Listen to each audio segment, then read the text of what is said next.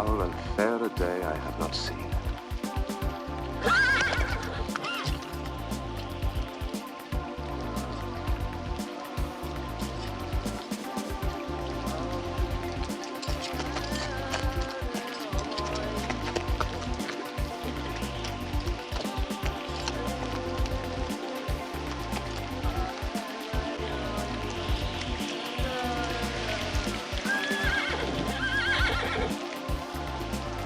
What of these? So withered and so wild in their attire that look not like the inhabitants of the earth, and yet are on it. Speak if you can. What are you? All hail, Macbeth. Hail to thee, Thane of Glass.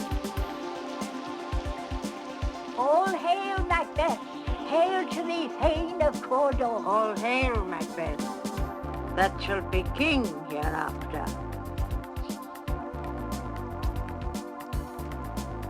In the name of truth, are ye fantastical, or that indeed which outwardly ye show? My noble partner you greet with present grace and great prediction that he seems rapt with. To me you speak not. If you can look into the seeds of time, and say which grain will grow and which will not, speak then to me, who neither beg nor fear your favors nor your hate. Hail! Lesser than Macbeth and greater. Not so happy, yet not happier. Thou shalt beget kings, though thou be none. So all hail Macbeth and Banquo. Banquo and Macbeth, all hail! Stay, you imperfect speakers. Tell me more. By Sinel's death, I know I am Thane of Glass. But how of Cawdor? Say from whence you owe this strange intelligence. Or why upon this blasted heath you stop our way with such prophetic greeting.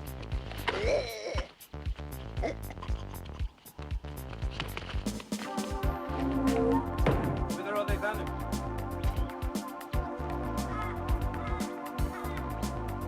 To the air.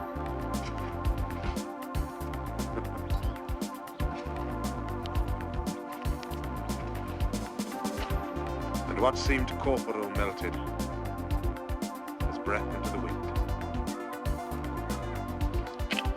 Were such things here as we do speak about? Or have we eaten of the insane root that takes the reason prisoner?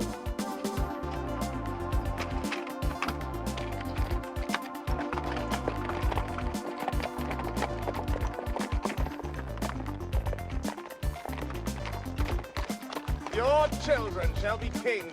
You shall be king. And Thane of Cawdor too. Was it not so? To the self same tune and words.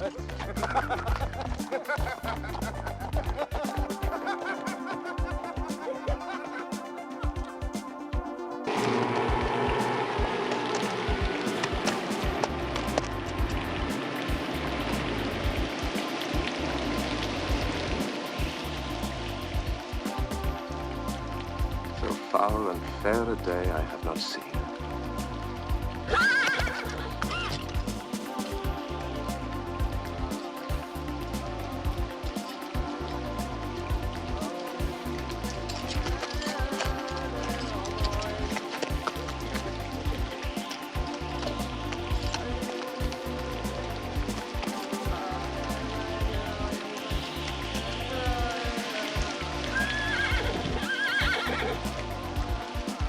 What of these? So withered and so wild in their attire that look not like the inhabitants of the earth, and yet are on it. Speak if you can. What are you? All hail Macbeth. Hail to thee, Thane of Glass. All hail, Macbeth. Hail to thee, Thane of Cawdor. All hail Macbeth, that shall be king hereafter. In the name of truth, are ye fantastical, or that indeed which outwardly ye show? My noble partner, you greet with present grace and great prediction that he seems rapt withal. To me you speak not. If you can look into the seeds of time and say which grain will grow and which will not, speak then to me, who neither beg nor fear your favors nor your hate. Hail. Hail! Lesser than Macbeth and greater. Not so happy, yet much happier. Thou shalt beget kings, though thou be none. So all hail Macbeth and Banquo. Banquo and Macbeth, all hail! Stay, you imperfect speakers. Tell me more. By Sinel's death, I know I am Thane of Glass. But how of Cawdor? Say from whence you owe this strange intelligence, or why upon this blasted heath you stop our way with such prophetic greeting.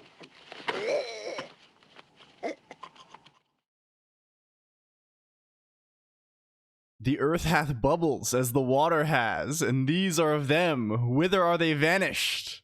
Into the air, and what seemed corporal melted, as breath into the wind. Would they had stayed! Were such things here as we do speak about, or have we eaten on the insane root that takes the reason prisoner? Your children shall be kings. You shall be king. Yeah, hello,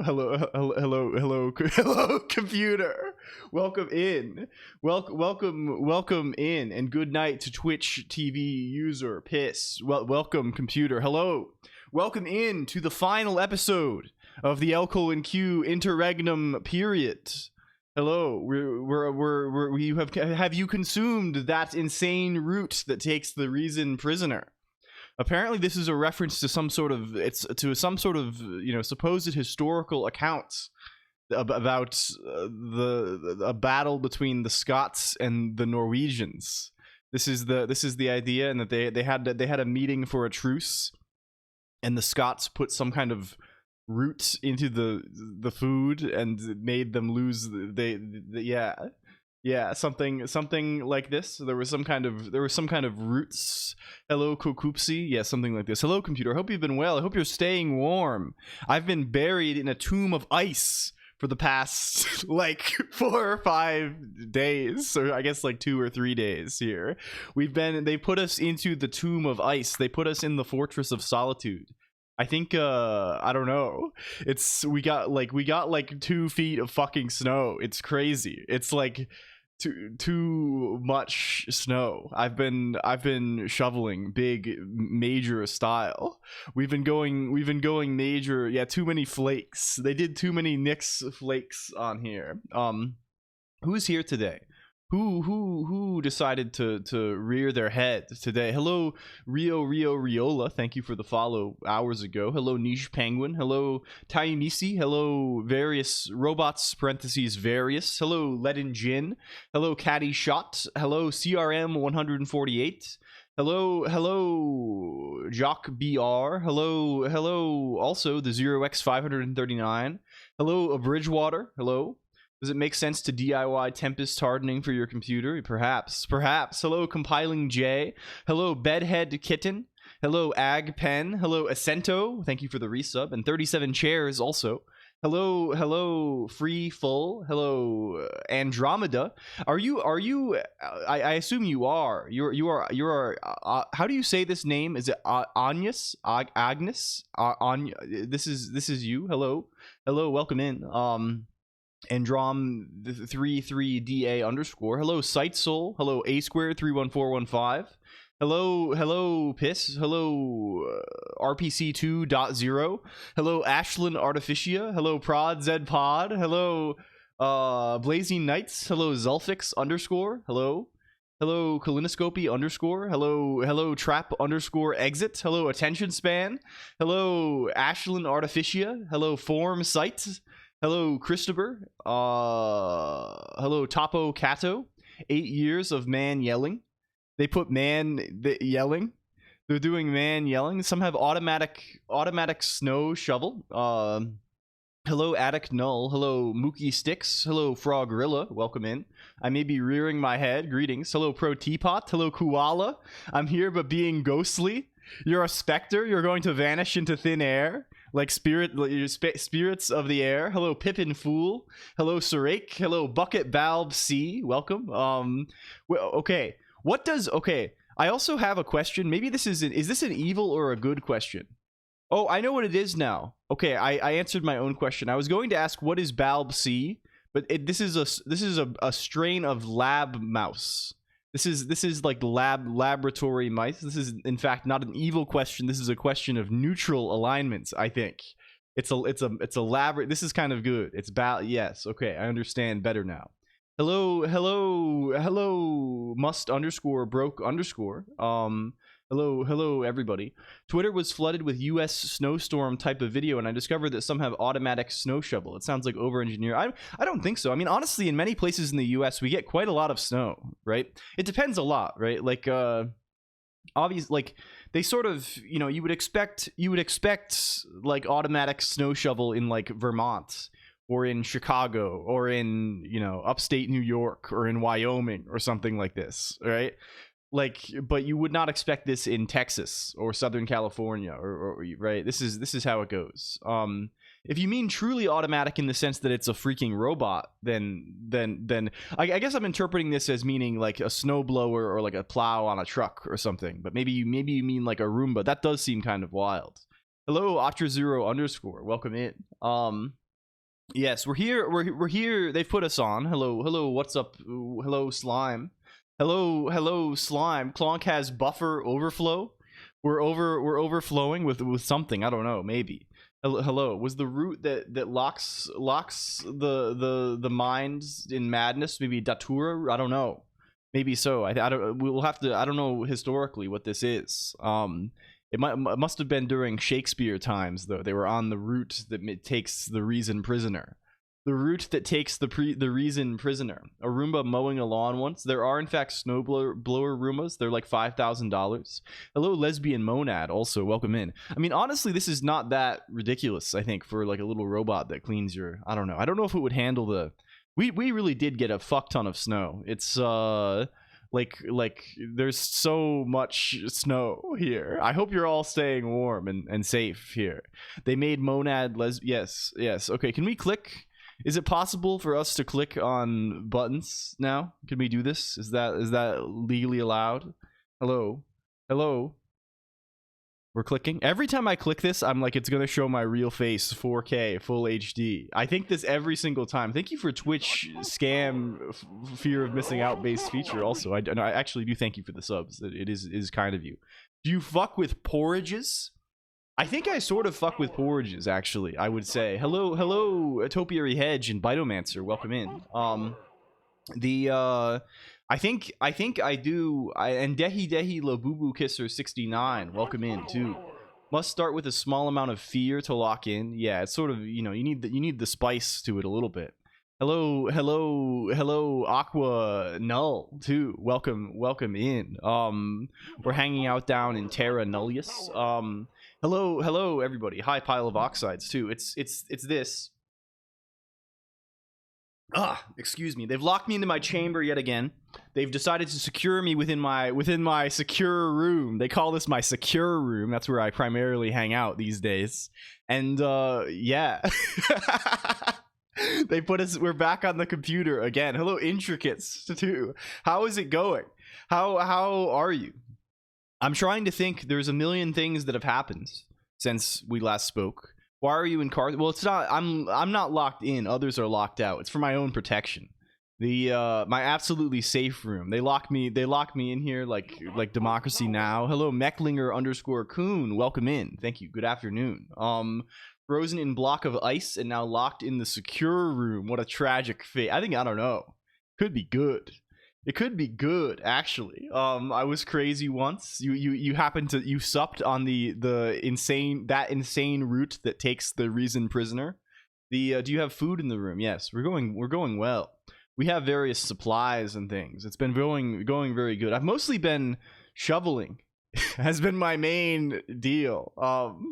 It's we've been going majorly shovel style.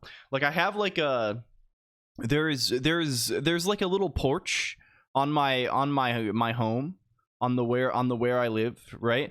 Like if you put me in here, right? Oh, this reminds me, we have to start up Newton. What is this? There's no Newton. Hello, watchmakering. I got the tractor going with the articulating plow. Traveling arc going crazy for many this week. Compiler, no, I mean, but we are doing this today, by the way. This is the final day.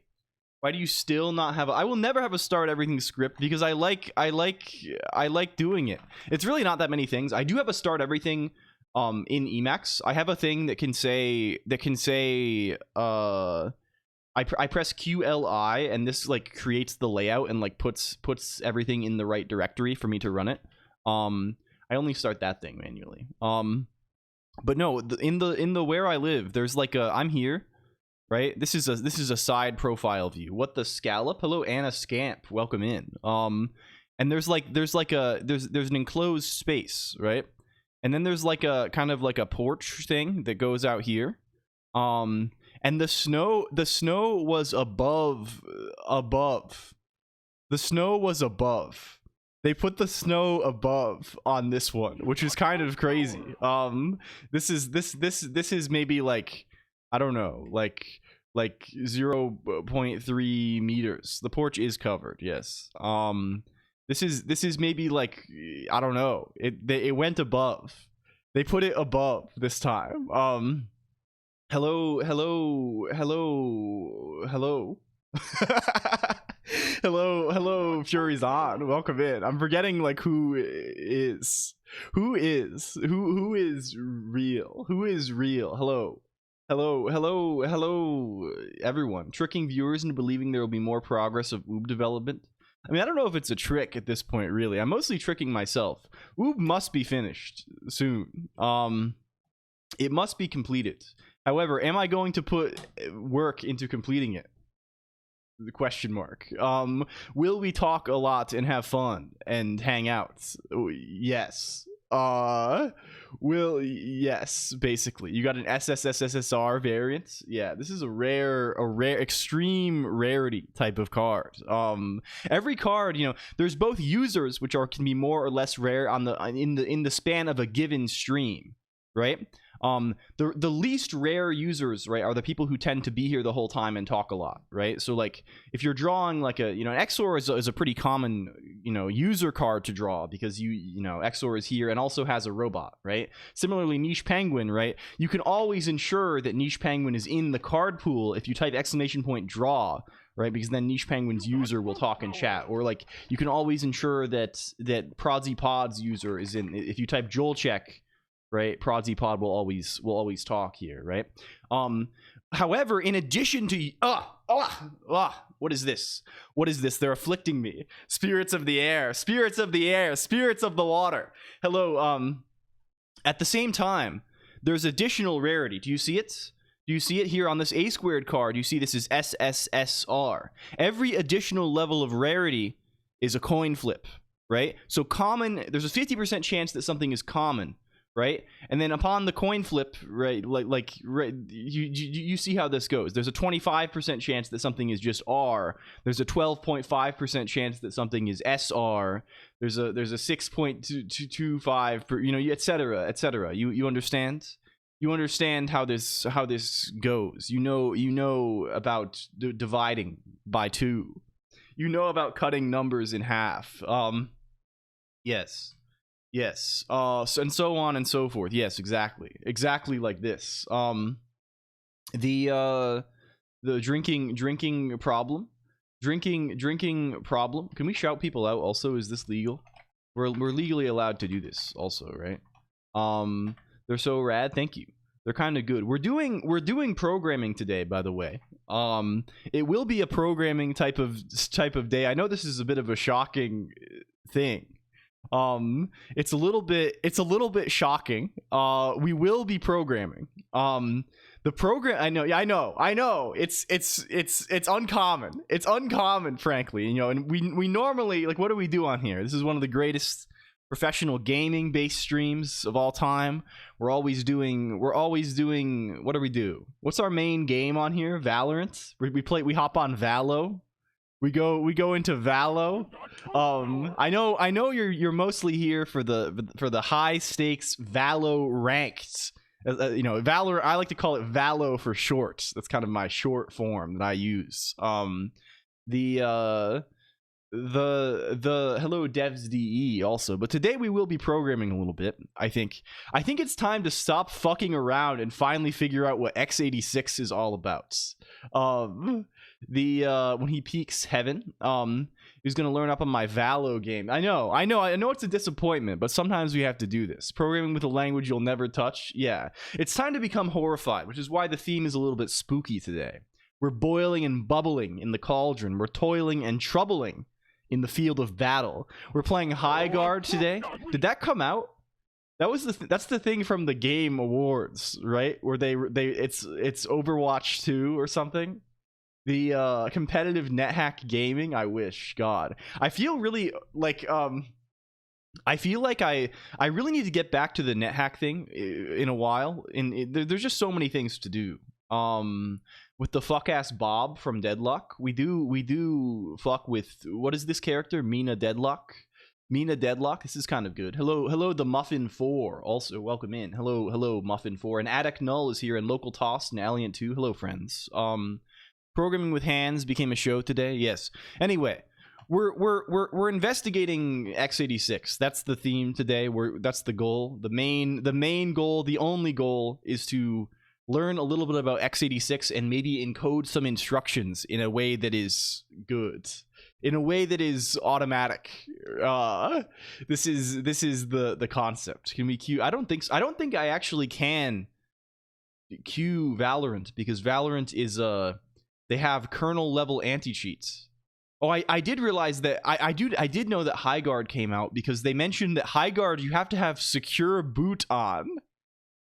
This seems fucking nuts. Is this like, what is this even like actually like? First of all, what is secure boot? I don't actually know what this is, other than like people are like, I assume you have to have like a signed, you can only boot like a signed image, and there's like, I like, is this the idea? Some silly nonsense. Hello, good night, Ashlyn Artificia. Thank you for stopping by. What is this? I like that the C also is secure boot criticism. They made the site hell and doesn't just serve the fucking PDF, so who knows if it will work. They're getting scary with it. The AMD site shows your zip code now. It's a zip code reveal, has a fuck Linux checkbox. AMD, to load the site, we have to load an application. There's an application involved here, unfortunately. Cool. Can I just get this?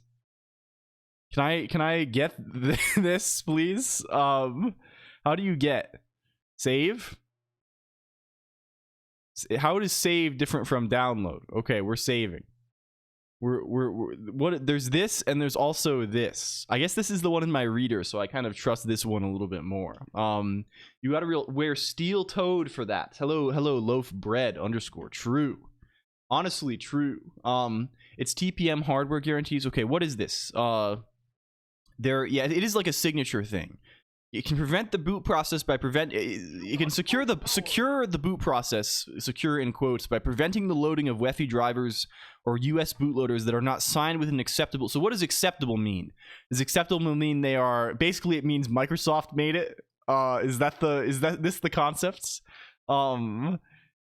Is this like, yes.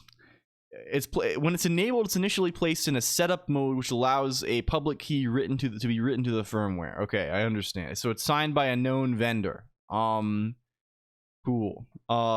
Just to say, yes, you can disable the thing I was curious about is that apparently some modern games, like this new High Guard game that just came out, has anti-cheat that requires secure boots.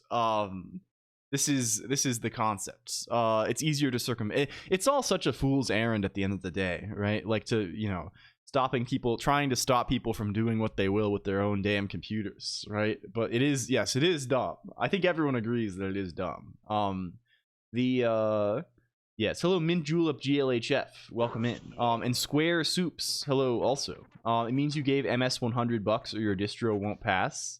Client side anti-cheat just in general is kind of fucking crazy. And like, yeah, I mean, ultimately, end of the day, none of it, like, I mean, it's just like a barrier for people, right? It's to stop like the easy stuff, I guess. Like your visuals, thank you, Square Soups. Hello, I like your name. Hello. I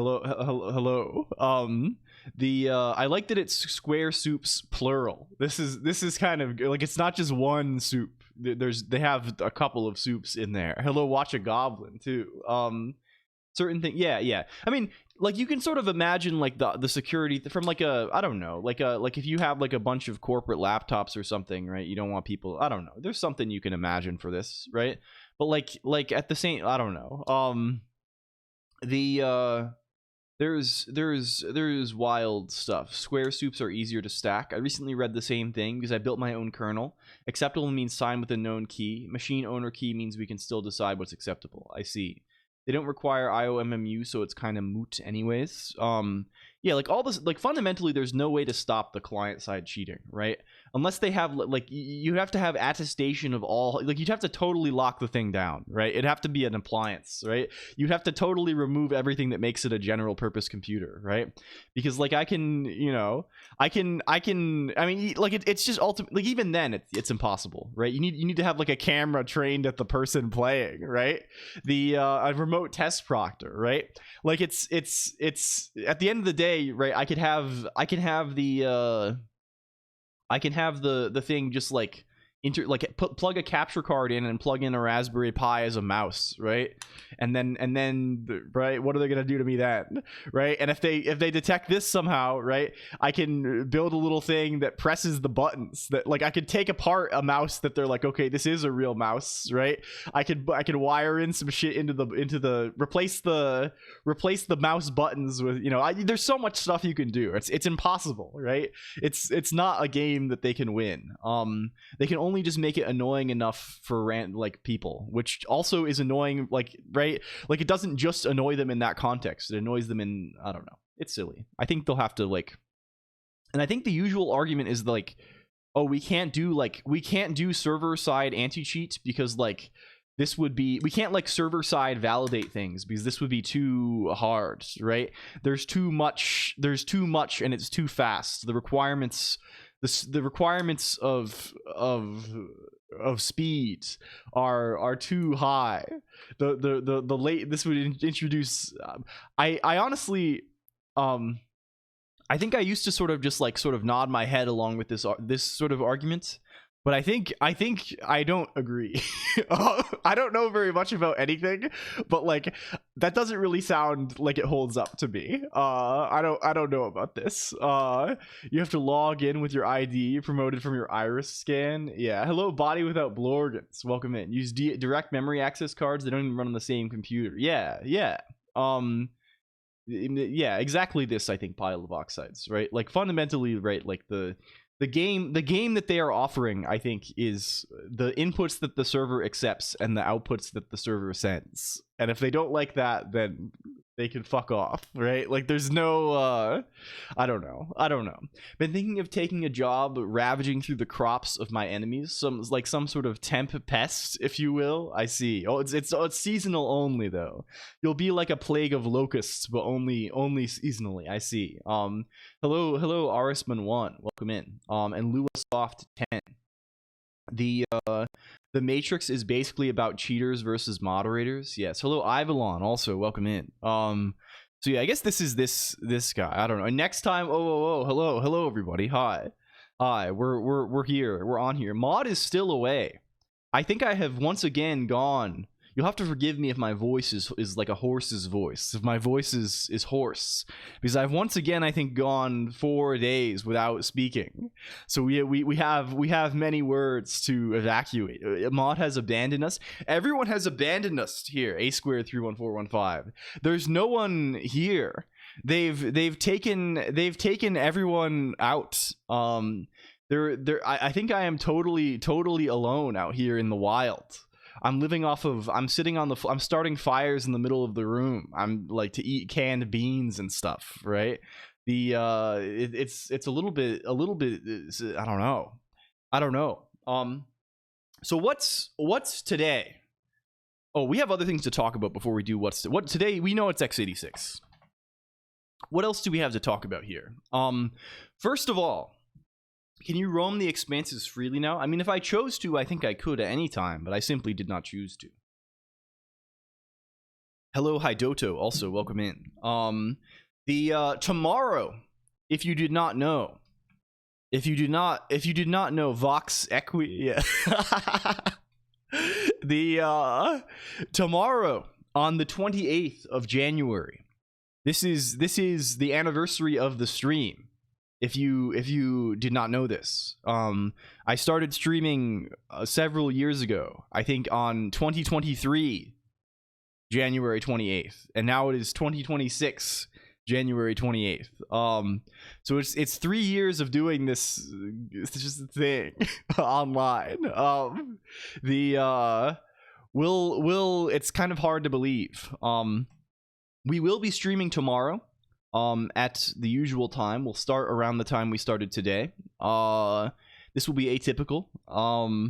It will be in an atypical mode, but we will be there. So this will be happening tomorrow. If you yeah. Well,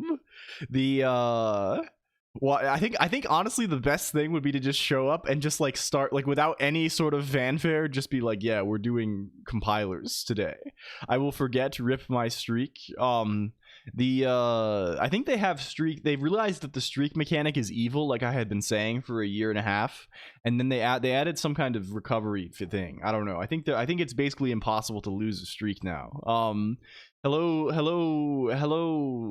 body without blorgans. Welcome in Kotaru Complex too. Hi. Can we continue typing letters and numbers? But yes, this is soon.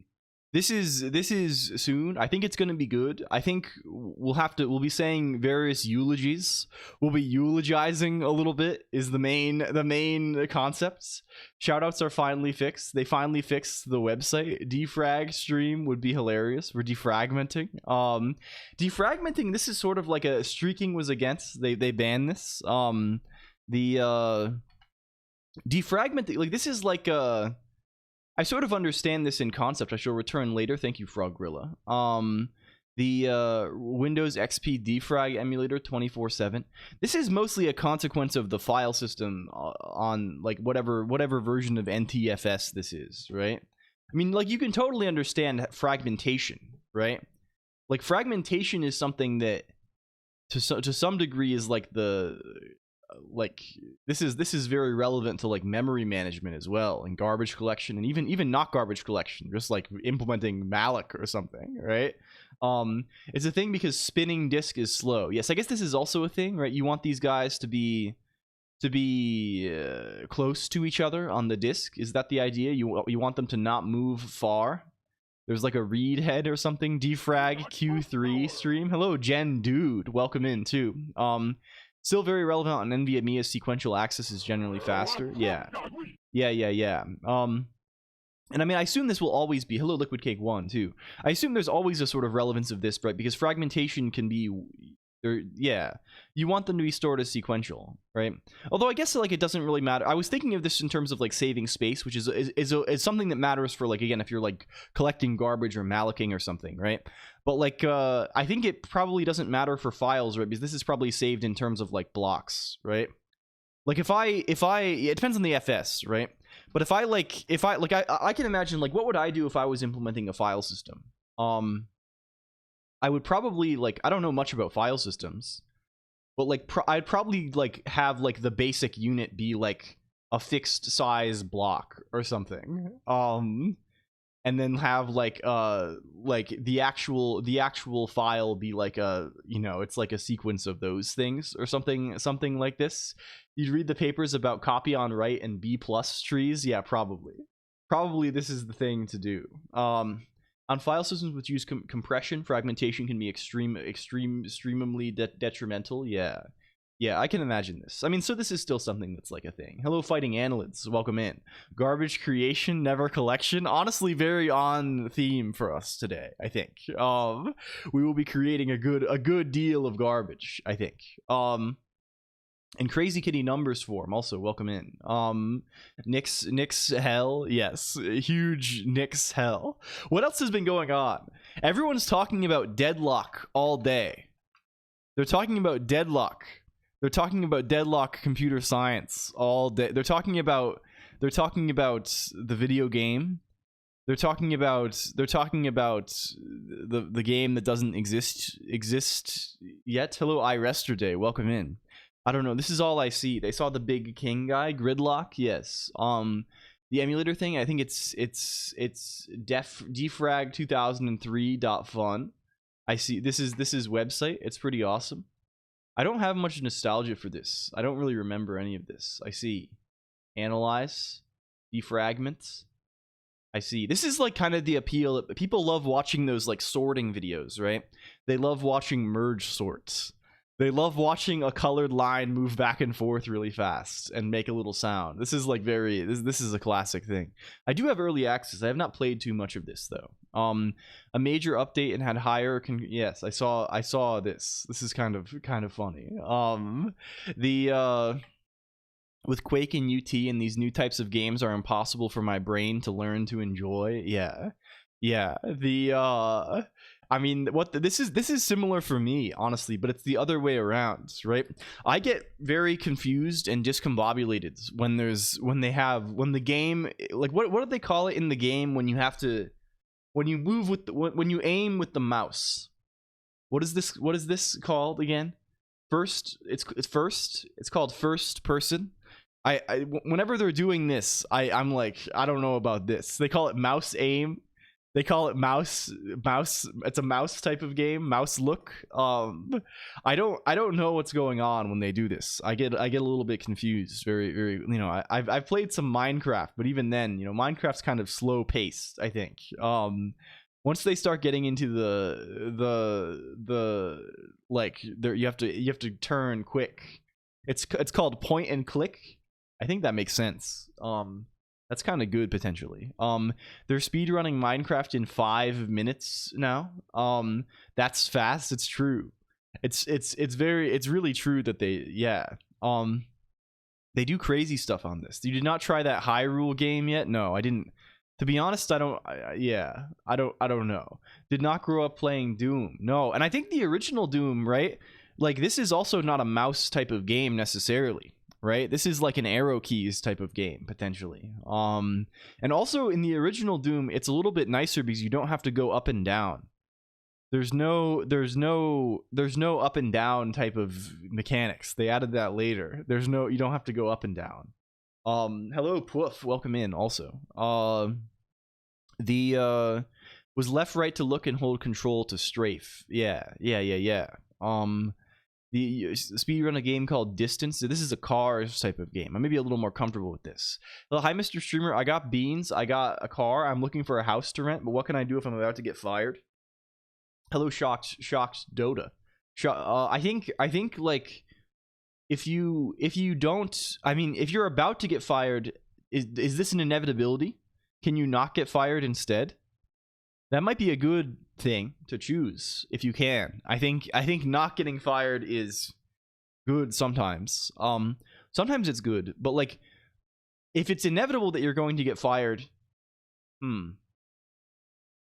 you can see. I guess there's a question. I mean, sometimes you think it's inevitable because you're being paranoid about it. I've definitely felt this way in the past, right? I have definitely been like, oh God, I'm doing horribly. I'm going to get fired. And then I would like work up the courage to ask somebody about it, and they'd be like, "No, you're doing great. Like you're like, what are you talking about?" So it could just be that you're being overly critical of your own work. If someone who is directly responsible for you is like, "Yeah, we're firing you. It's over," then like you should consider your options. It's probably better. There are various other ways to leave a job that are better than being fired. I learned not to be paranoid. Now I think I'm going to be fired because I'm complacent. Yeah. There are no one is told this maybe. If I mean, yeah, if you are just worrying about it, you should just ask and ease your worries. If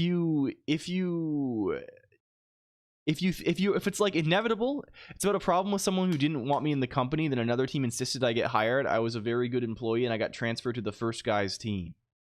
We're not getting along at all.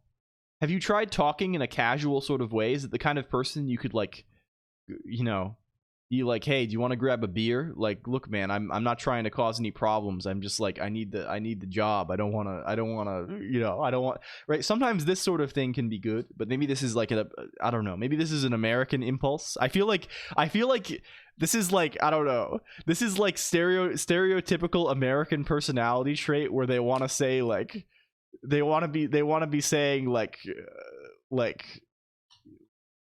I don't know. But I think this can be good because, of course, like maybe you do have like a interpersonal issue, but maybe you can resolve this through communication. Thinks he knows everything and sees me as a threat. I mean, maybe you can ease his worries, right? I mean, I would honestly just say, like, I would find him, and like, if you can talk to him one-on-one, I would talk to him and be like, look, man, I'm not, you know, I'm sorry if we have gotten off on the wrong foot. I really just want to do the best work that I can. I don't want to step on anybody's toes here.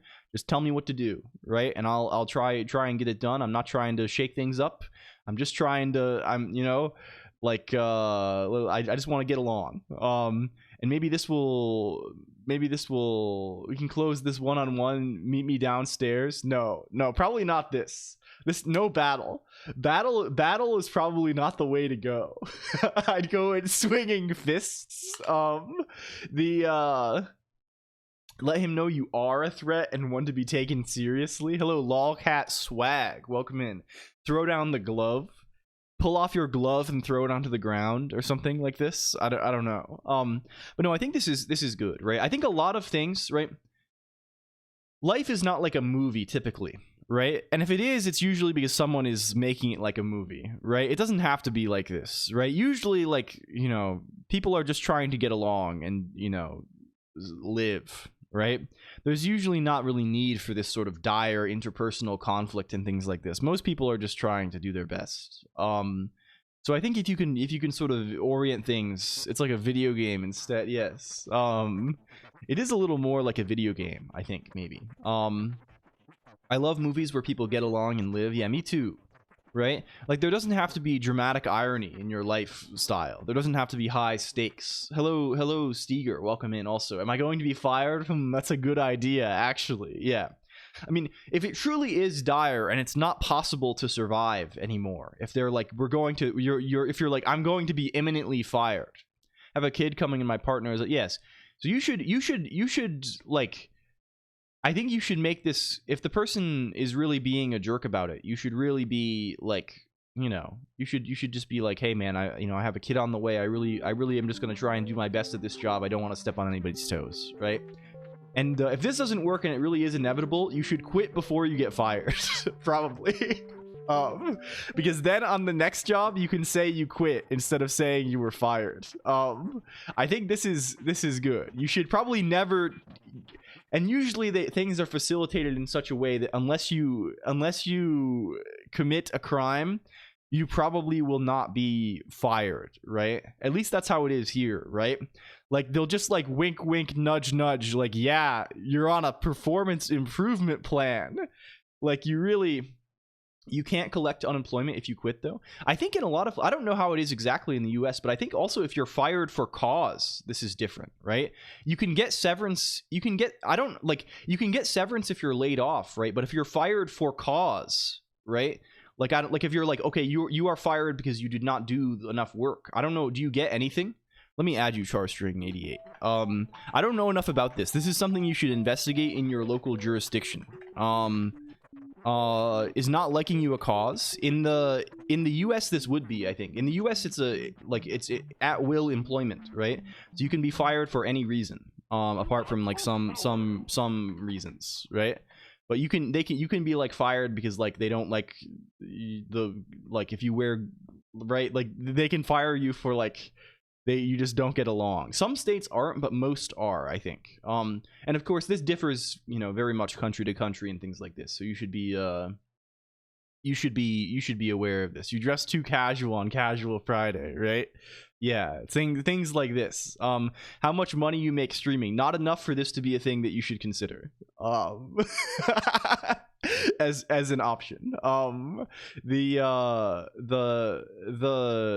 you know, like I'm living a mendicant lifestyle, right? Where I'm a little monk guy who I put my little bowl on the side of the road, and people are kind enough to like put like rice and beans into it that I can eat. This is a thing, and I am, you know, not to toot my own horn. I feel like I have been very lucky to the degree of success that I have found. And this is not something to get into for money. By any stretch of the imagination. And floorboards to burn for heat. Yes. Yes. This is how I am living. Do you have any offsprings, Mr. Streamer? No, I have no. I would not be, realistically, I don't think this would be if I had offspring, this would probably not be a financially viable thing for me to do, right? As much as I love doing this, I would, you know, that's one of the things that would be like, I have to do this. I have to lock in and do this. It was an accident. Yes. I mean, this is how it goes sometimes in the world. But I hope, you know, sometimes, I bet it will work out. I think it usually does. People have been figuring it out for a long time, and they'll probably keep figuring it out. The feelings of executives, truly a conundrum. Yes, something like this. LLLL pays rent to the cat. Yeah. It's kind of real like this. It's a little bit real like this. Where were we even? I don't know where the fuck we even are living anymore. Okay, we need to figure out what we're doing today. What we are doing today is we are investigating x86. We have the manual. They have given us the manual, and you teach your offspring to stream. This is one of the greatest schemes of all time. Can we make the manual be dark? How do you do that? What's the way you make the manual be dark? Can we live in darkness? I thought Dark Reader did this or something. Sell my house, buy a cheap house where my partner lives, way cheaper. Use the differences. This could be good potentially.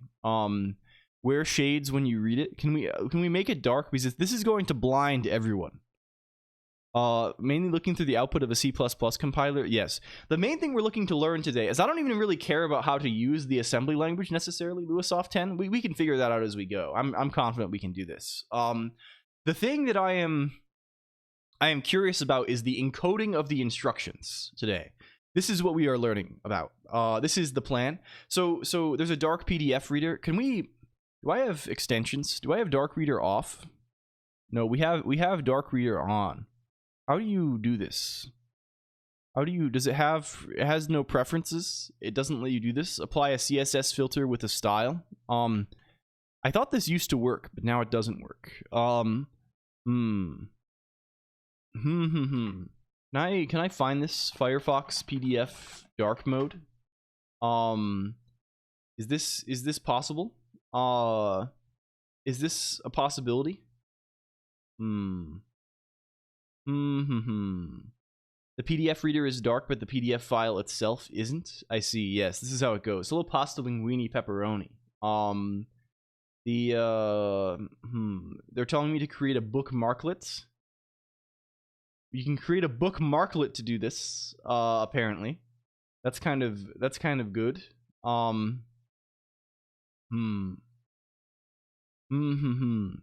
It specifically specified exactly what should be rendered. I mean, I think probably to some degree. PDF is like a big complicated fucker though, right? Like some PDF is basically just an image and others are like real text, right? I think like this is definitely a thing that like we can probably like what does this page actually look like? What does this look like? How do they do this? Like, is this like this is like a big, like, this is in the DOM, right? These are just like, this is just PDF.js, right? This is just in the DOM. So presumably we can apply some CSS to this. Pandoc? Yes, maybe. Hello, Kratos. Welcome in. We Use a proper reader like Zathura and inverse the colors. Yeah, let's just do that. That's maybe the easiest thing. Can we move this to x8664.pdf? Can we move x8664.pdf to source royal jelly? Do we already have it there, actually? No, we don't. I was failing to properly inspect some variables and interpret their meaning because I omitted a leading 0xd from their address. I see. Hello, Violet Marmalade, though. Welcome in. Happy Tuesday. We're not doing 32-bit and 16-bit. I mean, there's some of these guys are like, I think I want to focus specifically on 64-bit. I don't actually have a clear sense of how exactly. Can we go here? CSS filter 1, invert 1, the whole thing? Very possibly. Yeah, we don't have this power to do this necessarily, maybe. Hello, Velsabun, also. Welcome in, Velsabun. Hello. I hope you're well. Hello. For like 8 guys, I see. Can we run Nix packages Zathura? Do you work?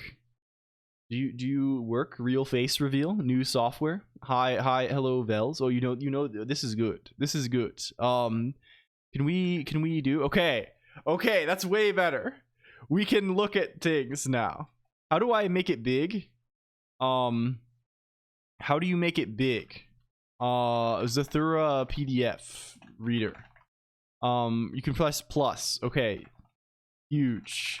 Okay, it can be big. Can I find too?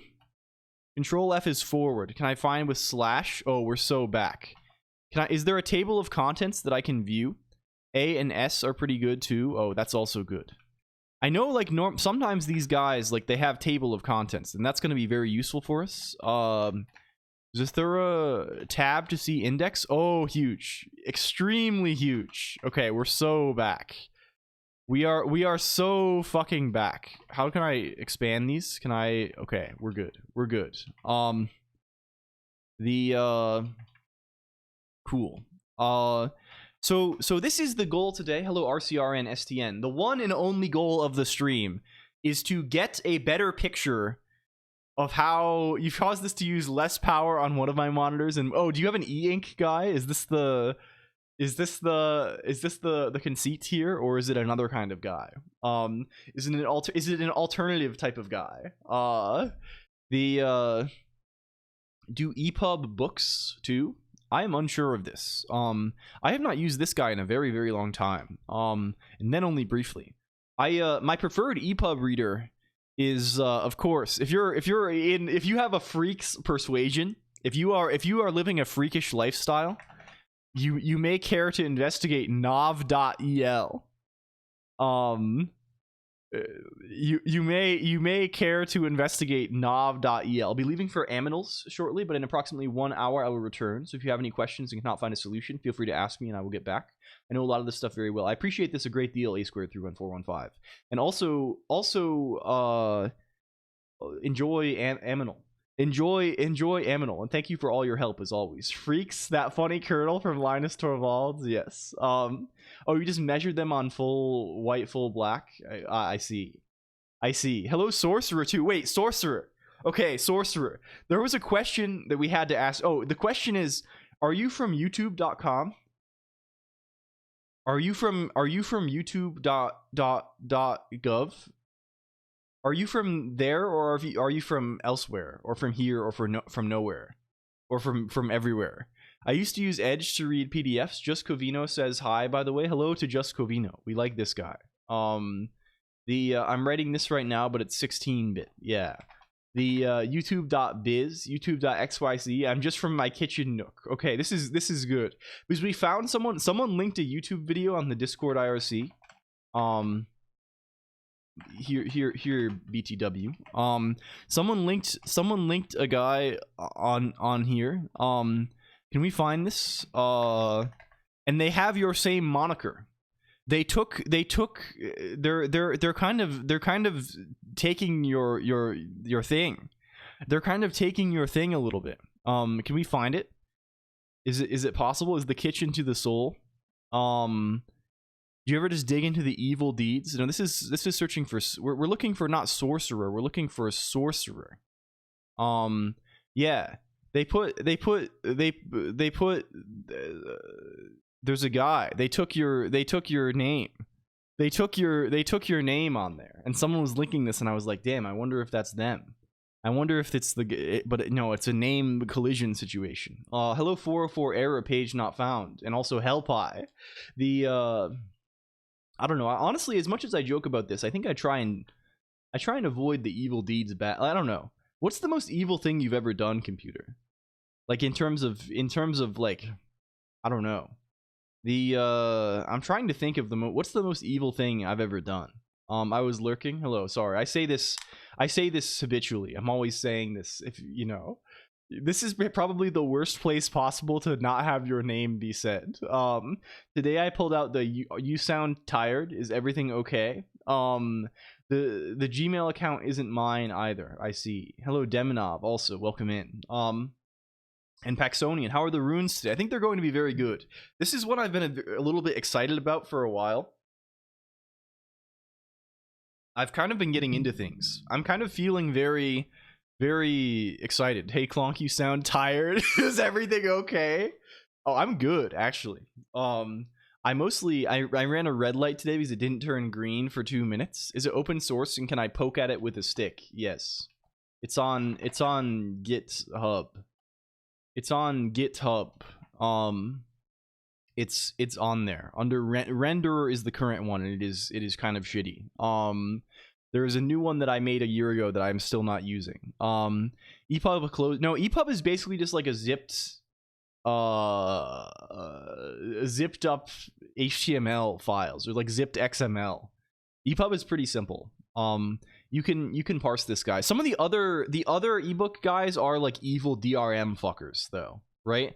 Like is it Moby? Like whatever like the Kindle guy is like an evil devil. But EPUB is like the good one that like, yeah.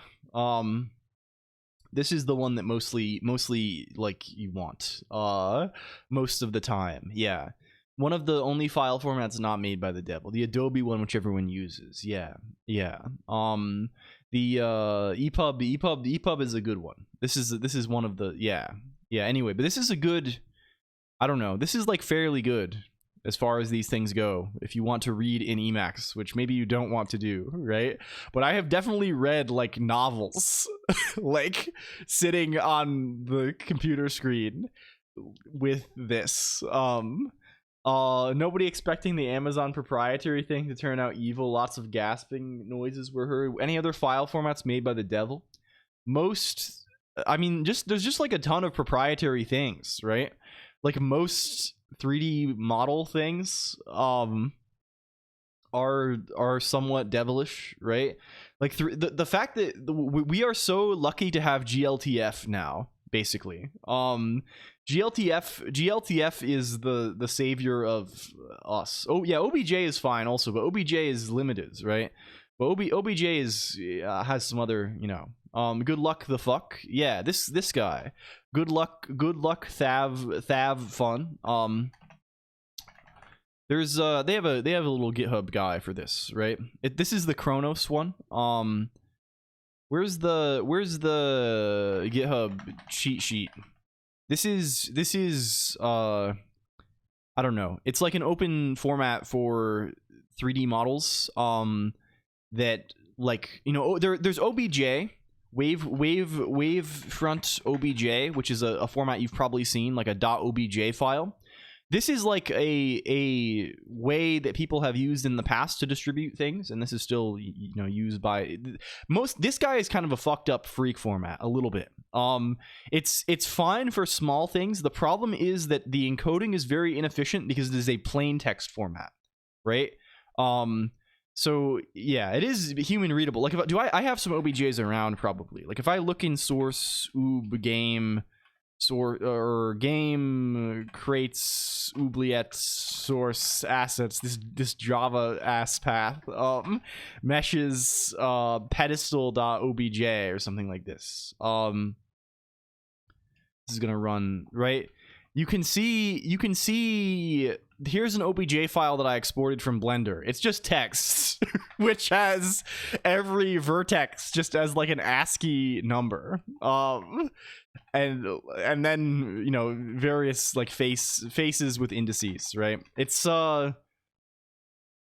inline object rendering in Emacs. We could actually probably do this with Newton pretty easily, right? We could use our like overlay thing to like make objects appear. That's actually a really fun project. Use Newton for Temple OS-esque OBJ render overlay. Yeah, so like this is fine. There are some deficiencies with this format. Hello, Boothy_B. Also, welcome in. I already stumbled onto it before. You've crossed like ships in the night. Universal scene description, FBX. I don't know. I think most of like is FBX. This is like a specific thing for like one particular modeling format. I think this is like an Autodesk guy, right? And this guy is yeah.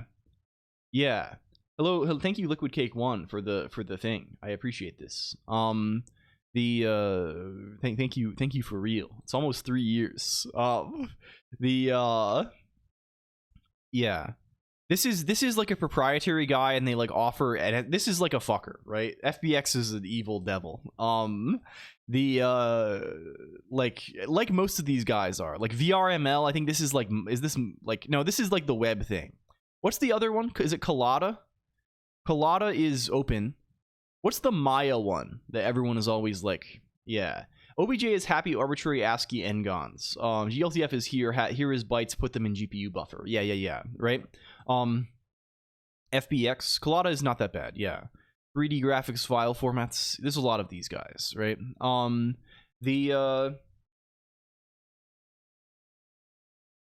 Yeah. Ply is also there. SWF. This is Flash, right? This is Shockwave Flash. Ply is the one you mean. Is this what we're talking about? I don't know. Anyway, there's a ton of these. Most of them are like engine specific or like modeling software specific guys.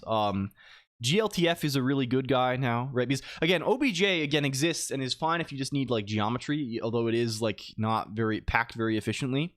GLTF also like has support for many other things that you probably want if you're doing like game assets, right?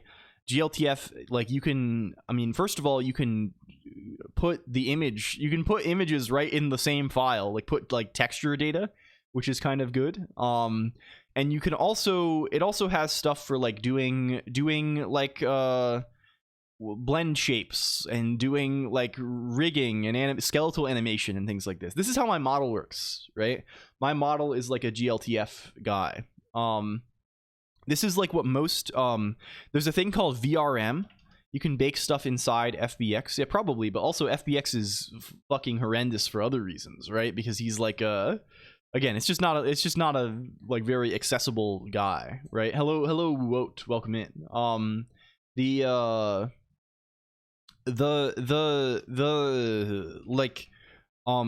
is VRM file formats.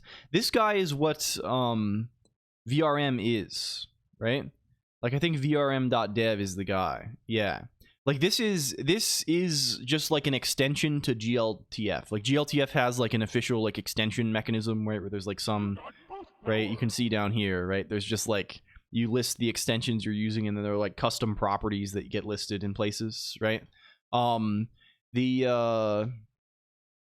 Like VRM is an extension or like a couple of extensions for GLTF for like humanoid VR chat models, basically, right? So like having, it's basically just like standard bones and standard bone identifiers for like human skeleton and standard like blend shape stuff for like facial expressions and like speech stuff, right? So for like making different vowel sounds and shit. And this is like how like you can have, yeah, I don't think VR chat uses this directly, right?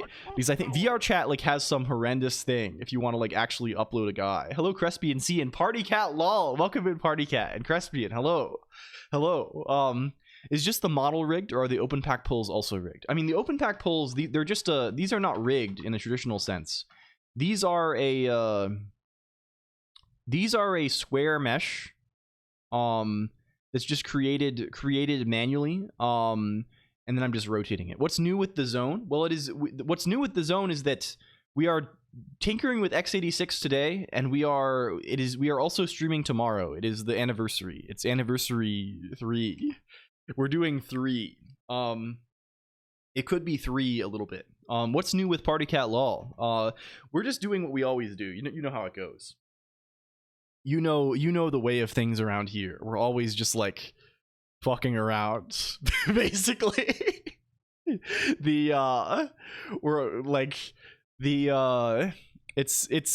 the way that it is. Hello Oleg Smear, also welcome. But yeah, this is cool and it's worth checking out. If you like this stuff. If you like this stuff. We did, I think last year around this time, we did we implemented, like, we did skeletal animation on top of this, and it's really like a nice format to work with. There are some quirks, right, but it's pretty decent. You can get stuff pretty easily. It was fake prod. Real prod was here too, but I don't know if they are still here. I think prod has been quite busy. Yes. So yes, bringing us back to where we were. I'm trying to think if there's anything else. Oh yes, I guess the other thing is we are still meat housing. Do you know about LLLL Meat House computer? This might not be to your interest because you are here today, but there's a new thing called LLLL Meat House. Can we go to youtube.com/LLLL Meat House? I've been trying to like make slightly more reasonable things here a little bit. There's Mr. YouTube did show me this. Yes. The idea behind this is that they are meat cuts. They are meat cuts, basically, or they are basically VODs. They're VODs of streams that were more technical, where I cut off some of the intro stuff and we just start doing the programming, right? Or we still ramble and go on some tangents in the middle sometimes, but it's largely like this is like a focused thing.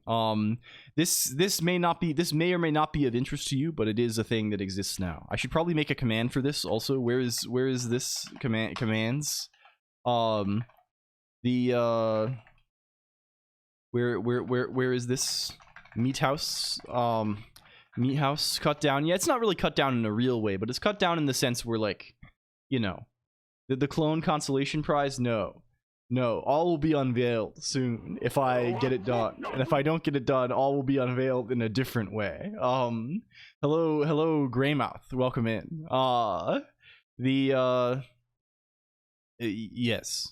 Yes, a veggie house. That's actually really good too. LLLL salad house.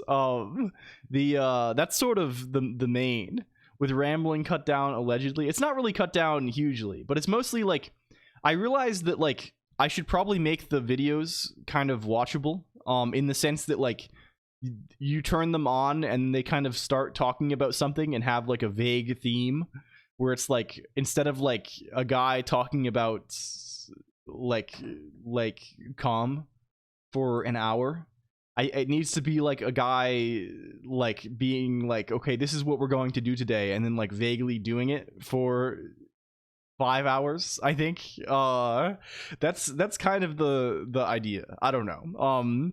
This may or may not be of interest, but I think it's the plan. Does this really print the text that we've copied forever? I see. Can I make it go away? No.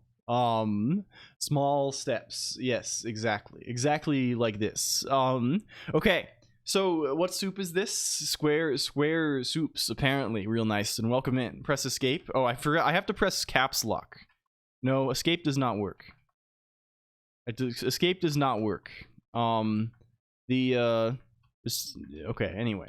It doesn't matter. They're gonna watch it, obviously, of course, of interest. Yeah, I mean, I just mean if you've been here, right? If you watch the streams, it's nothing new, right? However, if you miss the streams, or sometimes, you know, if you miss the ends especially, this is like a thing that does exist now. I think I would not talk about this at all, but I think I don't know. Anyway, our goal today is to understand instruction encoding on x86. You might be like, okay, why is this a goal? Why is this the whole stream? Like, what is isn't this easy? Isn't this easy? I mean, this is Zathura, not Emacs, but yes. Hello, Max Sylvester, also welcome in. Colon Ret. Oh yes, that does do it. What does L do? I don't know if capital L actually does anything. I use it too. I see. Yeah. So we've handled instruction encoding for some other things in various ways, right? We've grown quite familiar with the instruction coding on the Game Boy. Right, we've done quite a bit of this, both in emulator form and also in encoder form for our little assembler. And we've also grown quite familiar with the instruction encoding for ARM, right? ARM, and both of these guys are, you know, it's not too complicated, right? ARM is quite easy, right? ARM. All the instructions are just 32 bits. You just put the right bits in the right spots. You're all good, right? It's really not hard at all. The Z80ish thing for the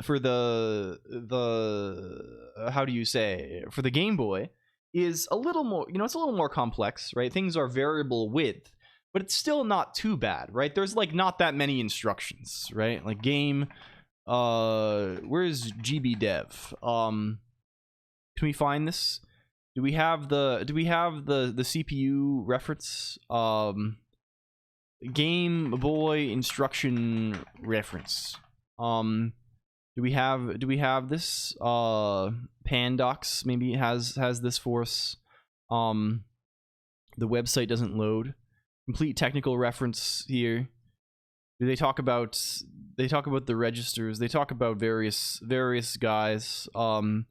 CPU core, instruction set, right? You can find all these guys. There's just not many of them, right? There's not that many instructions, and there's like some rules for having immediates and things, and it's not too complex. x86 is a different story entirely. x86 is an extremely evil devil. Speaking about evil file formats, I don't know. Executable file containing x86 code probably is up there. Thinking about messing with Game Boy Studio again. Did I inspire this? No, we've been meaning to do this for a little while, right? We want this for our we want an assembler. JPEG big is an evil file, maybe so. Hello, Swihilda. Double even. Hello, Exor Xavier too. Hi. So let's see what the document says. An instruction is encoded as a string between 1 and 15 bytes in length. So we already know we're in hell, right? The entire sequence of bytes that represents an instruction, including the basic operation, the location of source and destination operands, any operation modifiers, and any immediate and or displacement values is called the instruction encoding, okay? The following sections discuss instruction encoding syntax and representation in memory. Figure 1.1 provides a schematic representation of the encoding syntax of an instruction. Are you ready? Are you ready, computer? We're gonna scroll down to see figure 1.1. Okay, it does not actually fit on the page. This is the way an instruction is encoded. So I don't even know what these fucking arrows are. You're not writing an interpreter, are you? Right? We're only writing encoder, right? We need to, and we're only encoding a limited subset of these, right? So we won't really need all of it, right? But there is quite a lot of shit. So yes, each square represents a particular byte, an instruction byte of a particular type and function. To understand the diagram, follow the connecting paths in the direction indicated by the arrows from start to end.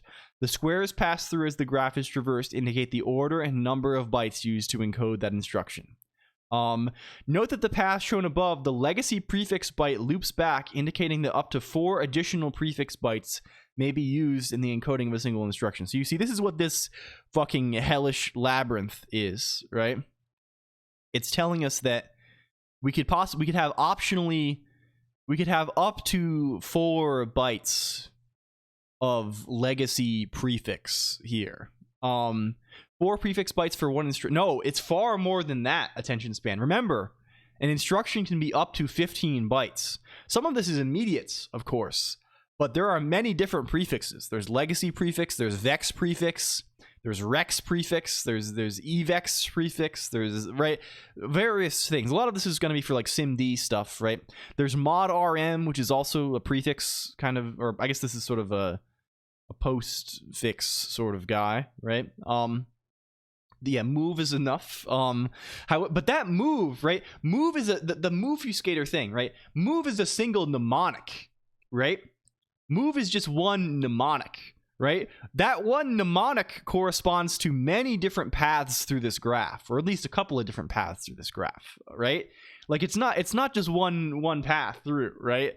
Like we've seen some of this on, like, oftentimes the mnemonics that people choose, right, don't really directly correspond to the actual machine code, you know, like, right, like one mnemonic can be many different things in the machine code, based on how it's written exactly, right? And we simply choose to call them the same thing semantically, right?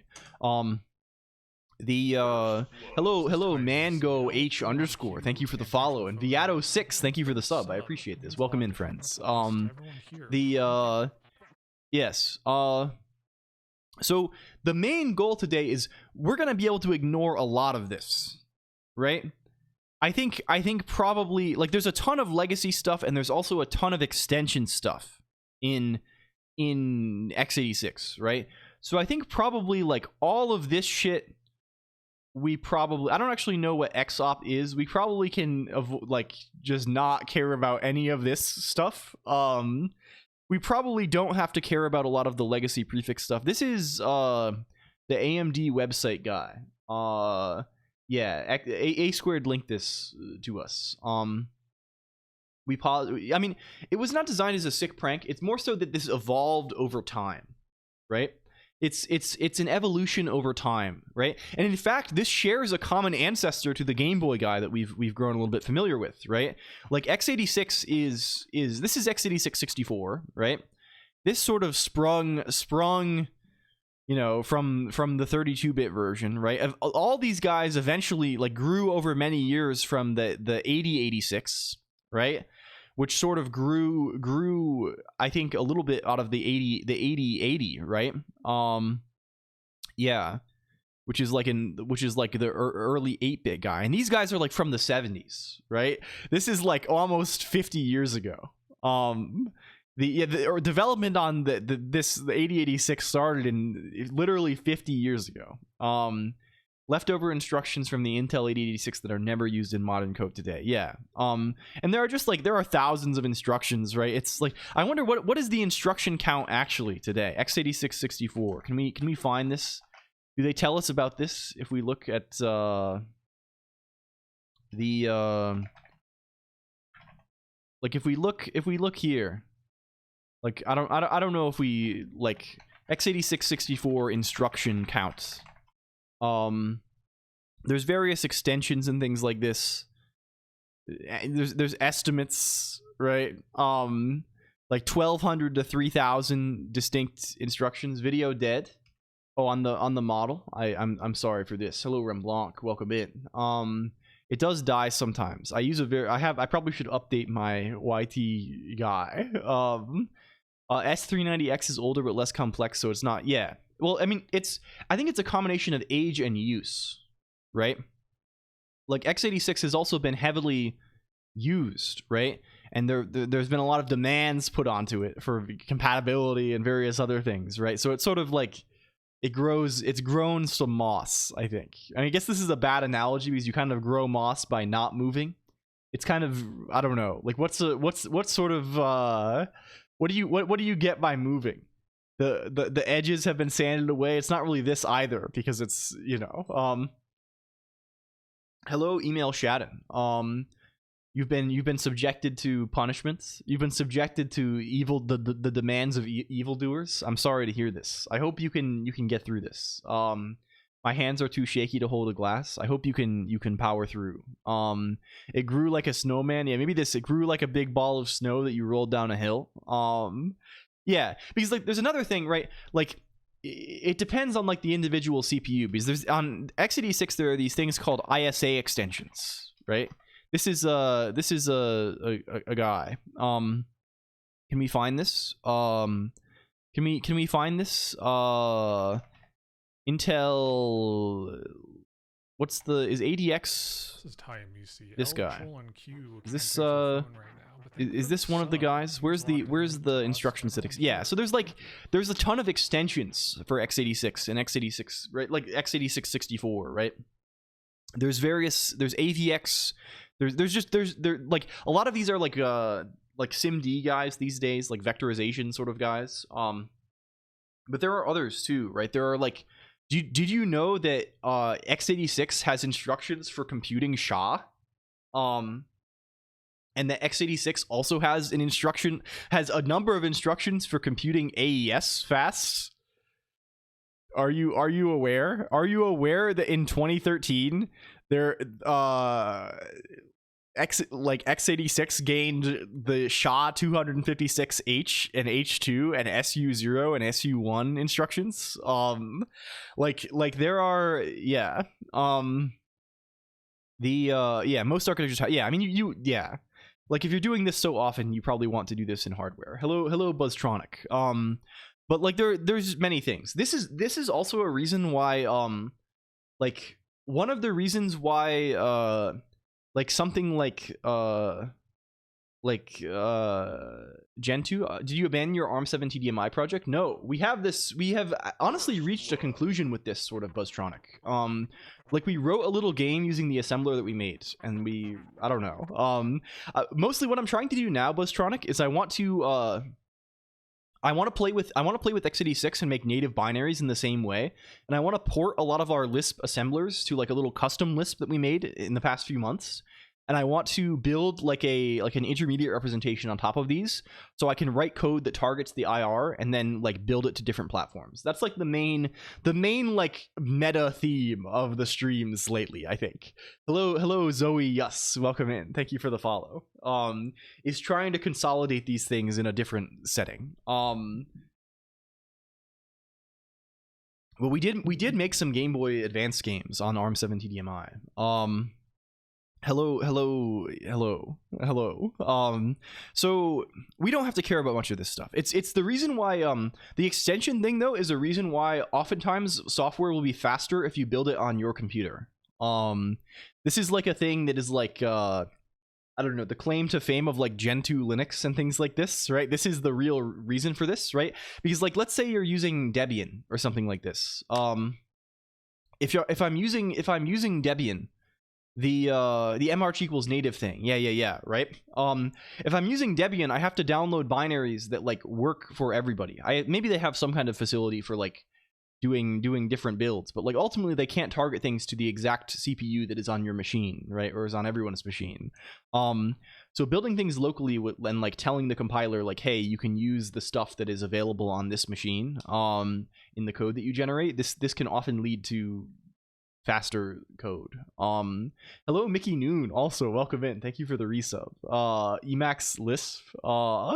Maybe not today.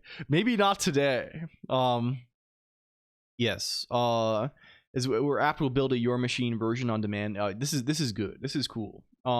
It's one of the things that Nix is kind of weak at. Well, I guess it's not necessarily inherently weak, right? But like you'd have to avoid not use the binary cache. You'd have to just like build everything yourself, which I guess Nix makes easy also. So I guess it's not really a weakness. Yes. Okay. Let's learn about this more.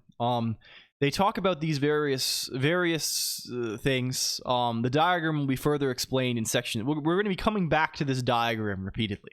An instruction optionally begins with up to 5 legacy prefixes. Does that make sense? They say less than or equal to 3. Wouldn't this imply 4 legacy prefixes? I don't. Well, anyway. Up to 4 additional. Okay. Well, who knows? Who knows? The prefixes are described in Summary of Legacy Prefixes on page 6. The legacy prefixes modify an instruction's default address size, operand size, or segment, or they invoke a special function such as modification of the opcode, atomic bus locking, or repetition. I see. We can probably, like, avoid most of this too. I hope.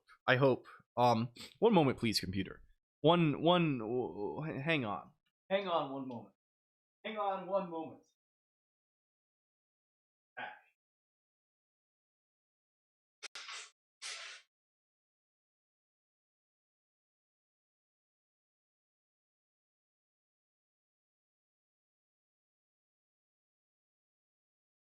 Of the air, little pixies or something have decided to come in here and hit me with a hammer on the head or something like this. I don't know what is like a pixie. I think a spear is kind of like a pixie type weapon. Usually they've hit me with maniac. They've hit me with freaking maniac. We're doing our best Hitmonlee cry impression. Okay. The pixies, yes, some kind of fairy creature, some kind of bow, perhaps. Yeah, I think a spear, or there has to be some kind of poking weapon.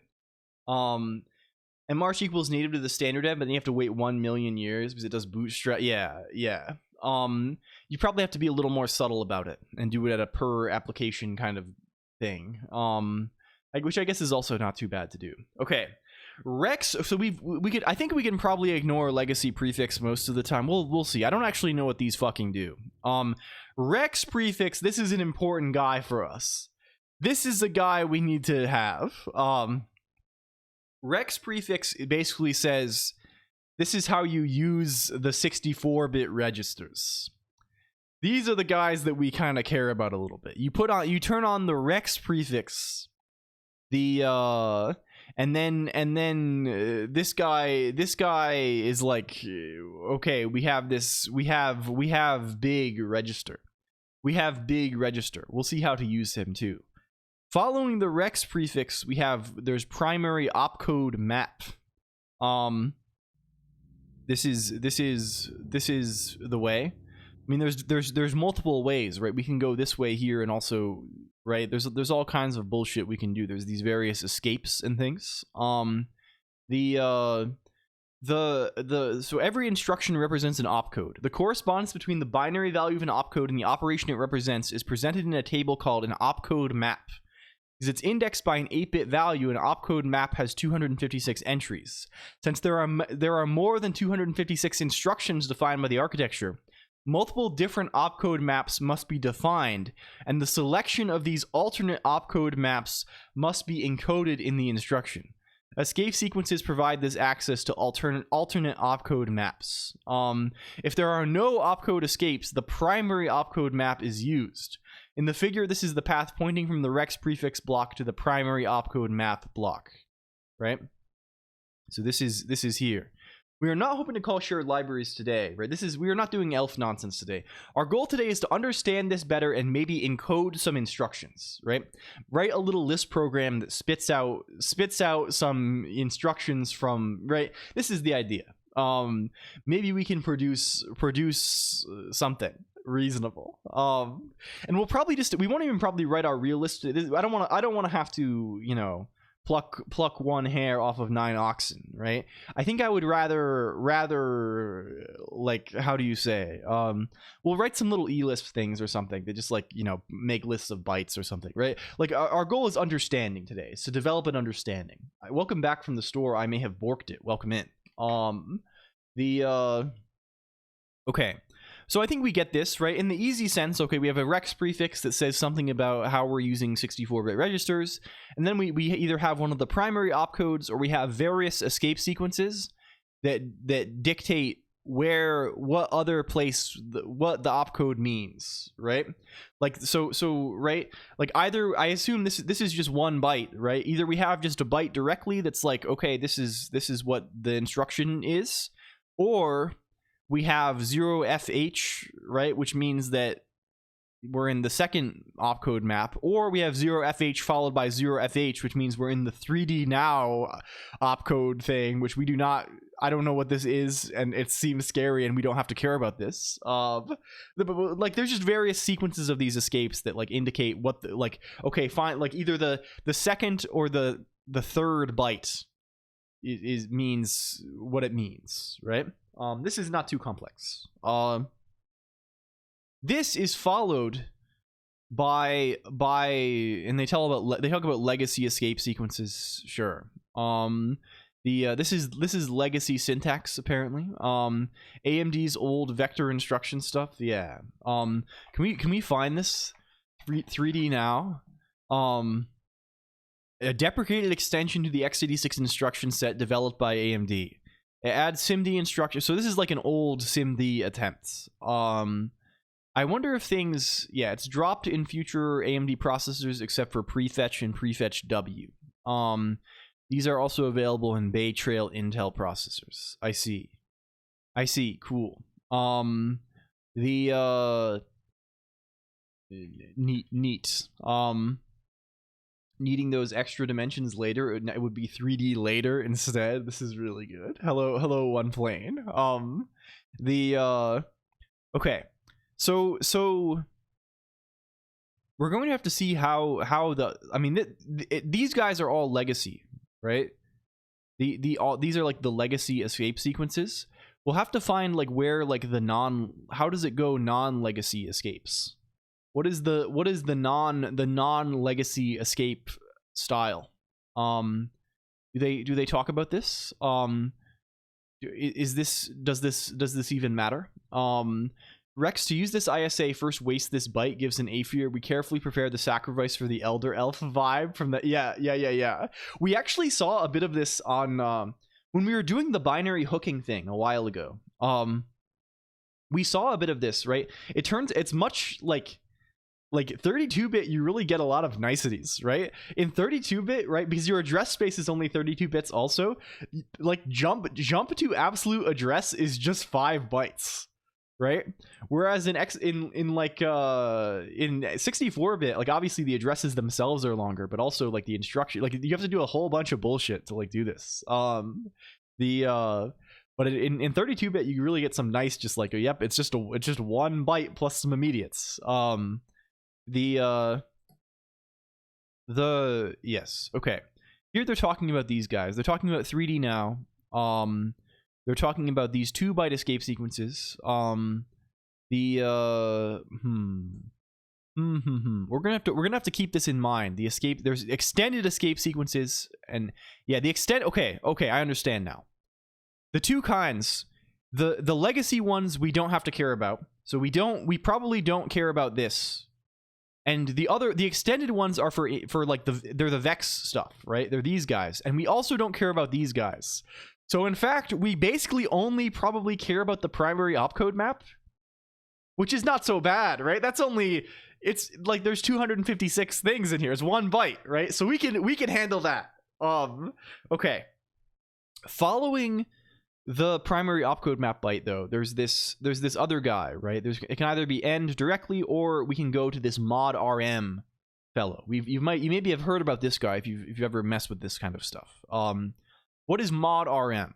This is the mode register memory bytes, which further describes the operation under operands. It may also be followed by a scale index base byte. Mod RM, yes, which is used to specify index register indirect forms of memory addressing. The mod RM bytes, these in general, they tell you a lot of things, but like basically they're telling you where the operands live. Zaddy, hello, bigger neat, hello. The welcome in. The where is yes. It basically tells you like are your operands living in registers or memory? Because if you know some instruction sets, right? I don't know what the exact how do you say? I don't know like what the name for this is, but some instruction sets only have like particular like certain like most instructions only operate on registers, right? And then there are like specific memory access instructions. ARM is like this, for example, right? Like most instructions are only register style. I think a lot of risks are going to be like this because like it's, you know, it makes the encoding much smaller, right? I think x86 is a different way. x86, like a lot of instructions can read from memory, like a lot. Like you can do add directly from memory, right? You can do like a lot of things. You can just give them like a memory location as an operand, and they can operate on this. It's a fucker detector, yes. So really, let's write a little bit about this. Let's go to Royal Jelly. Say it like it's a bad thing. Well, I think it's kind of a bad thing. Again, these things are too nuanced to be good or bad, right? Like it's too, like there's too much historical stuff to be like, okay, this thing is good or this thing is bad, period. I think it certainly makes it more complicated. Get pipelined to, yeah, I think so, right? Nice orthogonality had an orthogonal encoding. Like I++, yeah. Can we write some stuff here? Let's write notes.org, please. And you can run your little thing. x86, right? What are we looking for primarily? We have rex prefix into primary opcode into what are we looking here? Into mod rm, into optional mod rm, into optional SIB, right? That's kind of what we've gotten here. Okay, what follows this? What is next for us here after mod rm? There are displacement and immediate fields, right? So these are basically just like its immediates, right? You can have an optional, optional specific instructions also allow either an 8-byte immediate or an 8-byte displacement field. So it's just displacement optional followed by immediate optional, right? Optional displacement, optional immediate, right? Let's write this like this, right? I don't know. Something, this is going to be like kind of the path that we are often following, I think, for our instructions here. This will be typical for us. So that doesn't seem too much, right? Like obviously this whole thing is very intimidating, but I think we can manage this like happy path here. Let's get a sense of, yeah, okay, this is also a thing to consider. Instructions are stored in memory in little endian order. The first byte is stored at the lowest memory address. They're strings of bytes. They may start at any memory address. So notably there is no alignment constraint on these guys. I wonder if that is something that is relevant. What's today's quest? To learn about x86 instruction encoding. I guess also to eating of the insane root that takes the reason prisoner, which is kind of what they're synonymous. They're sort of a synonym. AMD 64, yeah, sure.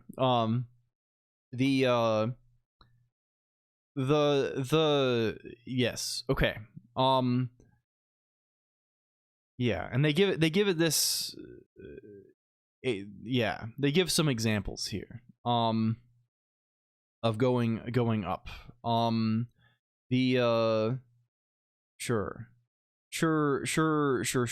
Hello, a buff seagull. Welcome in. Okay. Let's just find documentation of all of them. This complicated mess in hard. Yes, exactly. Doing this in hardware seems nightmarish. I really would like at some point to implement a simple CPU in like VHDL or Verilog. I've never done this before, and really I have very little Verilog and VHDL experience in general. But like this seems like something that'd be very exciting to do. Like implement like an 8-bit guy. Like a simple thing. Can we say, Matt? I don't know. I don't think I'm a masochist. I think more so it's just interesting to learn. 6502, something like this. The L in LLVM stands for L:/Q. The more like the opposite, maybe. Simple ALU to start. Yeah. We'd obviously have to start a lot smaller than this, right? And just get to grips with the thing. Okay. Let's just work out what all of these guys are.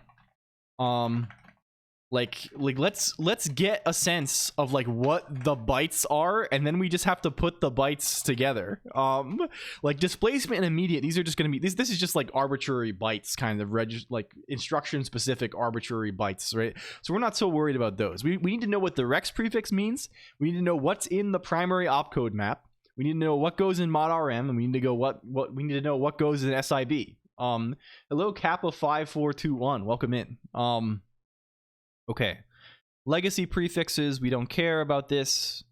We don't care about lock or segment override or all of this stuff. Large L Colonq virtuoso merchandise. We don't care about, do we care about this?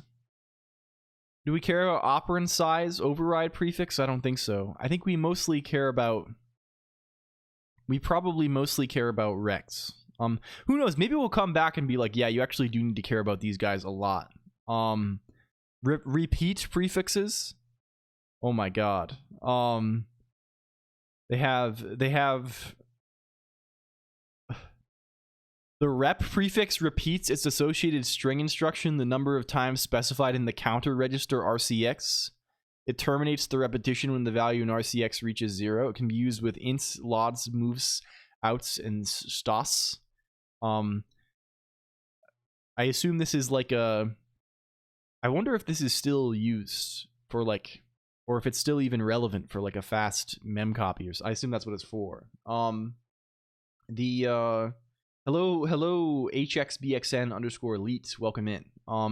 Just logic ICs, no CPU used. Yeah, this is cool also, right? Because ultimately, like, what does the like, I mean, it's fun to consider this L Colonq lowbrow vocoded message. Yes. We love lowering the brow. There's that one table, like, there's like an old like newspaper comic thing about what is lowbrow. What is that table? What is the thing? It's from Life magazine. It's from Life magazine, and the only result is a. How do I get this? How do I get this and have it be big and not tiny?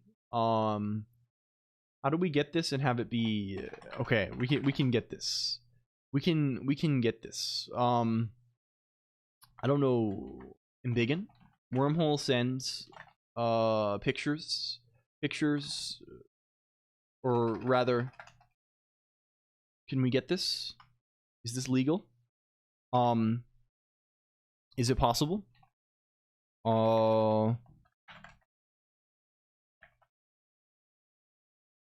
Get this, please. Get this, please. Get this, please. Is this what I'm thinking it is? Can we conceal? Can we activate concealment? Activate concealment briefly. Go. Go.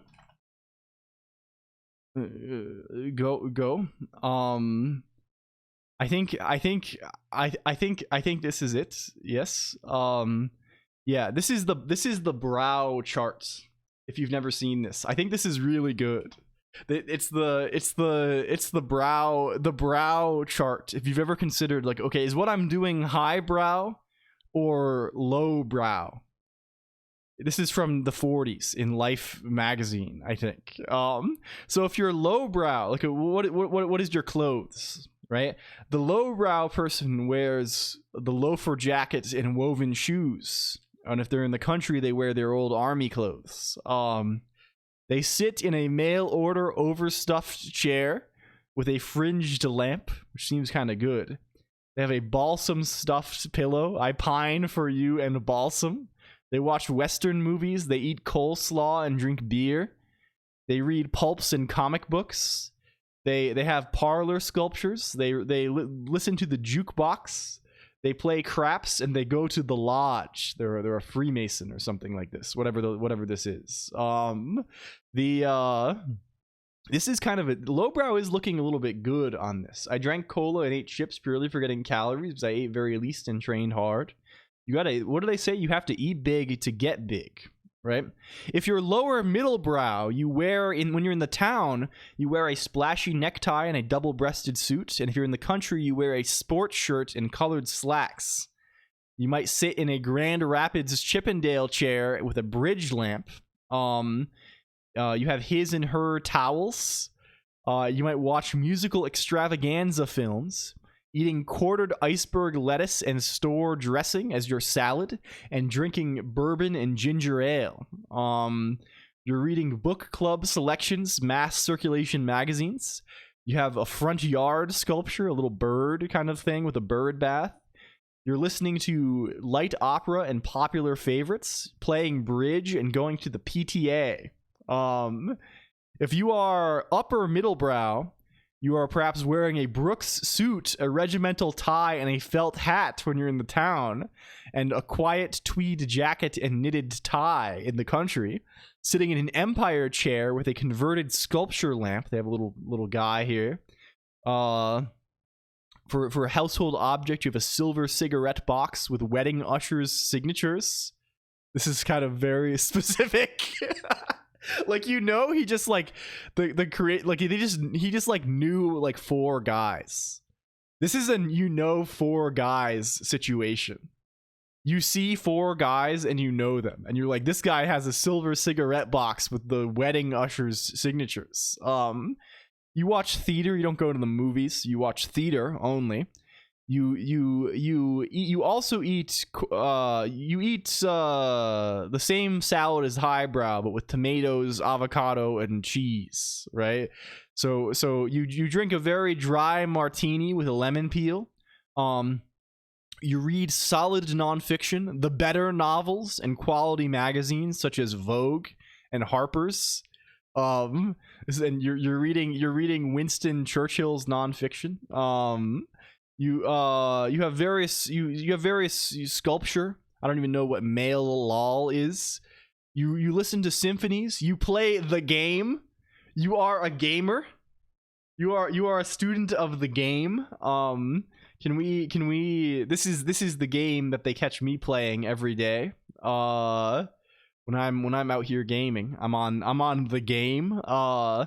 And the cause you support is Planned Parenthood, which probably had some kind of connotation in the 40s or whatever. But if you are truly highbrow, was a French Catalan sculptor, painter, and printmaker.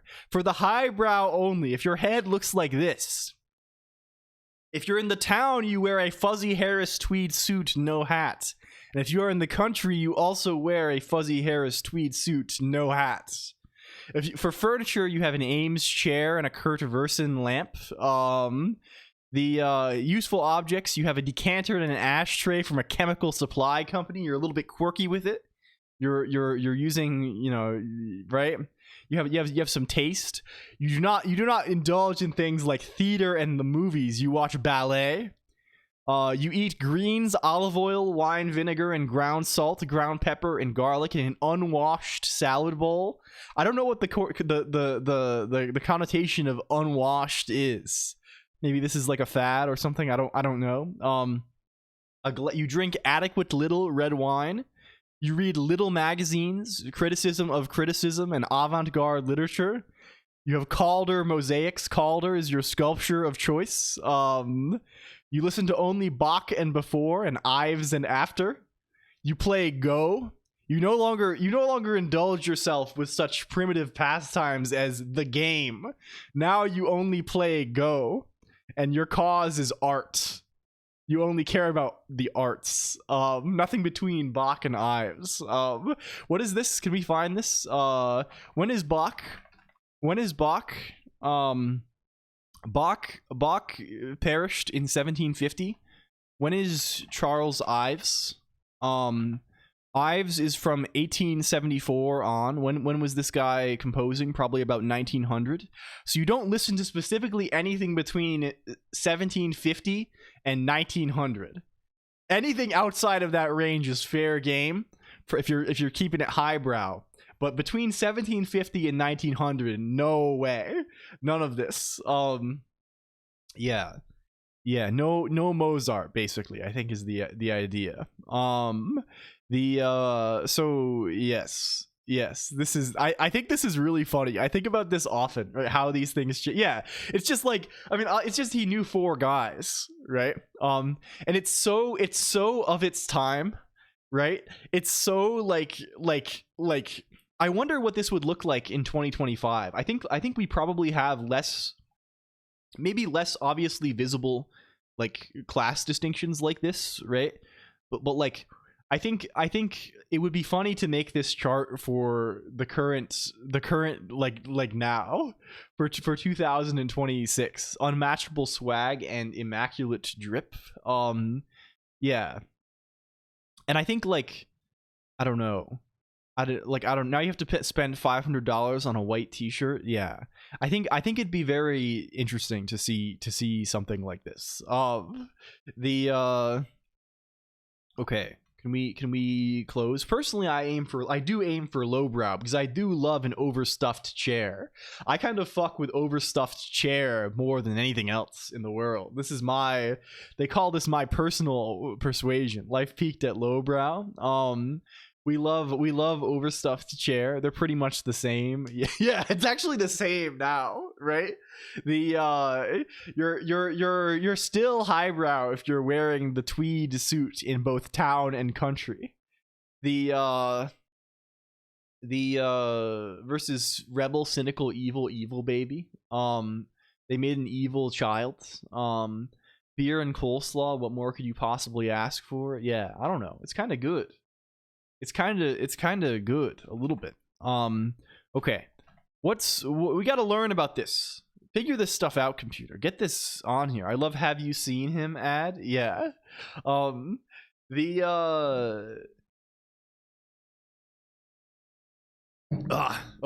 Okay. Make sure you're drinking, computer. This is a good thing to be. You have to stay clear. You have to keep a certain clarity in your drinking.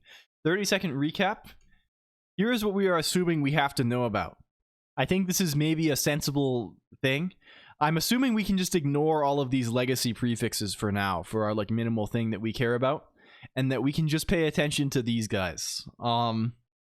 This is our feeling for now. And we're gonna try and learn what all of these fellows are. I drink like 5 gallons of computer every day. This is the general form. Okay. What REX prefix? This is available in 64-bit mode. Enables use of the AMD 64 register and operand size extensions. Unlike the legacy instruction modification prefixes, it is not a single unique value, but occupies a range. 40H to 4FH. So there are 16 of them. There are you get the low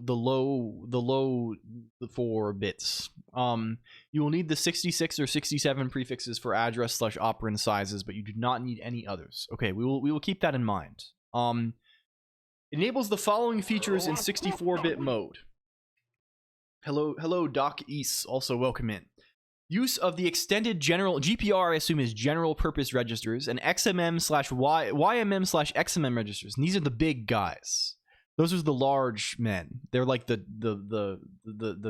big fellows. Hello Doc East, the 256-bit and 128-bit guys, I believe.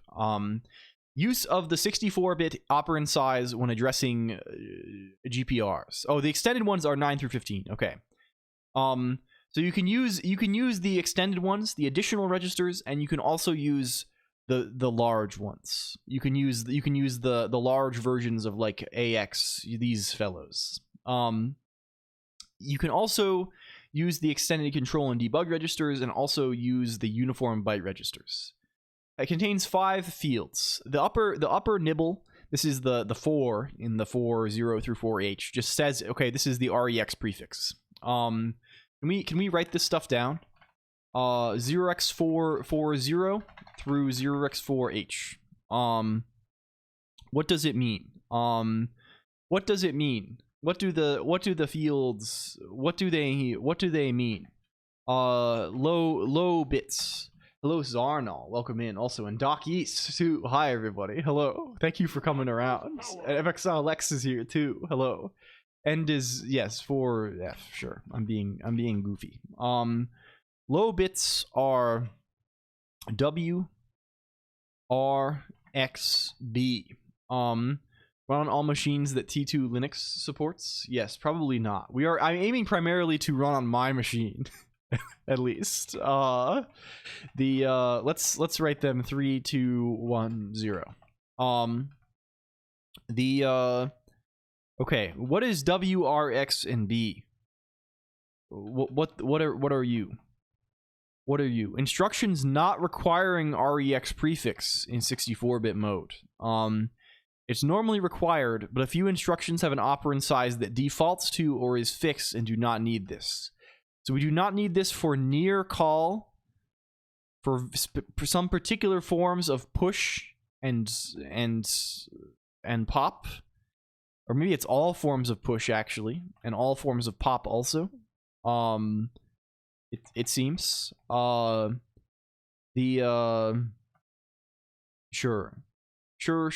Is normally still 32 bits, but REX can extend. But those are the guys that are only 64. But yes, okay, this makes sense. You only need REX if you actually need, right? Because you can still use, like, you can still say, like, okay, I'm using the register ECX or whatever, right? And you're using and in fact, this is the default, right? But having the REX prefix on means, like, okay, well, I mean using this. Where is Bad Cop talking from? Oh, this is Bad Cop is a clone. This is a clone. This is a robot that is imitating Bad Cop. They're talking on the other website, Bumble. It's not actually Bumble. It's false. Remember when he used to make clones? Man, that guy in the past was crazy. That was a crazy guy back then in the past. He's really changed. He's switched. They're saying that LLLL switched. He switched up on us a little bit. I don't know. They've been starting to say that sometimes. He switched up. How did Markov go? Well, we got a working Markov guy. Beyond this, we didn't really do that much. We pretty much got this guy working, and then we're like, okay, it's not good enough to replace what we want to do. But we came to a certain clarity though, Poof, and we'll talk more about this tomorrow. There is a stream tomorrow, by the way, if you don't know. We're doing a rare Wednesday. Code from scratch in ELIS. This is kind of interesting, actually. Can we find mod RM and sib? Missed a thing at end of page 15. Can we find you? You are 17. You are 15. An instruction may have only one REX prefix, which must immediately precede the opcode or first escape byte in the instruction encoding. The use of an REX prefix in an instruction that does not access an extended register is ignored. The instruction size limit of 15 bytes applies to instructions that contain an REX prefix. Okay. Yes. This is how they did it in the 80s, folks. Yeah, they didn't have space for documentation back then. It's always the final prefix is important. Oh? What does this mean?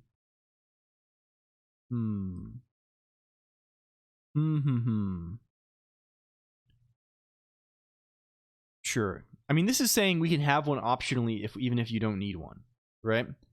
You cannot do REX66 opcode. Yeah. I think we saw the flowchart earlier that would imply this, right? That the legacy prefixes go first, and then we have the flowchart. We should save the flowchart. We are going to need to come back to the flowchart many times, I think, or at least a little bit to like clarify our understanding. Can we capture the flowchart? Bring up the chart. Scroll up a lot. Go up more. Faster. I'm scrolling the mouse wheel as fast as I can. Okay. Get the chart. Halt the flow. Capture the image. Am I on the right screen even? What did Zathura just crash? Huh? Did the reader crash? Huh? Yes, it did. apparently, maybe, I don't know. We're back here again. Okay, well, anyway, that's fine for now. Let's capture this image. Let's go to here again. Let's make your notes. Let's move shots 2026. What's the guy we just took? This fellow. Notes flowchart.pdf or PNG rather. And then we can put it in the notes, right? We can just say /notes flowcharts.png and we can look at it here if we want to. Good. Okay, back to business. Where are you? Well, here you are. Hello. It's him. Can we scroll back down a whole bunch again? There's probably a key binding. I can probably just press page down, and that's going to make my life much easier. They're talking about REX. We want to know about mod RM. Or we want to know about opcode, really. That's what we want. The opcode is a single byte that specifies the basic operation of an instruction. In some cases, it also specifies the operands for the instruction. Every instruction requires an opcode. The correspondence between the binary value of the opcode and the operation it represents is defined by a table called an opcode map. As discussed in the previous... Yeah, it is org mode. As discussed in the previous sections, the legacy prefixes 66, F2, and F3, and other fields within the instruction encoding may be used to modify the operation encoded by the opcode, namely, pointing it at a different table, probably. The effect of the presence of a 66H, F2, or F3 prefix on the operation performed on the opcode is represented in the opcode map by additional rows in the table indexed by the applicable prefix. I guess maybe, oh, this is different than what I thought it was. The 3-bit reg and RM fields of the mod RM byte are also used as well in the encoding of certain instructions. This is represented in the opcode map via instruction group tables that detail the modifications represented by the extra encoding bits. See section A.1 of Appendix A for examples. Even though each instruction has a unique opcode map and opcode, assemblers often support multiple alternate mnemonics for the same instruction to improve the readability of assembly language code. Okay, as we know, right? They love doing this. And that means we don't have to feel bad about doing it either. We can call things whatever the fuck we want if we want to. And we don't have... We'll probably give them reasonable names so we can consult documentation more easily. They're talking about 3D now. We don't care about 3D now. We will have to look at this section 8.1 opcode maps heavily, though. The mod RM and SIB bytes. The mod RM byte is optional depending on the instruction. When present, it follows the opcode and is used to specify 2 register-based operands or 1 register-based operand and a second memory-based operand in an addressing mode. So either it gives you like, hey, these are the registers that the instruction operates on, like their indices, right? Or here is 1 register, and here's like how you read from memory, that, and the memory address itself presumably lives in an immediate, right? Or like there's like an offset in the immediate or something. I built a TPU from scratch. Hello, Jaber JK. What is TPU? Is this tensor? Is this tensor? This is kind of exciting. I hope you had fun doing this. This is kind of cool indeed. Welcome in. We are learning a little bit about x86 because we know little. Thanks, man. Hell yeah. I hope you had a good time. Did you have fun? I saw you mentioning this tiny tape out thing. I think I'd seen this thing before. It seems kind of it's cool that you can actually like get ASICs now. Prospective academic paper. You can always email me. I mean, like I know you can send. I don't know if I'm going to be able to be of useful help, but like you can contact me if you want to. Like if you need this, my email is this. This is the contact email. Okay. Mod RM byte is partitioned into 3 fields: mod, reg, and RM. Normally the reg field specifies a register-based operand. Yeah, I mean, I would be honest with you, totally. My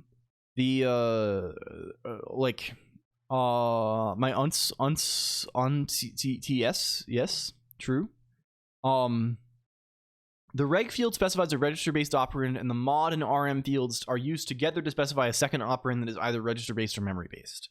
The addressing mode is also specified when it's memory-based. In 64-bit mode, the rex.r and rex.b bits augment the reg and RM fields respectively, allowing the specify. Okay, so now we understand. We understand, like, you're like, okay, of course, we're using these new registers. We're using these new freaking registers, right? We need to have another bit if we're using registers R9 through R15 or whatever it is. We need an extra bit. Okay, cool. Can we like use to specify either 2 register operands or 1 register and 1 memory operand? There are three fields: mod, reg, and rm. Right? These are the guys. When rex prefix is present, rex.r is this is this, we have to determine which end it goes on, I guess. Is combined with is used as a high bit on reg, and rex.b is used as a high bit on rm. Hello Prowlcash, welcome in. Woof mod jump scare. Oh yes, we can add or remove this if you like. I don't know if you want to have the heady responsibility of the sword of Damocles hanging over your head, but I think hello Ixodot, also welcome in, thank you for the follow. We added this because we had a weird thing the other day where like a bunch of, I don't know, people may have seen, there like a bunch of crypto scammer thing came in. There was some kind of crazy situation, so we sort of added this at the time in order to help deal with this. Hello JV_V2. It was a deeply bizarre thing. I hope it ended up good for everybody. Is it evil to say that I hope if people are using my name, please get a code review of your VTuber? I mean, it's horrible, isn't it? The renderer is really bad. The new renderer is slightly better, but it is, yeah. What is amazing about it in particular? Is this amazed negative or amazed neutral? Hello JV_V2, welcome in. We're playing freaking junior varsity out here. Okay. So this is, can we write what the bits are? Can we say 765432110? This is mod. This is mod. This is reg. This is RM. 676. I wish you success in the seekage of the bottoming things. I will lurk for a bit. Thank you, Hellpie. And good night if you're going to sleep. I thank you. I appreciate your continued support. It means a lot. It means reg/mem. Yeah, so it makes sense, right? You have a reg and you have a reg or a mem, and you have mod. You have mod, right? It makes a lot of sense. You have, and it makes sense that they have an extra bit, right? Because like it's 3 for a reg, and 3 means 8. Do you know this? You know this, right? 2 to the 3, it's 8. But then if you have rex, you get an extra bit, and now 4 means 16, and that's the number that there are. So like that kind of lines up nicely, right? It works. It makes sense, and I could imagine that, like, you know, depending on the values in mod, you know, maybe this is 2 reg, maybe it's 2 reg. And I wish I was paying more attention. I mean, this is something you can control. But I mean, we'll have the VOD will be up and things like this. Please don't worry about it. The Tuareg, 2 reg, or what sort of, yeah. And now 4 means 16. Math is getting weird today. They're getting weird with it a little bit. Okay, can we look at what mod means? Okay, depending on the addressing mode, occurs only after mod rm. I don't think you can have this on its own. If you have mod RM, you optionally have extra guy. We can skip this for now. Yeah. Let's just think about mod RM. What is mod then? So mod, which is 7.6, it specifies the addressing mode for an operand. If mod is 1.1, then it's register direct. The operand is held in the specified register. If it's less than 1.1, it's register indirect. They are held in registers along with an optional displacement specified in the instruction encoding. Okay. Cool.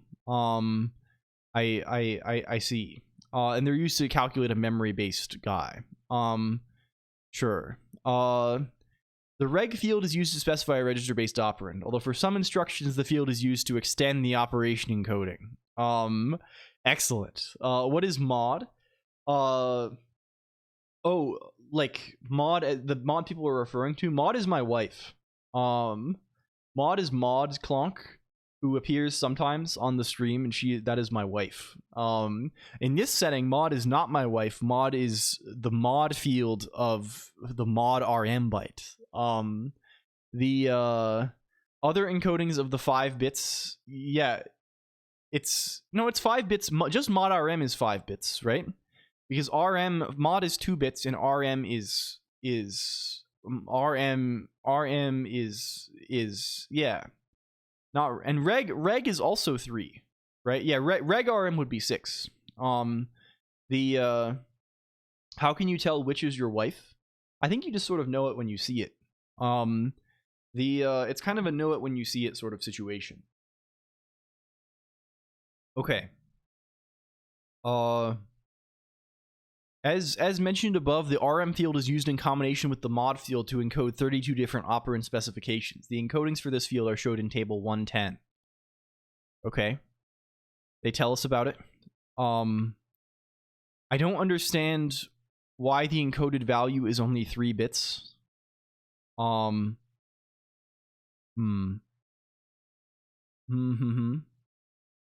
what is the Oh, okay, I understand a little bit now. These can mean a lot of different registers. Hello, VRex Grammary V, also, and Wind Up Boy Fade too. Hello. Hello, greetings, Fade. We are delving into a deep mine. Why are you not listening to copyrighted music? I don't listen to any music. I don't really understand it or believe in it. Hello, Wartua too. Yeah, these are the guys, but they can also mean other things, right? They can mean the XMM and YMM registers also, or the MMX, depending on the circumstances, I think. So these are just register indices. Presumably, if you have the rex.r set, these can mean higher things, right? They just sort of extend naturally to other guys. What's the deal with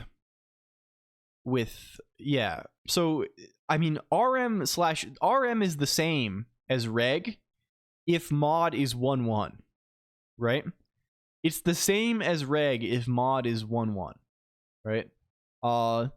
If 1.1 is 2 reg. If it's not 1.1, we know then it means an offset from a given register or a thing that lives in the next immediate, like the SIB, right? So let's put this down here.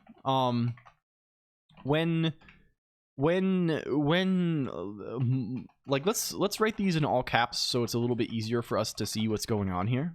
Can we all capitalize, please? Capitalization for ease of reading. Okay. When mod is 0b11, both reg and rm denote registers, right? As follows. We can say what they are here, right? We can say 0, 0, 0, you are RAX, or right, XMM0, etc., right? like, can we table 001, 010, 011, 100, 101, 110, 111? Yeah. Can we express this as a grammar? Probably. Very easily. If we wanted to. Counting with L::Q? Yes. Can I actually... I'm just doing this. Like, I want it just to be clear that, like, most things are just indexed by number, so they're easy. The only hard fuckers are the registers that they give names, right? I would much prefer to just call this R0 or whatever, but this is not true for, you know, these guys have special meanings. In some cases.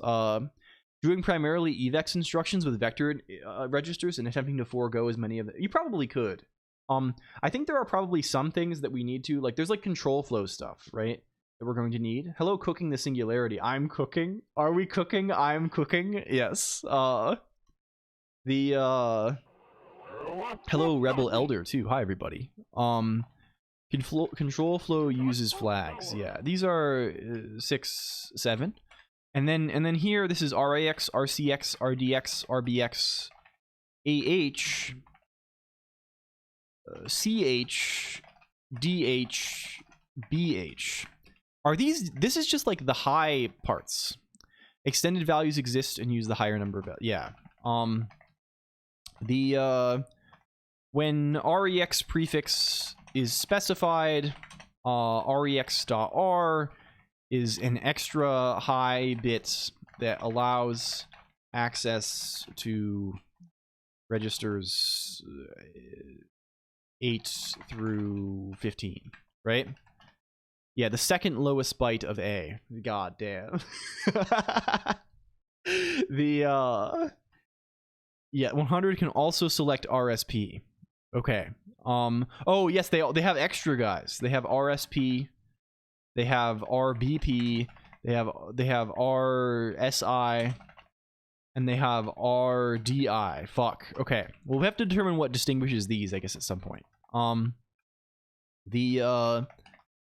When mod is not 0B11,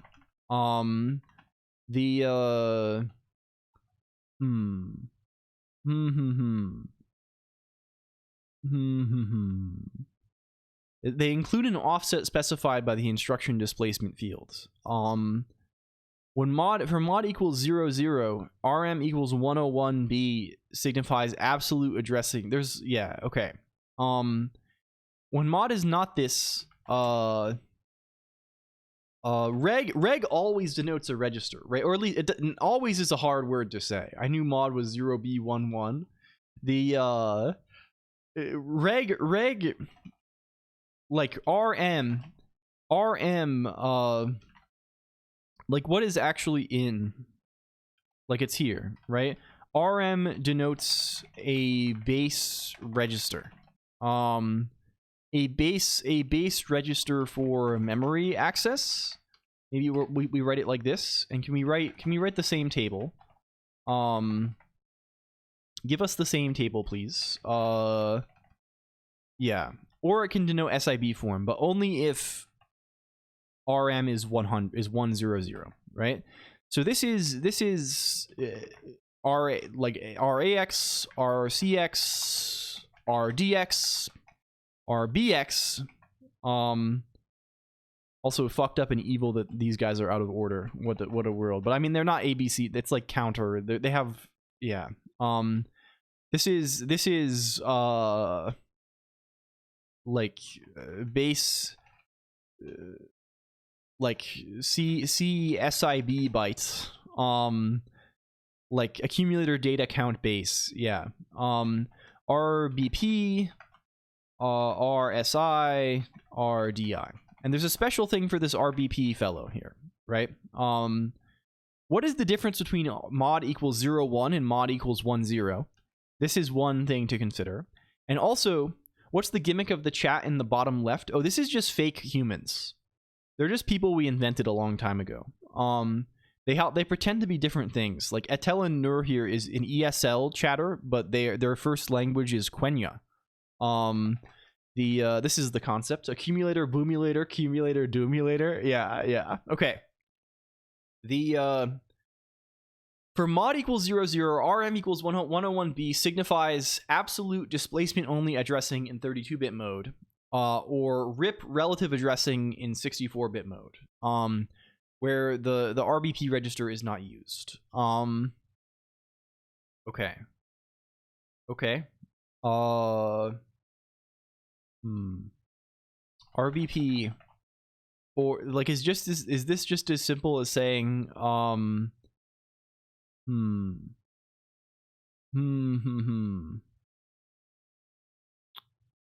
or RIP, if like mod equals 0B00, right? Because this is like something we're gonna want to do a bunch, right? Like RIP relative, like this is relevant, right? This is relevant. But what is the difference between 0, 1 and 1, 0? Perhaps we must read on. Does this, I guess it could indicate the order of, I guess, I don't know.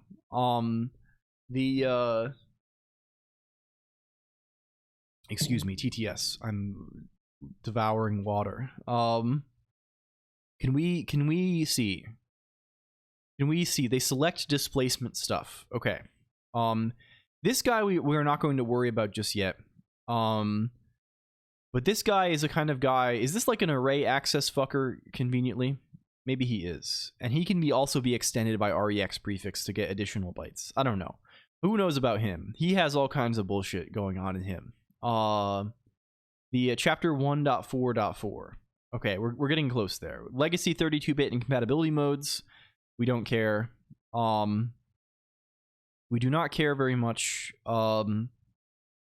Yeah, here's the whole table of everything, I guess. Operand addressing using, yeah, here it is.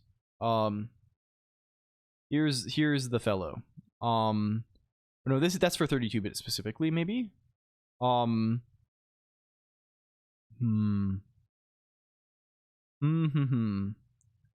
they tell us about this? You do care.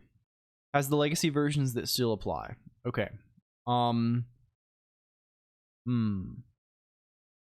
Sure. The mod and RM fields of the mod RM byte provide a total of 5 bits used to encode 32 operand specification and memory addressing modes. Table 114 shows these encodings. Okay. So this is basically like kind of what we have here, right? Like you can see this is in 32-bit mode, right? This is like doing a 32-bit. This is saying that in 32-bit mode, if you have mod is 00 and RM is 101, which is this case, then this is just like the displacement thing, right? And displacement is like an immediate, right? Displacement is like another, it's more bytes that follow. Looking handsome today, Colonq. Hey, thank you, Ilarezi. You too. Hey, thanks. Your Z's are looking very good today. You sort of have a very elegant EZZ sort of thing.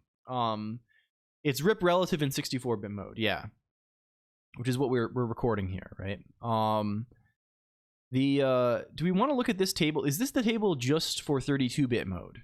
I think this is only the 32-bit table. Hello, Digico. Also, welcome in. Have you finished? I know Digico is a good friend. If you don't know. And Digico was doing Pocket Monsters Smash or Pass, which is sort of a classic sort of thing that they do. They do on the website. They're doing this all the time. I hope this went well. Hello. It's not a good table. You have to understand this table and then apply changes. There's not okay. Well, let's look at this. Does this? Okay, this also tells us fucking nothing. It has been done. I see. Very nice.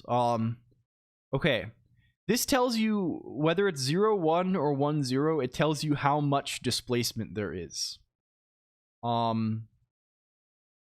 Is it kind of like this? The offset from the base register is determined by the displacement bytes that these follow SIB. If mod is 0, 1, there is a 1 byte displacement. If mod is 1, 0, there is a 4 byte displacement. Question mark? Maybe. Like, that seems like what they're saying here. Uses sinusoidal decay and naming is hard. They're calling it a freaking sinus infection. Yeah, like, I think this is like kind of what they're saying. Is there room for a greater displacement? 4 byte displacement for, yeah, SIB byte follows mod RM byte. Effective address is calculated using scaled index plus this 1 byte displacement field provides the offset. Sure. These are these notes. Hello, Pixel Sorted. Welcome in. We're not thinking too much about the SIB thing just yet. 32-bit only. Okay. And they continue this, and this is just the case where it's 1-1. It's just a register, right? There's no bullshit here. Okay, what else? In 64-bit mode, AMD 64 architecture doubles the numbers of general-purpose registers and increases their width to 64 bits. It also doubles the number of YMM/XMM registers.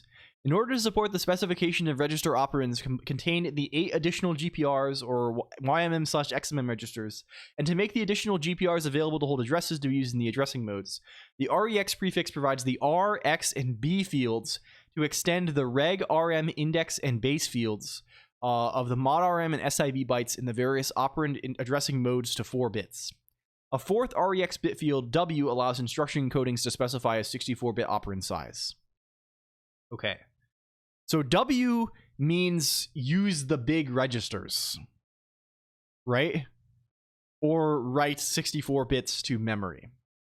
Right? This is the concept. W means, okay, we're using RAX instead of EAX, right? This is the indication, I think, right? And R, or we're using the full register instead of just the low 32 bits, because they are shared. R means we can use the extra registers. This gets appended to the front, and this lets us access the high 16 registers, right? This lets us access the high 16 registers in SIB if we're using that.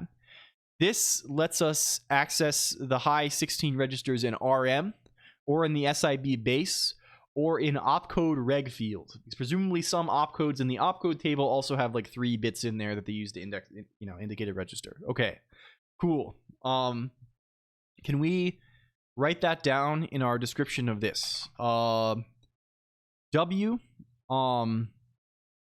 when W is 1 equals 1, the operand size is 64 bits. RAX instead of EAX, etc. When R is 1, R is used as an extra high bit for the mod RM reg field to indicate regs R8 through R15, right? Hello, Masico, welcome in. I'll have to dip out for a bit. Try not to learn anything too profound. We'll just stop. Can you give us when will you be back? We'll just stop until you're back. We'll stop here and wait quietly. We'll have quiet waiting time. No, please enjoy whatever task awaits Watch a Goblin. 16 minutes. Okay. We're doing stopping and waiting time now. Go.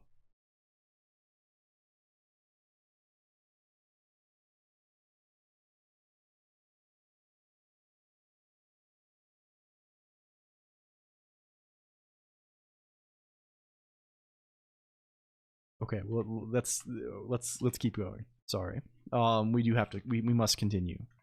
Our oath demands it. Our oath demands it. Extra high bit for the SIB index register fields. B is using extra high bit for the SIB base register, the mod RM fields, or an opcode specific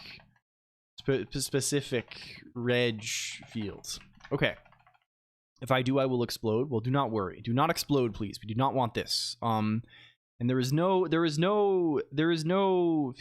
again, if you want to talk about x86 at any time, you are welcome to do so. We are not going anywhere, and you are not going to. There is no reason to fear missing anything or something like this. I will be here. I will be here tomorrow again. I will be here on Friday, and we can talk about whatever you want. Okay. I think we understand mod RM a little bit. Of course, there is probably endless nuance here. We're putting Greek letters in my Ghidra field names now. Okay. We understand this, maybe. Cool. Displacement bytes. A displacement, also called an offset, is a signed value that is added to the base of a code segment absolute addressing or an instruction pointer relative addressing, depending on the addressing mode. The size of the displacement is 1, 2, or 4 bytes. If an addressing mode requires a displacement, hello Arutairu 00, welcome in. I've seen you before. I know this name. I don't know from where. Hello, welcome in. It's good to have you.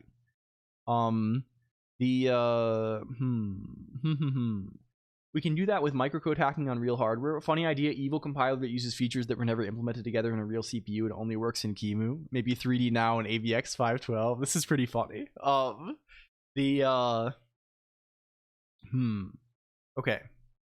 We're gonna ignore SIB for now. Displacements. Displacements is a signed offset from base used to indicate a memory address. Either 1, 2, or 4 bytes. What determines how many bytes it will be? Let's see. In 64-bit mode, the same mod RM and SIB encodings are used to specify displacement sizes as those used in legacy and compatibility modes.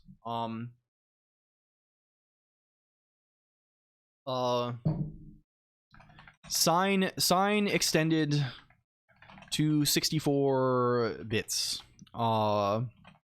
during address calculation. This is important. I guess it's kind of obvious that they would do this, but it is important to know. We are sign extending this. Sure. A lot of new. I guess it's just this. How do we know how big it is? Oh, I guess we do know how big it is based on what mod is, right? It's literally this. If mod is 0, 1, there is a 1 byte displacement. If mod is 1, 0, there is a 4 byte. How can we possibly have a 2 byte displacement? What can cause disp 16? What can make it so there is disp 16?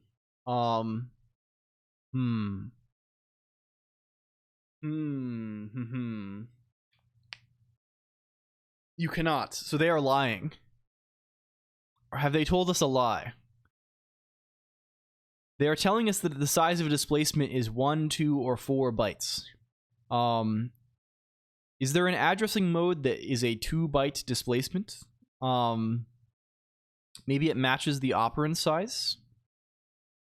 Well, it seems to indicate here that the displacement is determined by, I assume that's what this disp8 guy, right? 1 byte displacement field provides the offset, 4 byte. Yeah, maybe there's like a legacy thing where you can provide like a 16-bit operand. I don't know. I can believe that. We're not going to worry about it for right now. I'm going to say for our purposes, it's either 1 or 4 bytes, depending on mod. Sign extended to 64 bits during address set calculation. Okay, cool. We know this. This is followed by the immediate.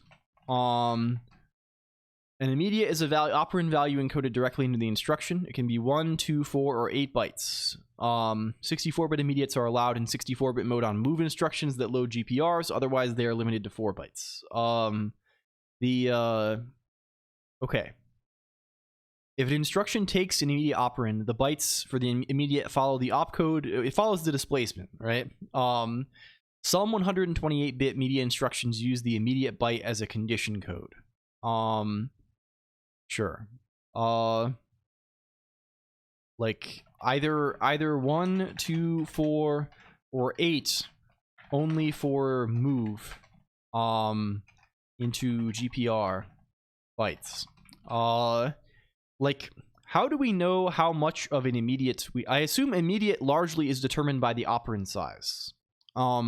Yes, compiling Rust is so slow largely because I think the compiler is doing a lot.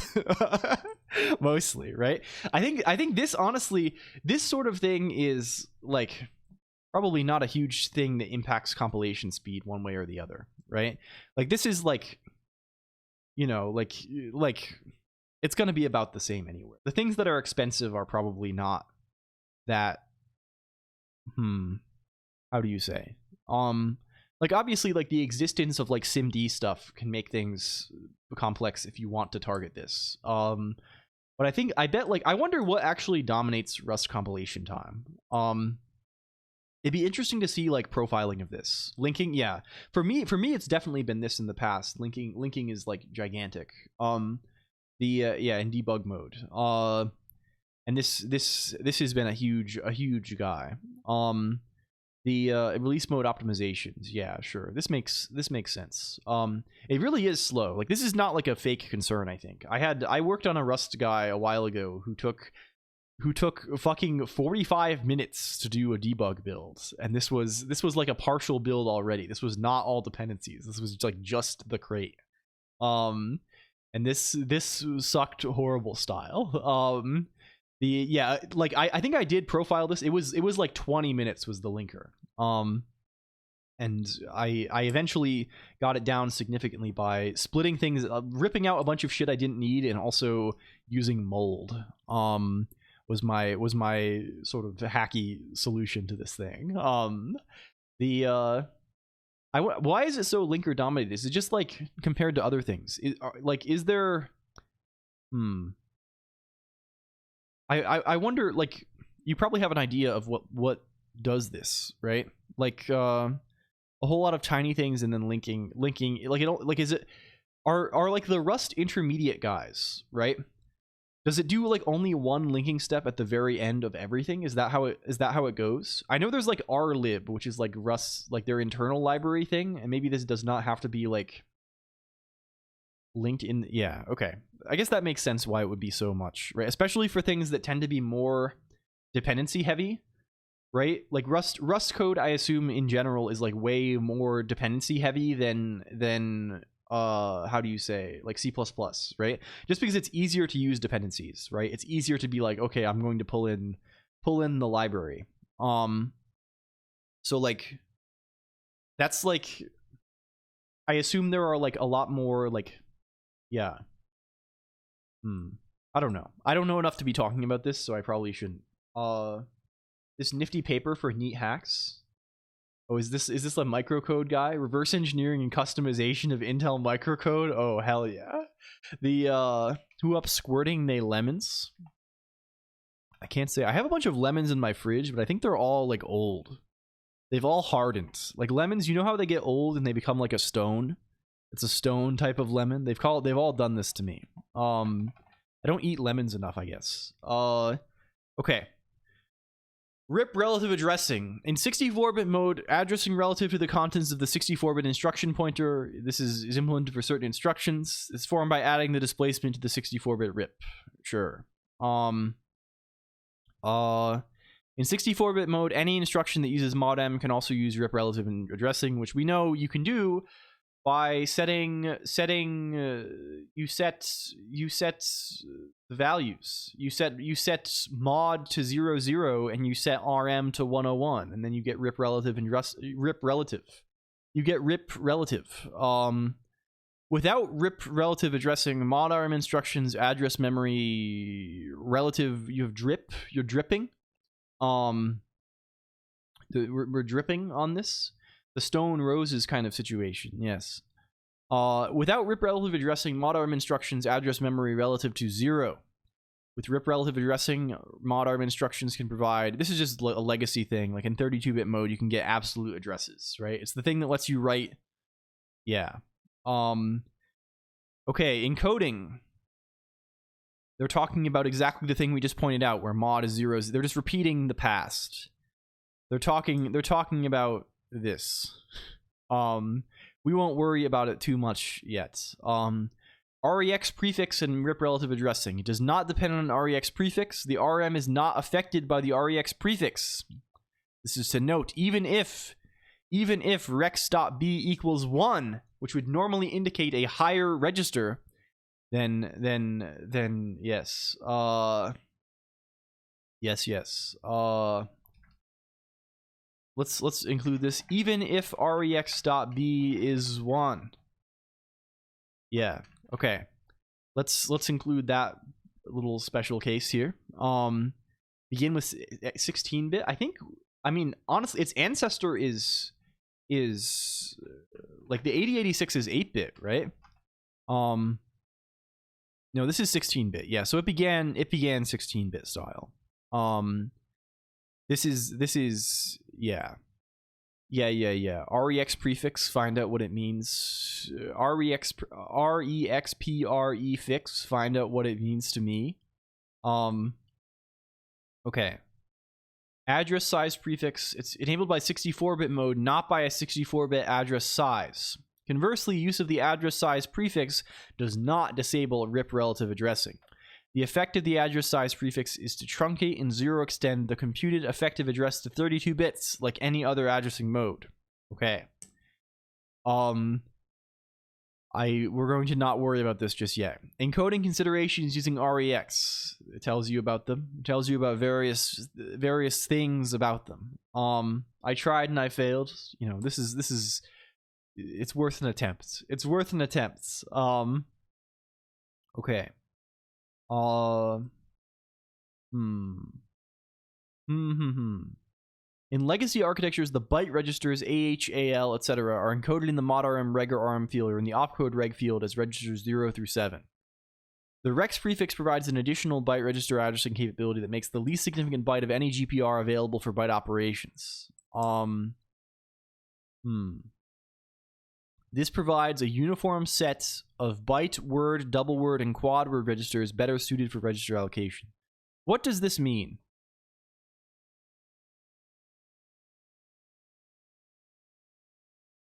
I don't understand this.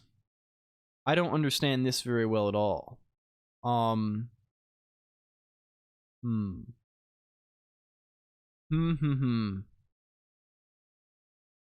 What is the additional byte register addressing capability? Figure 2.3 on page 43. That's way down. That's so far away.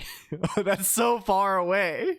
The like, you can click most references. Oh, we can. Maybe Zathura cannot click this reference though. Just Zathura can maybe. I don't know if we can go back though. Okay. Can we learn about this? Here it is. Here it is. General registers and legacy and compatibility modes. Okay. Okay. How goes the x86 thing? We are learning about mod RM. We are discovering the meaning of modifying our RM primarily right now. That's our main sort of thing currently. Okay. So we have like we know that, okay, we can encode numbers between 0 and 15, right? What actually indicates what we are using, right? Because presumably there are various things we can say. We can say AL, right? We can also say AH, BH, CH, DH, right? We can get the low bytes, we can get the low 2 bytes, we can get the low 4 bytes, or we can get the full 8 bytes from anything. How do we actually distinguish these cases, right? What determines that we are in which? What determines that we are in which here? Access to the extended GPR is required. That's just saying get the extra ones. Like how do we go? how do we know if we are going? Is this determined by some legacy prefix that says like, okay, we're in 62-bit, we're in 32-bit mode, we're in 16-bit mode? It's probably going to be relevant to actually look at some instructions. That seems maybe useful. Hello, Potter 4123. Welcome in. I should say this too. If you're here, if you're like, damn, I like guy talking slightly, you can go here. That's where we go. How do we determine this? Can we write some guys? Can we go to Godbolt? I don't want to set this thing up locally. Forsen Keck. YouTube has started giving me videos of Brian Kibler defeating Forsen in Hearthstone 9 years ago. Can we get Yasm? Can we get some kind of assembler? Can we get something? It gives us Nasm. Can we see this annotated with instructions? Okay, good. Okay, cool. What if we were to look at some guys? What if I were to say like add RAX RBX or something? I don't know. This is not how you do this. In 32-bit mode, how do we tell we are in 64-bit mode? NASM 64 bits mode. Honestly, if women were eggs, I'd break them all over my omelets. Hello, Sidere. Welcome in. Hello. Thank you for the raid, friends. Thank you for the raid. It's field work time. Hello. If you don't know Sidere is kind of in the genre of people doing sciencey sort of stuff on the website. This is a good place to go check out. You should learn about this. It might be a good thing to learn. Thank you for the raid, friends. Welcome in. Hi, I'm LLLL. I'm a guy. I pretend to be letters. That's my main thing. Today we are learning about x86-64 instruction encoding, which is the way that your computer probably works right now. Your computer is doing this right now, or at least it is doing the opposite of this. It is decoding. How was your stream today? What did you get up to? Hello, Potter 4123 and Boulder Stuff and Gideoneer and Woodsticks and Trestira and Awkward Flea Bro. Hello, and Nuclear Saltwater and Jeb Kerman 64. And Oriana Aura, and Sidere, and Anna Kurunugi, and Savitar 332, and Random Logic 0101, and Morpheus Null, and another Stray Crow. Hello. We're yapping about many things, and I definitely have not forgotten what they were right away. This is classic. Hello 44, Red Fox 44, and Dragonator EU. Thank you for the follow. And if you like this, if you're like, damn, I need a guy talking to me about computer, this is where we live. Hello, Woodsticks also. We have all sorts of things. You may have noticed that I am letters. You may have noticed also that the background of my letters is currently Sidere. You can sort of see her I can see the orange hair sort of very off to the edge. When we spin around, we'll see it. Can I lean over? There you go. You see? You can change the way the letters are, and you can do various things to them. There's things in the redeems section of Twitch, like the little channel point guy. You can click on all kinds of buttons. Like I can say buttons like this. I can say like red, hello Morpheus Null. And you'll notice that my head now says hello, says you. Mine is decoding of ARM v8. Well, we figured that one out previously, or at least not ARM v8. We figured out ARM v4 previously. So the point of this, the reason we're figuring out this encoding here is hello Flatulence Incarnate also. The point of all this that we're trying to do is that we've been kind of on a kick of trying to write software from scratch. It's something I'm interested in. I'm interested in getting to the roots of things a little bit.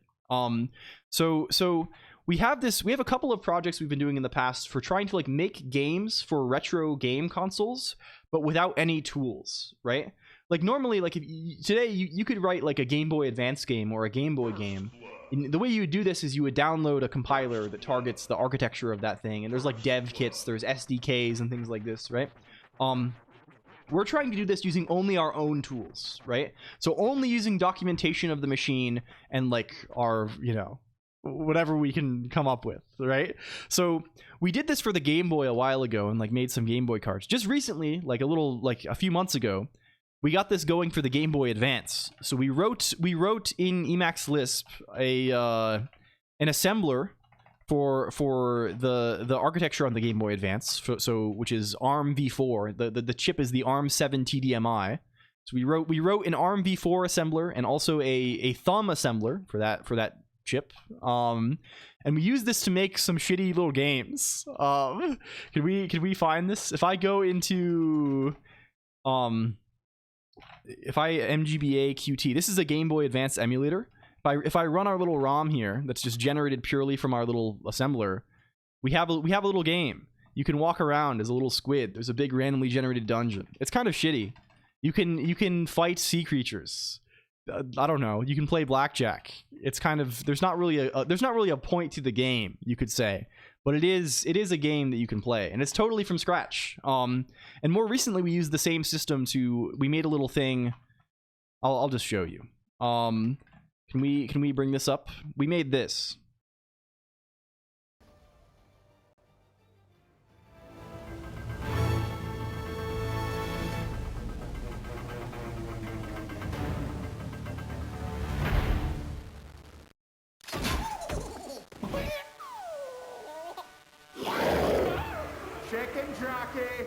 Yes. So this runs on a real Game Boy Advance, by the way. You can I gave this out to people as my business card at TwitchCon.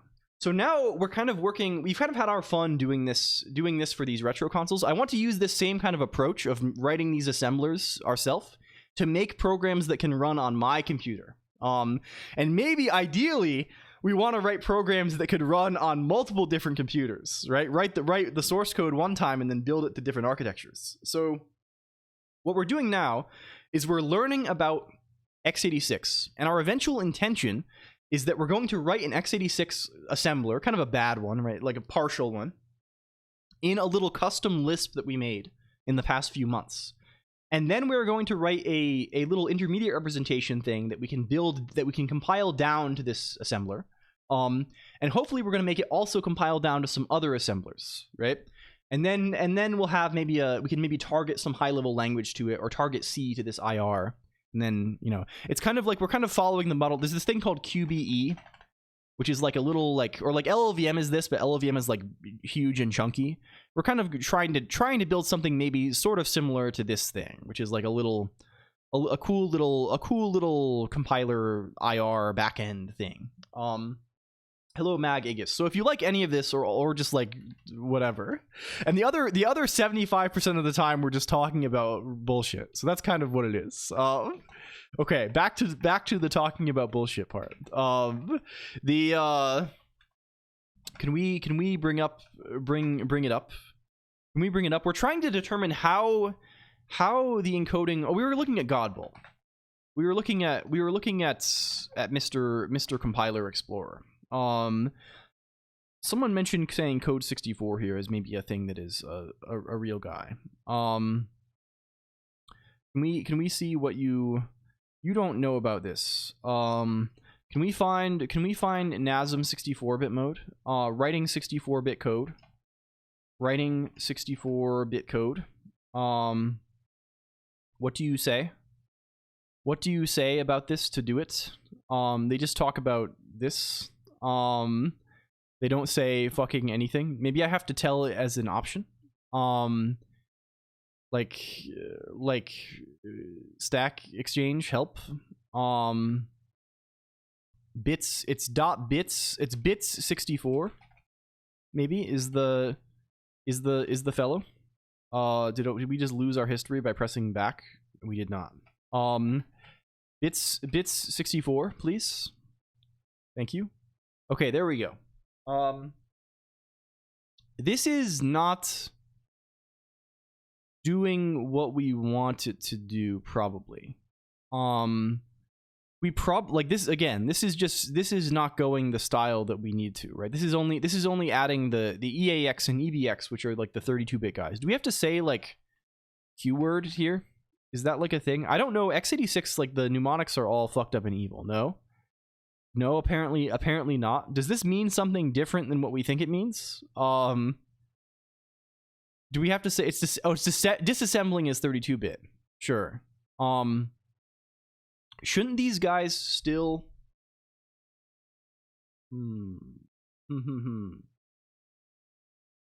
But even if we're disassembling as like, wouldn't we expect more? Also, why do we have a deck EAX here? Like, where is he coming from? What is going on with him? I got turned into a Rex. Oh, yes, I understand. Okay, now I understand what you're saying. This 48 is the REX prefix. And then, yes, okay, I understand perfectly now. Okay, good. Can we make this be, can we tell it to be 64-bit mode anyhow? Is this like a thing we can do? Like, how do you say? Yeah. I understand now. This is the prefix. How can we, like, it's kind of weird because the disassembly, can we say Godbolt's NASM 64 bits? I don't know. Let's just see. I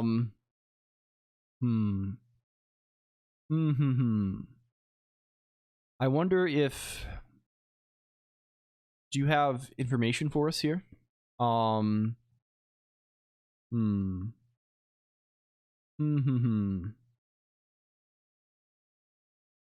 Yeah, they're just saying -F elf64. Maybe that is enough. Okay, good. Now we have what we're looking for. And this, we shouldn't need to say this, I think, right? This is not an essential element here. Yeah. Okay. So we have 4801D8. So we know a little bit more about what this means then. Hello, FN_Lumi. Welcome. The 48, this is REX, right? We know that the high 4 bits, so this first digit, the first hex digit here, is always 4 for the Rex prefix, and the low bits are 8, right? So what is 8? 8 is 1000, right? So that's saying that the W bit is set high, right? Which makes sense because we're using the RAX registers. The R bit. No, I'm wrong. 8 is 100. Right? Am I totally wrong? No. 8 is this. Yes, I'm right. Okay, good. 8 is 1000. 8 like W is 1 and the rest are 0. We're not using any of these other high bits to indicate other registers, but we are in operand size 64 bits. Okay, that makes sense. And then this is 01. This is the opcode, presumably, is add is 01. Hello, Failior too. And then D8 is our presumably this is a mod RM, right? Because it's just 2 registers. Does this line up? What is D8? If we look at D8, if we look at 0xD8, this is this, right? So mod is 11, which makes sense because it's 2 registers. And then reg is 011 and RM is 000. Does this line up with reality? I think it does, right? The 000 is RAX, right? And this is the guy who lives in RM. And the 011 is RBX. Okay. This makes sense. Cool. What happens if we change these guys though? What if I say add EAX to EBX instead? How do we know? Well, here we just don't have the Rex prefix, so that's easy. What about just BX and AX though? These should be the 16-bit guys. Well, now we have an extra prefix, right? We have the 6 legacy prefix, so we do have to care about this guy probably. We still have the usual mod RM stuff. What about AL and BL? Now, okay, now we have 00D8, right? So now this is just a different operand, or different opcode rather, right? This is a different different guy, right? What about BH here? This changes the, oh, of course it changes it references this. Okay, I think right. So it's going to depend on a bunch of different things. We're going to have to see what 00 and 01 are in the guy, and we're going to have to look at this 66 prefix. This is going to be a relevant fucker. Orange move is Turing complete. Just installed the x86 64 man pages. Hello, random logic 0101. I probably should get this, huh?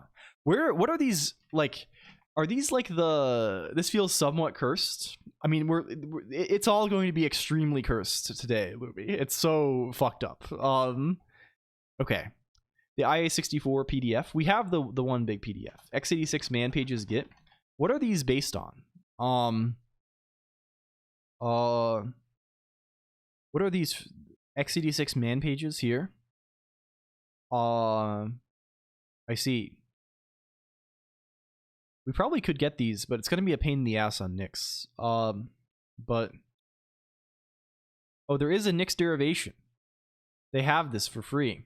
It hasn't been updated in 7 years though, so it's gonna. I'd have to do some surgery on it probably. This is good. I'll probably just Google Felix Cloudier instruction whenever we need to do this, right?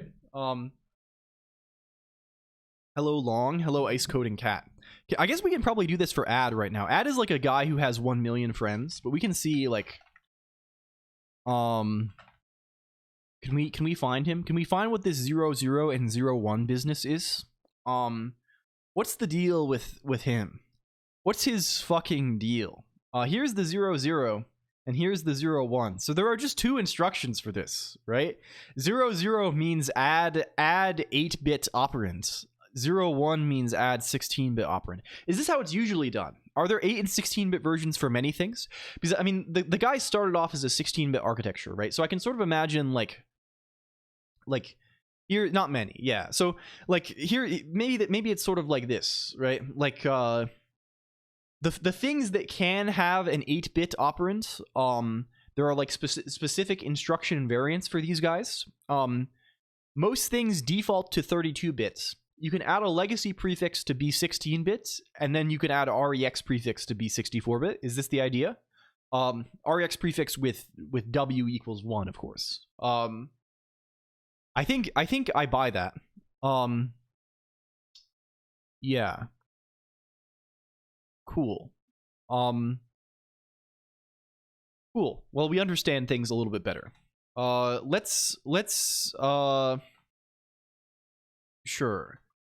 So like what the immediate size is going to depend on a lot of, it's going to depend on the operand size basically, right? Where the operand size can be determined by all of these factors, right?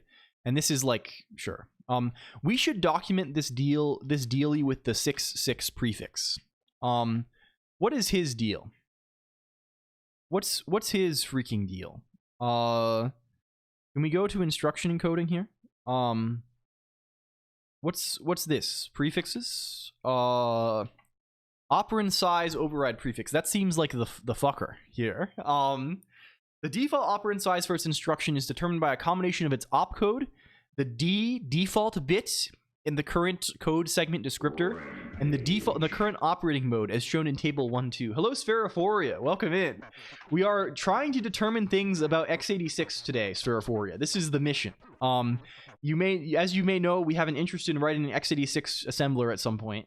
So we are trying to learn a little bit about what are all these fucking prefixes? What is all of this bullshit? Hello, if you don't know Sphero is a dear friend, and you should check this person out. They are doing cool shit every day. Welcome in, Raiders. If you like this, it's the one. Yeah. Okay. Let's. I'm me. Okay, let's go. Okay, let's start talking now again. Let's go. They're calling me him. Okay. So this is maybe something to be aware of. Let's also add this to our view of things. Well, fuck. I killed the world. Can I press this again to unkill the world? Can I press this again to... Okay. Let's return to normalcy, please. Where's notes.org? Here. We have optional legacy prefixes. Prefaces? I don't know. Optional REX prefix. Let's write down legacy prefixes. Let's see what the deal is with him. I don't think we have to care about many of them. We probably only have to care about a few. Did that kill my guy again? My Zathura? Get back on here. Become dark mode. Yes, Sphero is a major Zig head. One of the notable Zig heads in the world. On the website at least.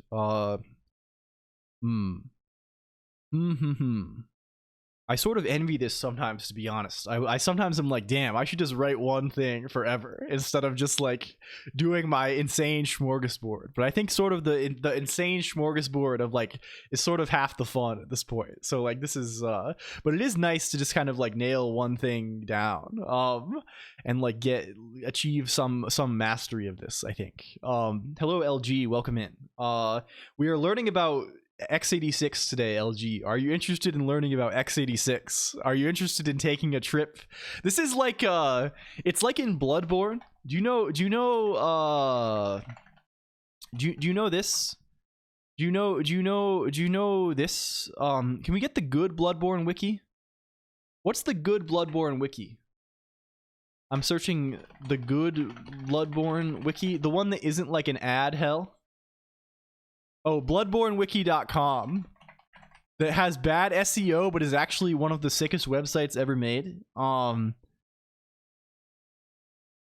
Yes, this one. You know, when the website looks like this, things are gonna start getting really good. And they put Santa hats. They put the Santa hats on the messengers. Yeah, Bloodborne has like 3 bad wikis. There's Fextra Life, which is like maybe the worst wiki site that ever has existed for any video game. That is entirely like a Twitch scam thing. Hello, Destiny Waits, welcome in. There's Wikidot, which is not great. There's Fandom, which is obviously horrible, and there's this one, which is very cool and nice, and has its 10th anniversary, and is like. But like, what's the deal with insights? Can we learn about insights? I feel like learning about x86. This is what this is. We're attaining insight that is causing us to see like scary beings in the world. What's the deal with Clippy being everywhere? Well, I'm so confused. How are you? Is this Emacs that we were looking at with some Lisp parser opening a buffer with a web browser? I mean, I just have. You can just browse the web in Emacs if you want to. We got a freaking it's Firefox. It's Firefox, but it works. I use a thing called EXWM. So like the way my browser works is my window manager is Emacs. And I have my browser configured to open it's Firefox with user Chrome to remove all of the UI, like the nav bar and stuff, and also an extension to make sure all disabling tabs basically, right? Everything always opens in a new window. And then EXWM, my window manager, makes it so I can treat X windows as Emacs buffers. So if I open like my buffer list thing that I made here, I can see the windows, right? They're just like any other buffer, and I can switch to them like any other buffer. I can see like here's my DuckDuckGo search from before, but also here's my notes file that we were just editing, and also like I don't know, here's some random Rust code from the other day, right? And I can just open these sort of freely if I want to. And I can like search through their names. And then I also have a thing like when I type in here, if I'm looking for like I don't know, like how do you have your picker so nicely sorted? It's a custom thing. I wrote this like a long time ago. It's like we'll talk about that too. I can just type like what's an example of something? Duck. If I type duck, I can just press this. I have various like search things built in. I can just search for duck on Wikipedia, right? You see this? This pop-up thing is a guy that I made, and I guess I can share it if you want it, but it's based on something called Helm. There are various things like this for Emacs. Now, the thing you want to look for is like Emacs has this thing called completing read that you can like replace with your own function if you want to. It's the thing for like selecting candidates. I use this one I made myself. There's Helm and like Vertigo, and like these are other popular guys. Ivy used to be very popular. I think Vertigo has kind of taken this over. Hello, Cyan Finger, also welcome in. So like Yeah, and Sololicus also, welcome in. All of these guys are kind of good. Might be swayed from Vim. Yeah, I don't know. I assume you can do similar things. I also note something that may make the whole thing more appealing is I do not use Emacs key bindings at all. I do not know any of that shit. I use Vim bindings, right? Like I am entering and leaving insert mode here, right? Like I am also one thing EXWM enables is there's a feature called simulation keys. So you can make it so that if you press a key in the window, it passes through a different key, right? So I use this to get like sort of a pseudo like a modal kind of interface in my browser windows too, right? Like I'm pressing K right now, I'm pressing J right now, but then if I go here and I press I, now it says EXWM insert at the bottom. Now I'm pressing K, and right, like you see. So this is kind of the thing. It's sort of it's obviously not for everybody, but it's what I've been doing, and I do like it. And you don't have to be like you don't have to throw away the Vim stuff, right? There's a thing called evil mode that is really good. It makes Emacs a very, very tolerable VI. It's pretty good. Of course, you're gonna have to do a bunch of configuration and write a bunch of Lisp probably. But so if you're like, I don't want to write Lisp ever, then maybe it's not a thing. But like if you want an environment where it's like I can put stuff on the screen easily and then bind keys to it, like Emacs is pretty good for that. Hello Octorinsky, welcome in. Vim motions under a layer in my keyboard. Yeah, that's another way to do it, right? You could do it in like QMK or something like this and do the same sort of like, you know, emulation of thing, right? You can definitely manage it that way too. Okay. Legacy prefixes. Presumably legacy prefixes have to be in maybe some kind of order. Although there can be up to 5 of these guys. Up to 5. Can we see like what's the one we care about? What's the fucker we care about? Like who is the fucker? It's operand size prefix. Summary of legacy prefixes. So here they are. There's operand size override, address size override, segment override, lock, and repeat. That slash was a question mark. Yeah, and that's basically what my can I find my thing? Like where is EXWM? If I open config Emacs config UI exwm.el. Here's my simulation key. Like this is what I have these basically. When I'm in normal mode, this is what happens, right? Like if I type B, it translates to alt left, and N is like these guys are like go forward and backward in history, right? I have you know various things like this, right? It's not, I don't go super crazy with it, but it is occasionally useful. And I have to like do a bunch of nonsense to, I don't know, I have a bunch of shit to handle like the evil state management aspect of the whole thing. Slime, have you noticed the upcoming trend on esoterics, especially tarot and horoscopes among youngins? It is apparent in my country. What about yours? I mean, to be honest, I think people do love this stuff. But I don't know if this is anything new. People love to have fortune telling. I love it too, to be honest, right? Like I mean, you know, I think of myself as a sensible person from time to time. But then I'm like, you know, I'm going to have someone draw cards and I'm going to interpret them very strongly. I'm going to look at the GCP dot and I'm going to interpret the dot in a strong way. I think it's basically harmless. I don't know. People do love horoscopes though. They're actually, this is relevant to Haskell topics. There's a thing called CoStar. Do you know about this? Hello Speed Birdie, also welcome in. CoStar, a social network based on astrology. Their backend is Haskell. They like hire Haskell people a lot. This is like one of the Haskell jobs that you can sometimes be getting. I know this is one of like the main ones. Do they hire? Yeah, they mention it on their. Can we find if they talk? Are they talking about this on the web? Are they talking about this on the web? I'm glad they did not put not infer the city I am in based on my... Yeah, they have a Haskell page. They have jobs, team, and then Y Haskell underneath. Yeah, CoStar is built by a small team of 30 humans, etc., etc. We have exactly 2 backend engineers, a single Haskell engineer. They just, I don't know. They like Haskell. Their website is fucked up. It doesn't work well in dark mode. Their back, I don't know, but they're doing Haskell. It's kind of funny. If you're not susceptible to bad people exploiting emotional distress, yeah, this is probably good. Don't get scammed. As an alternate environment, I run Hyperlink normally. Yeah, it's kind of, I don't know, it's kind of cool, right? I definitely don't want to make any sort of claims like this is the best thing that will make you good.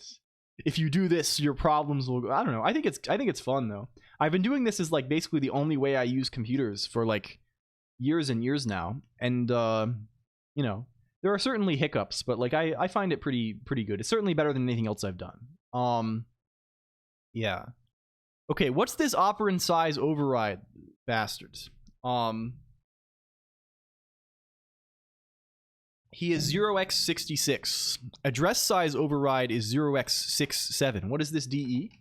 Hello, Chasmus. We were just talking about this. It's EXWM. It's this guy. This is the guy I'm using Emacs, and then Emacs manages my Windows too. Welcome in, Chasmus. How are you? Are you a Linux head? Hello, Stack D Ideas too. We are learning about x86-64 instruction encoding today. Cheers, hell yeah. 0x66. Before I used this, I was using no X for a long time and just using like tmux. And before that, I was using DWM, and before that, I was using XFCE a little bit, but that was back when I was like probably like 15. The operand size override, and I think we probably care about 6.7 too. You are address size override. I don't think we give a fuck about segment override at all, or lock, or repeat. Okay. What is operand size override? The operand size is determined by a combination of its opcode, the D bit, and the current code segment descriptor. Do we have to care about this? What is the current code segment descriptor? Is this like some horrible thing? And the current operating mode is shown in table 1-2. The operand size override prefix selects the non-default operand size. The prefix can be used with any general purpose instruction that accesses non-fixed size operands in memory or general purpose registers. It can also be used with the x87 floating point fuckers, I assume is what these are. I assume these are guys for saving floating point registers into general purpose registers. In case you, for example, need to cast a float to an int or something. This is the thing that like blew my mind. Like when I was like I didn't really like the floating point stuff is like it's like its own little world, right? Like they live in their own little zones. They have their own zone. Which is I don't know, it's cool. Anyway, we can be in either long mode or legacy mode. If we are in legacy mode, our default operand size is either 32 or 16 bits. I don't know what this means. In long mode, we are in either compatibility mode or 64-bit mode. Compatibility mode, we are in either 32 or 16-bit. We're just going to assume that the default operand size that we care about is 32 bits, right? It's 32 bits. And okay. So what do we do with this shit? If you want it to be 64 bits, you set rex.w, as we saw. If you want it to be 16 bits, you put the 66h guy on there. I'm just going to, this is a whole bunch of stuff, and I'm just going to summarize this to makes operand size 16 bits instead of default 32 bits. Rex.w, excuse me, has higher priority and makes operand size 64 bits. Okay. address size is presumably the same. The default address size for instructions that access non-stack memory is determined by the current operating mode. The address size override prefix selects the non-default. Okay. So address size, this is easier then, right? Address size is by default 64 bits, right? And if we set this prefix, it becomes 32 bits. What does a 32-bit address even meaningfully mean here? Are we just reading the... I mean, I guess it means... Yeah. Everyone just uses SSE now. Addressing mode is how you're calculating, but this is addressing size, right? This is address size. This is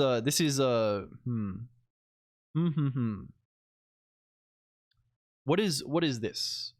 What is this fellow?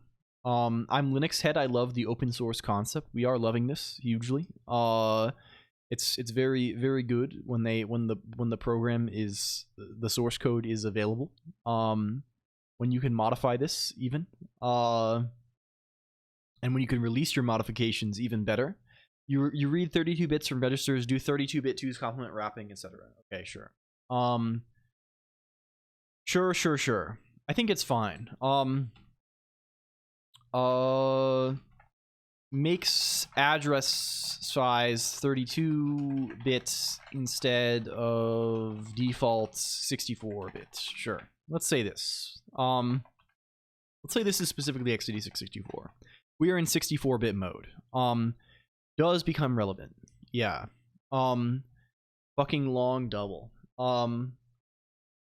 Okay. Well, I think like we have a decent long double. Yeah. We have a decent sense of like maybe, I mean, there's going to be insane caveats and stuff, but like, can we find these instructions? Can we find the table? Bring up the table. Where's the freaking table? We don't care about prefixes anymore. I think this is in Appendix A, right? Opcode maps. This is what we want. There's legacy opcode maps. There's extended instruction. This is for Vex and for XOP. There's all these guys. We want the primary opcode map from legacy mode, right? This is what we're looking for here. And here it is. It's sure. Here it is. We don't want vintage mode. Well, in vintage mode, some of the instructions are restricted. In legacy mode, there's bans, but at the very least, you can play 4 of everything. So, you know, if you want to play 4 brainstorms, it's got to be legacy mode. For me personally, I'm thinking it might have to be legacy mode because I do like playing 4 brainstorms and 4 lion's eye diamonds in my instruction encoding. Okay. Anyway, we can see various fellows. Fellows various. This is the high 4 bits. This is the low 4 bits. And then this is spread over, you know, this is you understand how this is written. It would normally be wide, but unfortunately pages are narrow, so they have to make it be long instead of wide. They're going for sort of a long type of configuration. So what can we say about this? Well, 00, 01, 02, 03, etc. These are all add. They're all add. We were seeing something before where we were seeing a distinction between like how do you say 00 being an 8-bit sort of guy and 01 being a 16-bit kind of guy or a 32-bit kind of guy. Can we determine why that is? Like 00 would be EBGB, 01 is EVGV. What is the deal with this? What is the deal with this? What's his deal? What is EG? What is GV? I assume the B means byte. Maybe that seems like it is something kind of reasonable. Maybe that's what these kind of are talking about. They're talking like BV, etc. Byte and verd. Yeah. It's byte and verd, and then the Z means zerd. Can you tell us? Can we get like a key somewhere where they tell us what this means? Oh, here they go. Oh, here we go. There's so many fucking letters on here. Let's read this whole section here then. This appendix specifies the opcode and operand encodings for each instruction in the AMD 64 instructions. So this is the goodies, right? We've kind of been skipping over the goodies. We've been looking at all this other stuff for basically how operands are encoded. We've skipped over the actual thing that's like what you do, right? There's all this stuff that there's a million other things that tell you how you do it and what you operate on, and then this is what tells you what you do. This one byte. So okay. As discussed in Chapter 1, the basic operation and implied operand types of an instruction are encoded by the binary value of the opcode byte. The correspondence between an opcode binary value and its meaning is provided by the opcode map. Each opcode map has 256 entries and can encode up to 256 different operations. Since the AMD 64 instruction set comprises more than 256 instructions, multiple opcode maps are utilized to encode the instruction set. A particular opcode map is selected using the instruction encoding syntax diagrammed in Figure 1.1 on page 2. For each opcode map, values may be reserved or utilized for purposes other than encoding an instruction operation. Sure, right? For example, a prefix, right?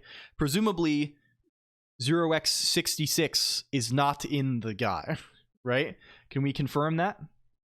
Let's scroll down a little bit. Can we confirm 666? You see, 6 high digit 6, low digit 6 is operand size override prefix. It's not an instruction, right? Because if you see 0x66, you go, oh, this is not the instruction. I have to keep looking for more prefixes, right? But of course you could have no prefixes, so this you understand. This is variable width encoding kind of stuff. Honestly, very simple. You know, we have similar vibes to the sort of way it has to be set up is similar to the Huffman stuff we were talking about last time, right? Where it's kind of you understand, prefix free, right? You kind of can't have anything. None of these bytes could be something that could be the first, like a prefix, right? I bet all of the 0x4 guys are also out, right? Thank you for the streak. I may have borked it, right? Yeah, you see here, it's either inc or rex prefix. It's inc in not 64-bit mode, but in 64-bit they stole inc. They stole increments. They replaced all of the increments with rex. Yeah. Okay. Also, look at that. These guys, 8 increments. Yeah, they had 8 whole guys. I mean, I think this is like almost like. Can we find the Game Boy guy? Game Boy CPU instruction encoding table.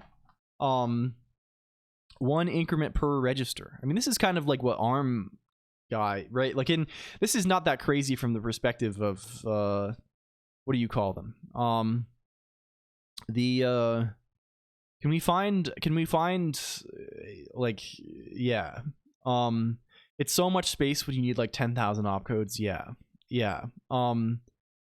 I guess for Z80 guy, you can only increment, you can only really do stuff to A anyway. Like there's a couple things that take different registers, but it's mostly this. Do you like glint wine? What is glint wine? Yeah, this is primary. This is number 4, right? This is like right off the rip. Okay. Back to business though. Let's see. To preserve compatibility with future instruction architectural extensions, reserved opcodes should not be used. If a means to reliably cause an invalid opcode exception is required, software should use one of the UDX opcodes. These opcodes are set aside for this purpose and will not be used for future instructions. The UD opcodes are located on the secondary opcode map at code points B9H, 0BH, and FFH. The following section provides a key to the notation used in the opcode maps to specify the implied operand types. Okay, opcode syntax notation. In the opcode maps which follow, each table entry represents a specific form of an instruction, identifying the instruction by its mnemonic. I do not know what glint wine is at all, no. I do not drink alcohol. I am a teetotaler. But I have never heard of this either. Each table entry represents a specific form of instruction, identifying the instruction by its mnemonic and listing the operand or operands peculiar to that opcode. That's a fun way to say it. If a register-based operand is specified by the operand opcode itself, the operand is represented directly using the register mnemonic as defined in Summary of Registers and Data Types on page 42. If the operand is encoded in one or more bytes following the opcode byte, this following special notation is used to represent the operand and its encoding in more generic terms. This special notation used exclusively in the opcode maps is composed of three parts. An initial capital letter that represents the operand source/destination, register-based, memory-based, or immediate, and how it is encoded in the instruction, either as an immediate or via the modrm.reg, modrm.modrm, or evexexop.vvvv fields. For register-based operands, the initial control register also specifies the initial letter also specifies the register type, general purpose, etc., etc. Okay, cool. 1, 2, or 3 letter modifier in lowercase that represents the data type. For example, byte, word, quad word, packed, single precision, floating point vector. X, which indicates for an SSE instruction that the instruction supports both vector sizes, both 128 and 256 bits. Okay, sure, we don't care about this yet. The following list describes the meaning of each letter that is used for the first position of the operand notation. Okay.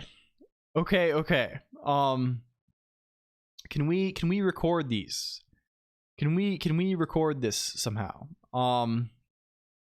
Let's get this. Like operand notation. There's two guys, right? There's like location, right? And then there's type, right? A is far pointer encoded in the instruction. No mods RM. Who knows what this means? B is, let's just skip all the Vex guys for now. We don't care about them very much. C is control register specified by modrm.reg. D is debug register specified by modrm.reg. E is general purpose register specified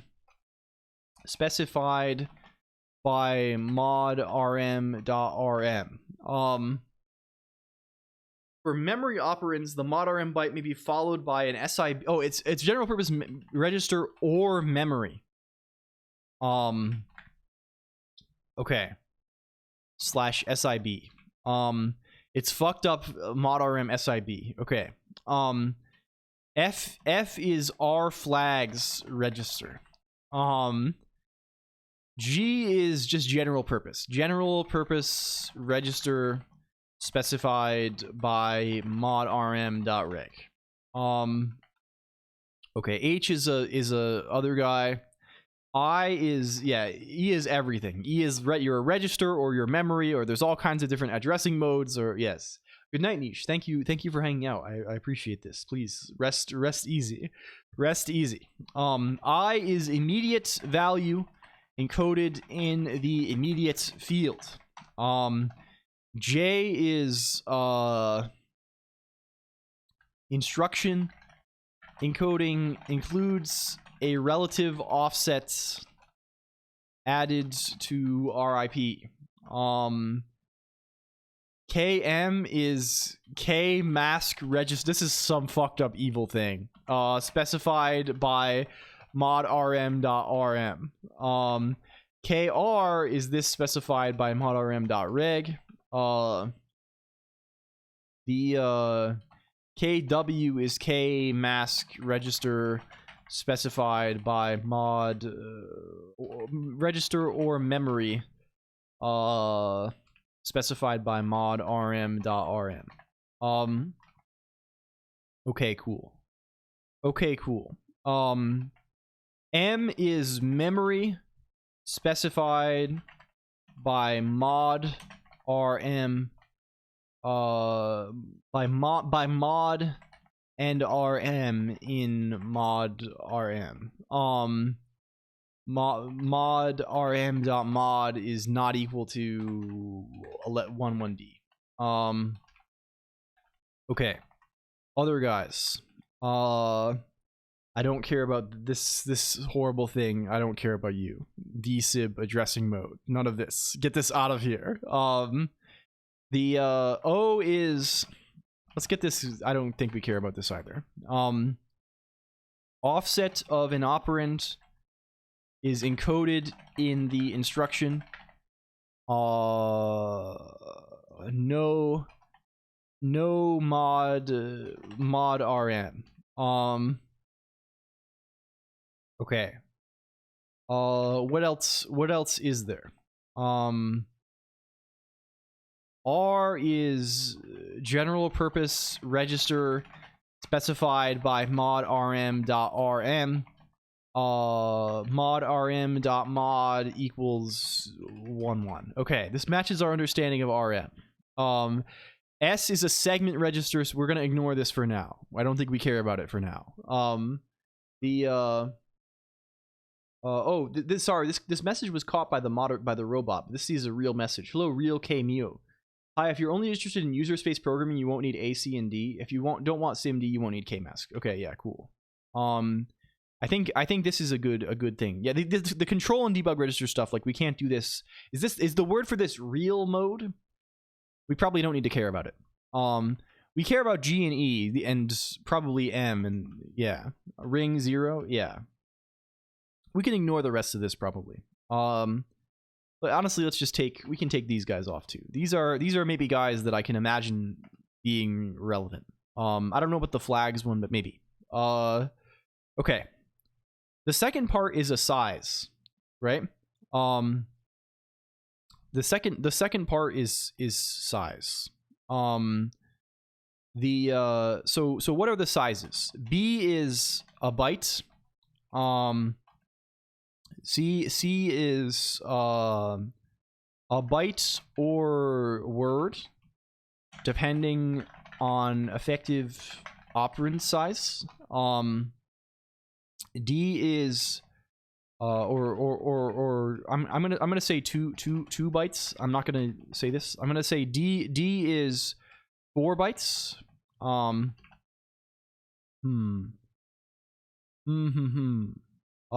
DO seems fucking crazy. But what takes a double oct? Oh, this is probably like a YMM kind of guy, right?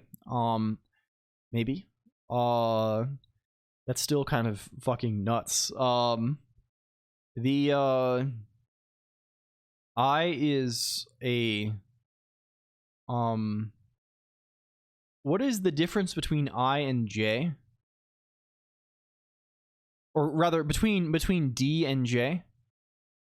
Well, we'll see how they're used, I guess.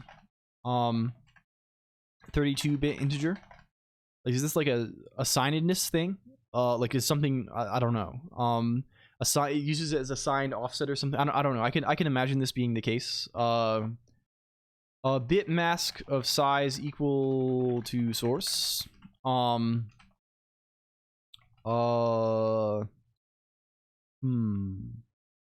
MN, where n equals 2, 4, 8, or 16. Or 16. A bit mask of size n. Like a lot of these are just like vector guys here. Sure. Q is 8 bytes. A 6 byte or 10 byte pseudo descriptor. What the fuck? Yeah. V is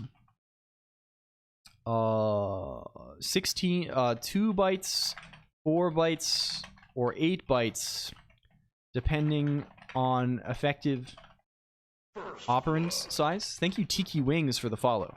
Welcome in, Tiki Wings.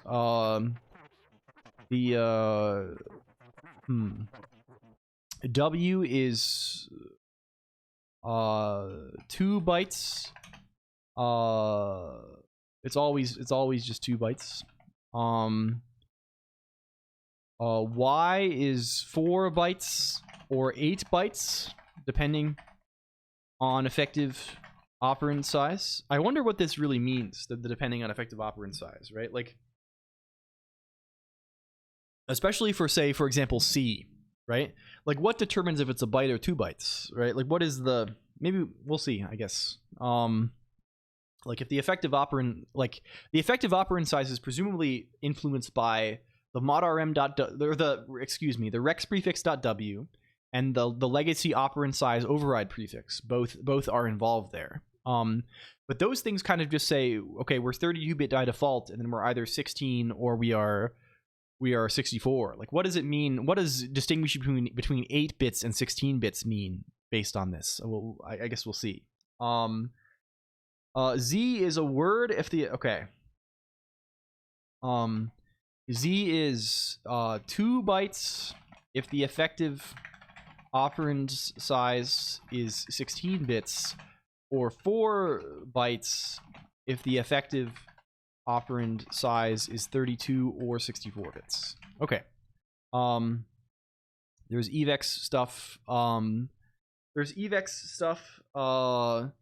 They sometimes use modrm as an encoding extension. We really need to know what effective operand size means. I think we looked at this before, but we need a way to look at it better. But why? This is just what they're doing on here, Demonov. It's years and years of, again, like, this guy is venerable, right? He's almost like he originated like 50 years ago and then has grown. There are endless guys, so we can see what these things mean a little bit more now, right? So add, we know that this indicates to us what's happening now, right? So 0 0 is add EBGB, right? What does E mean? E means a register or memory location.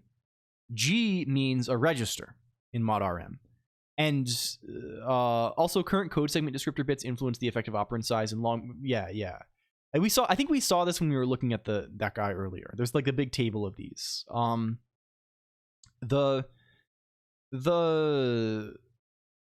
We can, so right, we're reading one general purpose register that is a byte, right? And then we are reading another, we're reading either memory or register a byte and a register a byte, right? And then 0 1 is EVGV, so it's the same thing, like memory, register, and register. And then the V is, it's either 2 bytes, 4 bytes, or 8 bytes, depending on effective operand size, right? So it'd be 2 bytes, it'd be 4 bytes by default. So if we just wrote modrm to specify the registers and then 0 1, right, that the operand size will be 32 bits.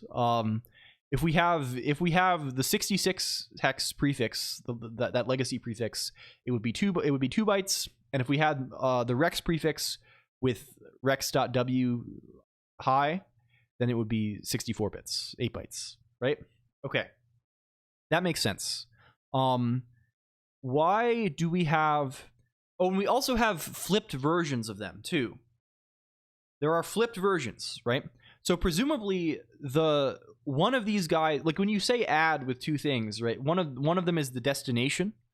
I don't actually know. This is probably based on, we have to find where add is described to know which one is the destination.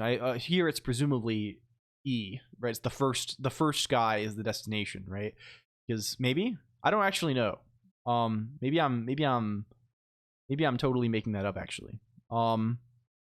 But like basically you get to you can flip them in orders in case you want to write to memory or write to register, right? So right, because like, yeah. So there's flipped both directions. And then here we have ways you can add. What is I? Oh, this is add immediate. You can also add a single byte immediate to AL, so to just to A, or you can add a Z immediate, which is either, you know, it's either 32 bits or 16 bits based on the size. You cannot have a 64-bit immediate here. You can add that to RAX or EAX, whatever the thing should be. Clippy simply wanted to help. Hello, X Lizard. Yeah, we have Clippy can help us. We have this capability. Clippy can talk. Clippy can talk. Hello, X Lizard. One. We have puppeteered him. And he can do various things. I'm happy to hear that. I'm glad this has brought you some amusement. Hello. I like your name a lot. Okay. Is it the case that you can only add immediates to RAX? I assume there's like another. We can look at it. We should be looking at Godbolt more. I think this is probably a Godbolting kind of day.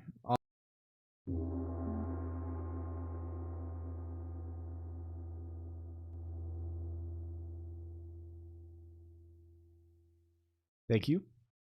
Hello. It's probably a Godbolting kind of day. Like I can say add RAX. I don't know, like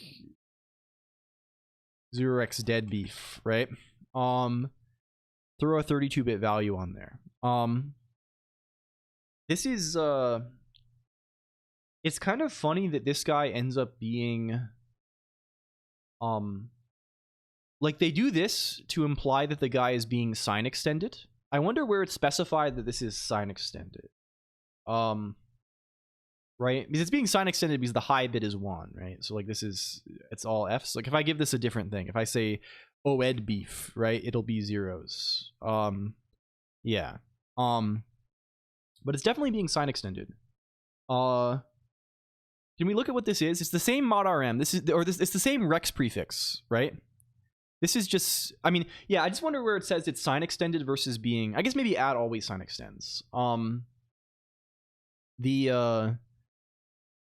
Yeah, this is REX plus W, and then this is 0, 5. It's always sign extended. I see. This is 0, 0, 5. This guy is, we can look at this guy in the table. He's here. He's the guy we thought he was, right? Of course, the operand can only be, and there's no add RAX im32. I mean, isn't there? Isn't this basically this, right? Isn't this guy here basically, this IZ here, like this is saying immediate of 16-bit or 32-bit size based on the, maybe I'm misinterpreting. Hello F Mega. You can't do this with other guys for sure though, right? Like if I say RBX, like maybe you can do this. Maybe it's like another character. Yeah, like you'll notice our instruction here. We have like some legacy prefix here that is pointing us to some secondary table, right? Like this 8.1 guy. If you want a very condensed version of the opcode table, search for. Oh yes, I think I've seen this guy before. Coder 64. Radar 2 also has this. Cool. I will poke at this maybe. Thank you. This is useful. I know very little about x86. I am an extreme novice. So like maybe this we'll figure it out. Oh, this guy is very dense. Cool. Can we find the getting the table from man x86 add? Yeah. 05 ID is 32-bit EAX.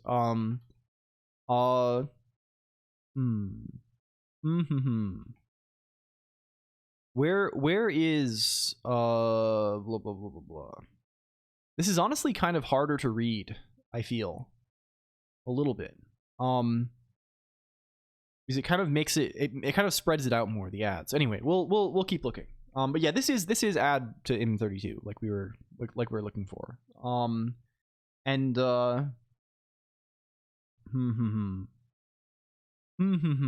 Well, cool. Let's can we find what this guy is? Is this C3 prefix? If we go back over to here, if we go to legacy prefixes, what prefix would this be actually? What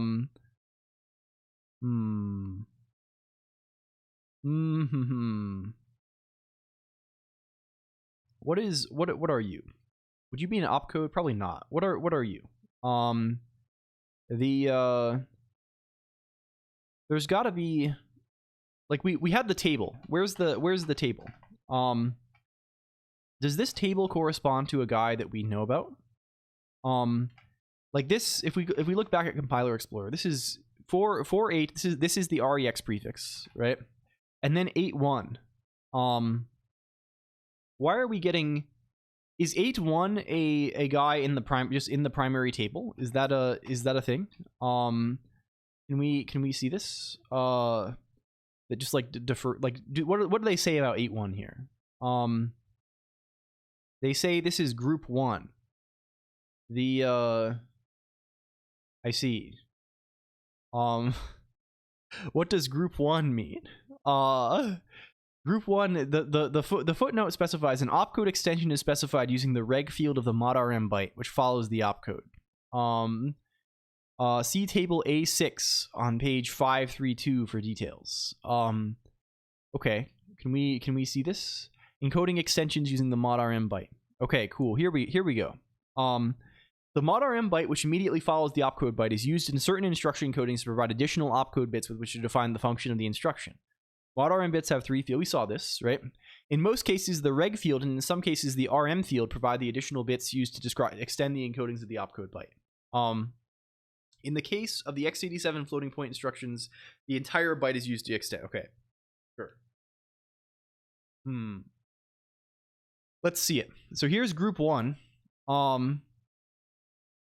Here is group 1, which is this opcode 80, 80, 81, 82, 83.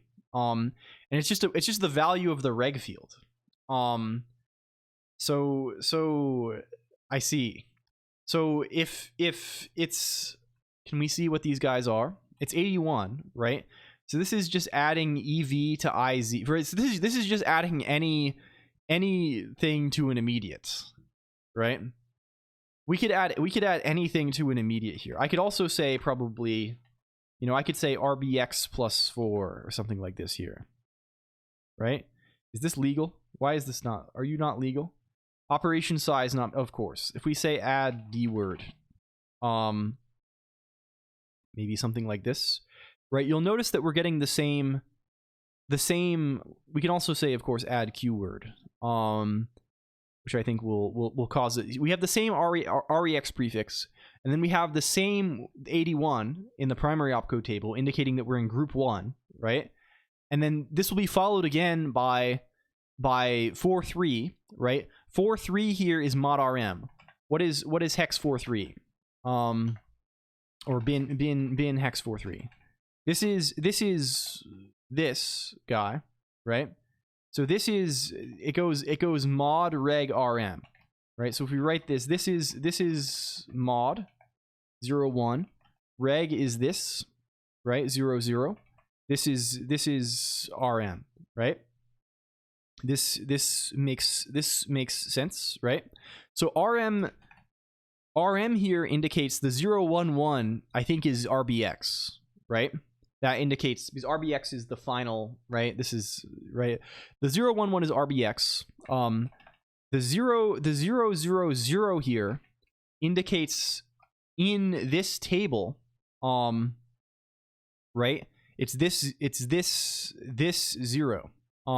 Is opcode 81, and then this 0 indicates that we are in add EV IZ, right? Which makes sense, right? We're adding something that is not byte size. We're adding a 32 or 16-bit immediate to a 64 bits register, right? My current music player, yeah. So that makes sense too. And then mod is 01, right? And mod is 01. Because this is indicating that we're using this long immediate here, right? If we give this guy, how could we make mod be 10? Mod being 10, this will happen. Can we look at our notes again? Mod being 10 should happen. Well, no, it should be 10 when there's a 4-byte displacement. Oh, it's the displacement. Okay, hello Mimi VR. If we give this guy a bigger displacement, we could change the value of mod, right? You'll notice this. So look at the thank you for the gift sub Sentai VT to Random Logic 0101. Also, I appreciate this a lot, my friends. I hope you're doing well. Welcome in. So if we make this guy a guy who cannot fit in a single byte, we will observe this 43 changing. 43 is mod rm currently, and we'll notice the 4 changing here, I believe, right? Look, let's change this to 257, right? Which is a legal move. Oh, this changes. Oh, of course. Okay, it changes what? So you'll notice that the mod RM is now 8.3, right? And you'll notice that the difference between these guys, if we look at 0x83, the only difference is that this 0.1 has changed to 1.0.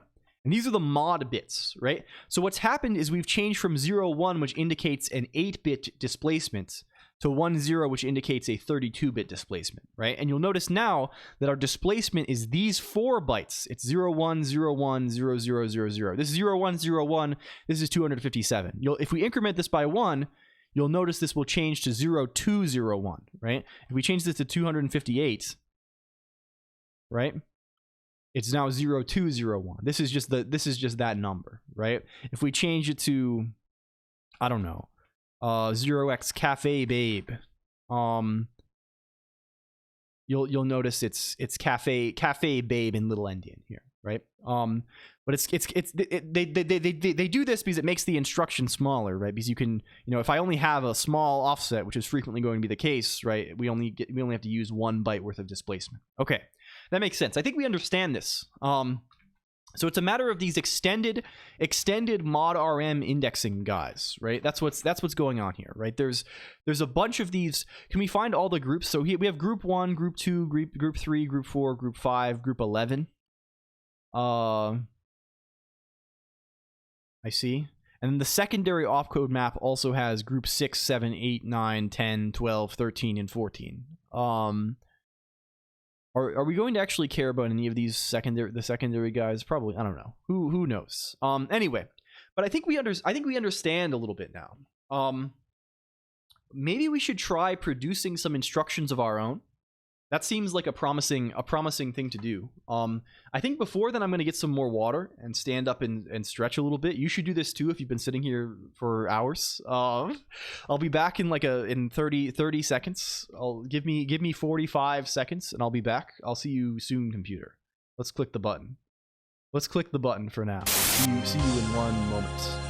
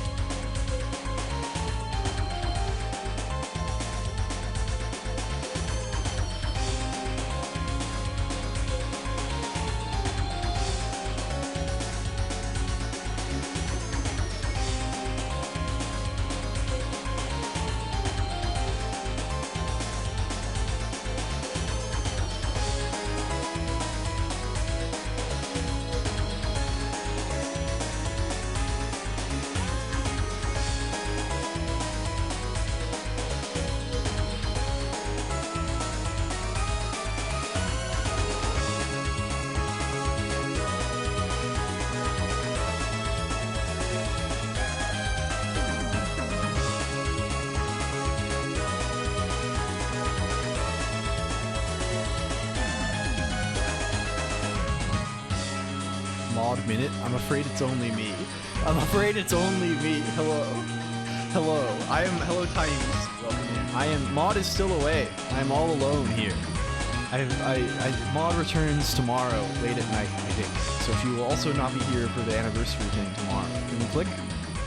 Can we click? Probably we just need a few instructions from the secondary opcode table. RDTC, TSC, syscall, the CMove family, and maybe the longer. Missing mod. Yes, me too.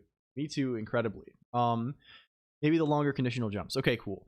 But I think we know how to do it if we need to. If we need to get them, I know how to get them. Yes, Mod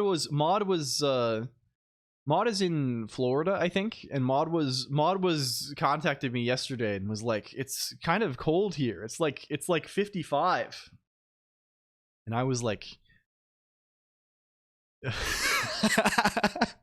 I don't know what to say to this. She's going to be in for a shock, I think, when she comes home. It's actually cold in Florida for once. Yeah, I mean, cold is relative, I think. I think, like, Fahrenheit, like where I am, it's been well below 0 at night. It dropped near freezing last night in Orlando. Yeah, this is pretty cold, I guess, for Florida, for sure. Okay. They put us in the damn negatives. It seems like it's time for some programming, maybe. Also, someone asked me a question and I just didn't answer it. Are you still here, the Geeko1? I'm sorry. Hi, Elko. I know this is unrelated. I think it's because your name is the same color as Random Logic 0101, so I just ignored this. I apologize. Hello. You're asking, is it possible for a very simple arch, a very, very simple one, to solve scheduling for a specific program? It's an emulated one with no cache and branching latency, so it's very simple. I think, yeah, probably. I don't know for sure. It probably depends a lot on a lot more details of the whole thing, the whole situation. Outdoor hockey game this weekend, and I see. Okay, so this guy is actually kind of like, it's kind of tricky, right? Because this guy is like, I feel like I have a good idea of how to decode these instructions now, what you are trying to do. So what we're going to try and do, XLizard1, our eventual goal is we're trying to write an assembler, right? So there's a thing called an assembler, right? This is something you maybe have heard about with computers before, if you heard about like people talking about programming, right? The basic way that, yes, x86 is the insane root that takes the reason prisoner. Like, I'm here, I'm gonna try and do it anyways. I integer solver or something. Yeah, I don't know very much. It would depend a lot on the thing. Like, by scheduling, do you mean like instruction scheduling? Like what is this, the like, or do you mean scheduling in like a multi-process? Like, what is the particular? I would love to hear more about your project. This sounds very cool. Is there a particular target you want to emulate? Not to emulate, right? This is not like writing an emulator. Our goal here, like writing an emulator for x86 would be nightmarish. Our goal here is to write an assembler, to eventually use as a compiler backend. The thing I think we want,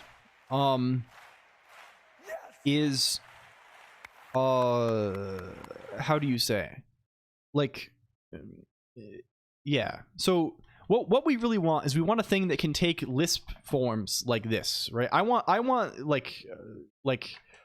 this function, right? I want a function that lets me say add RAX, you know, like, I want this, right? And I would like this to turn into yeah, I would like this to turn into the appropriate bytes. This is what we are looking to do. And the reason for this is I want to, you know, we're gonna build stuff on top of that. I want to have a language. Yeah, it's 64-bit mode because there's an RAX. Yeah. I only care about 64-bit x86 right now because I basically care about writing code that I can run on my computer. Instructions and data dependencies. I'm trying to get the best score on Anthropic's optimization challenge. I see. I mean, this depends. I mean, I guess if you have no cache and stuff, like, this is not as... Is there... Did you say, is there pipelining on this guy? Is there, like... I assume there must be if you're talking like this, right? Like,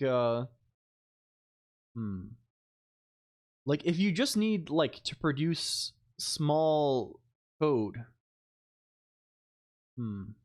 Anyway, I don't know. I think I'm probably out of my depth, so I'm not going to try and like. I'd have to look at it a bunch and kind of noodle over it a little bit. I don't want to like give advice about stuff that I'm not confident about. So I don't know, what is this challenge? It's pure software pipelining. What is the thing? It's probably a little more than I know about.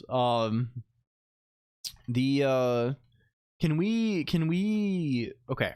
It's pretty easy. I think it's pretty easy for us to decode, right? Like it's like decoding is basically just like following the table, right?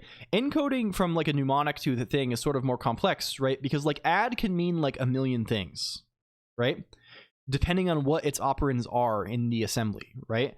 Like add could mean like these bytes if, right, we have, you know, we match one of these sort of guys, or add could mean like it could indicate something in group 1, right, as we just saw, which is like a totally different set of guys. Original performance take home. Oh, is this like an interview guy?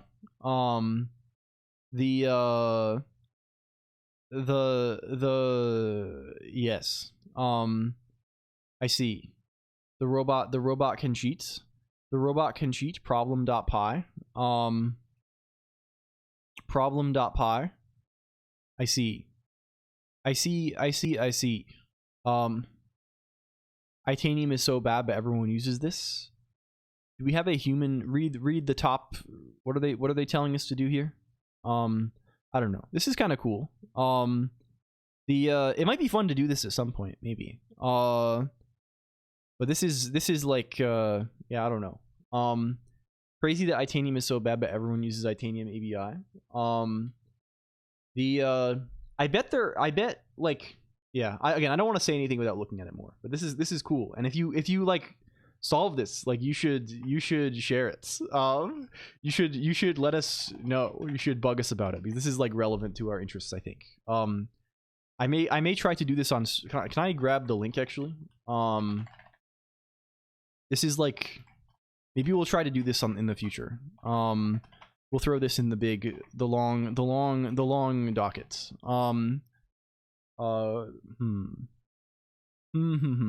Okay. So what is,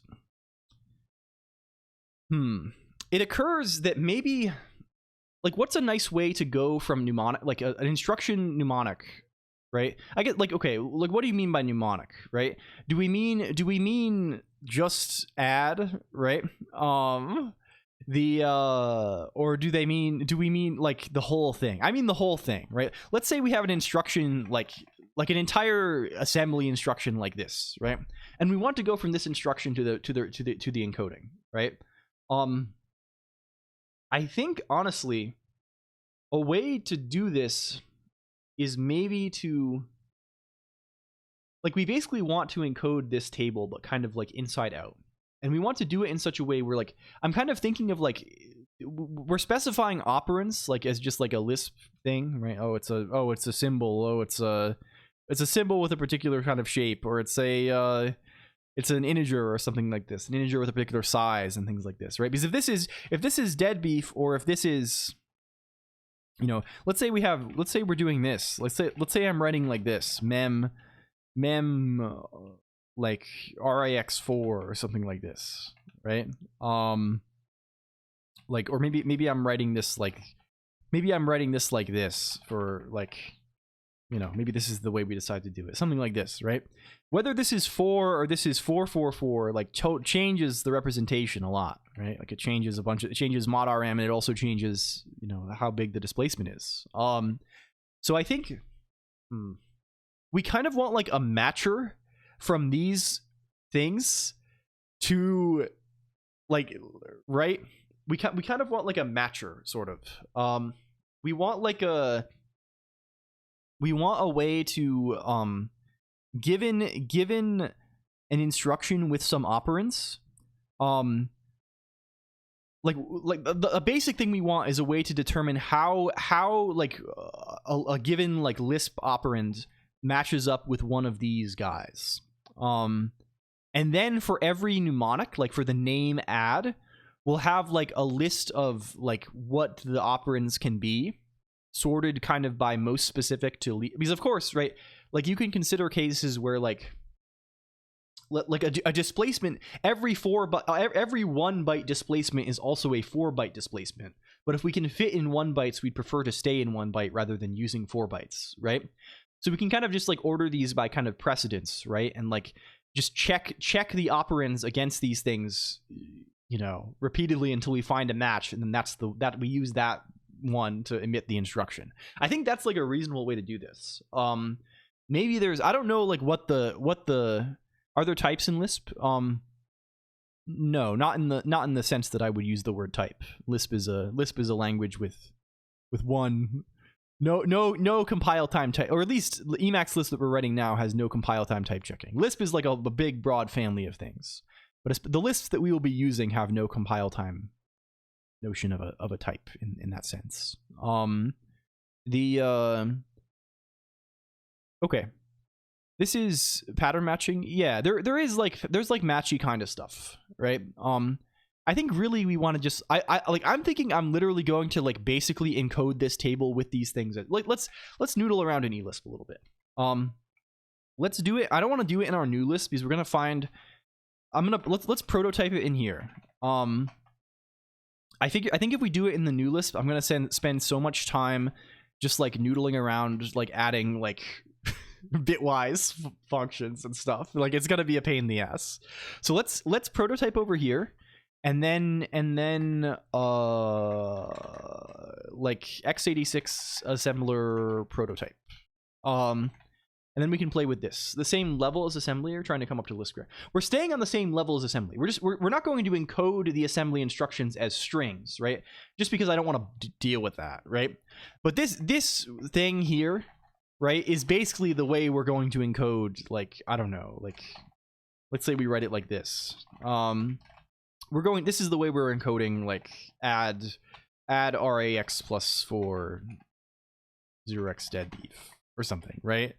Like just as a Lisp form. Like we're not like lifting this to like some higher level language or something. But Lisp just makes it easy to write little lists of symbols and things, and that's what we're going to do. Yeah, Racket does have some type stuff. I think Clojure has like there's like a contractor like specification thing. I don't know if it is statically checked. Yeah. So this is the concept. So what's the basic guy we want? Let's call this UX86 match, or like operand match or something. An operand match, Colton. Yes, Colton is a very different sort of guy. I actually did Advent of Code this year in Colton. Build your own scheme. I've done this before. I wrote what's the small? I think I wrote an R7 RS small several years ago. Hello Ixodod. In pure scripts. It kind of sucked. I did not finish the whole thing, but I had like working syntax rules and stuff, which was kind of good. The eventual target for this stuff is our little Lisp. It's this guy. L:Q pits, which is the eventual, like, the long-term goal is I want to have a self-hosting C compiler.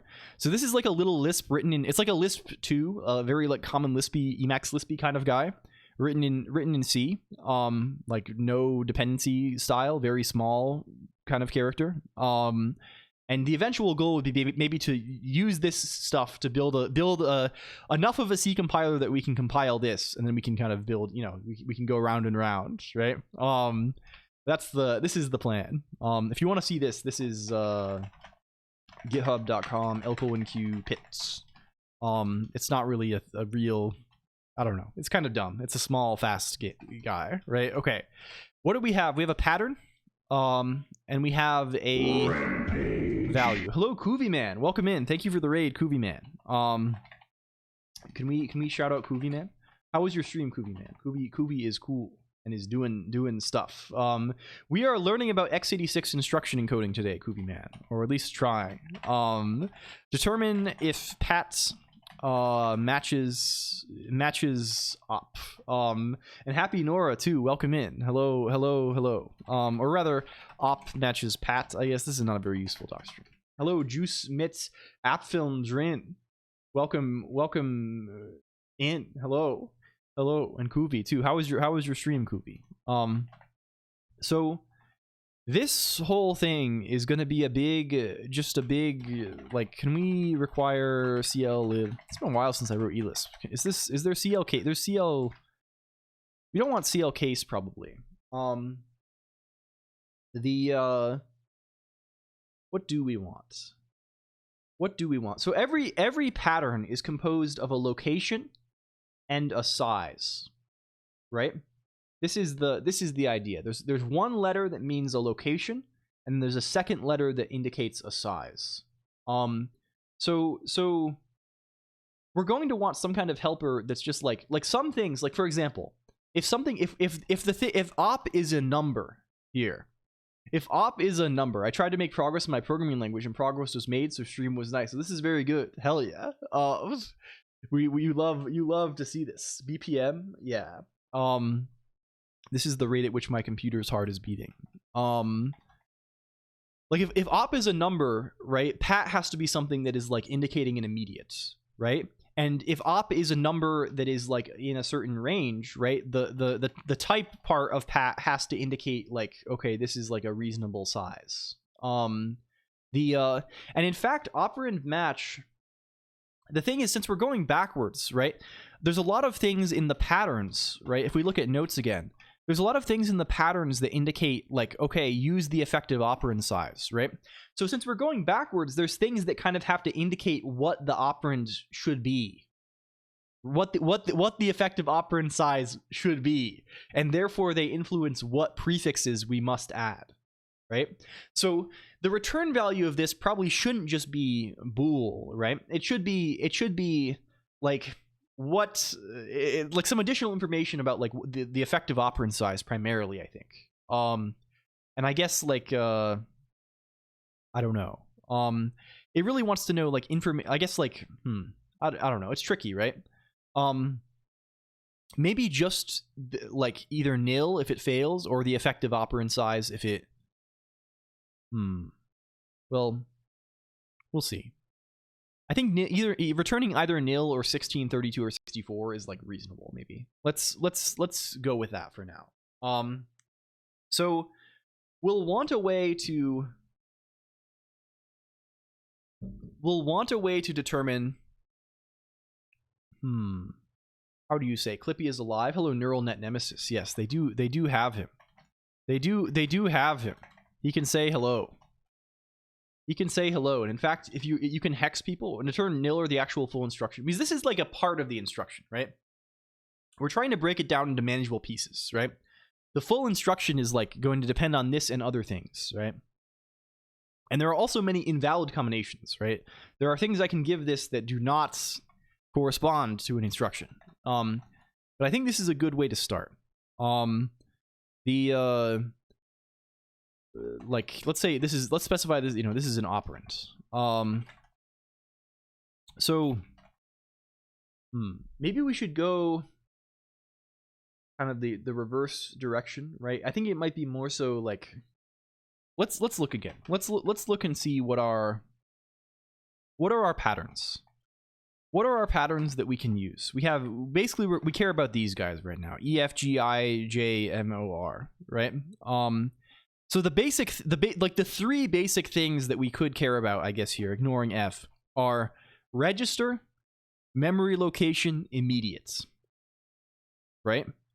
It's register, memory location, immediate. So let's start by saying, can we get S also?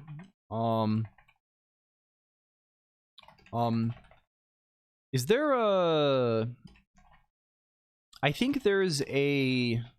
Let's call this... let's actually use this guy so we can pattern match in the binds. Let's say... I don't know. Like... blah, blah, blah, blah, blah, blah, blah. We have a lock and we have a tie. And this is...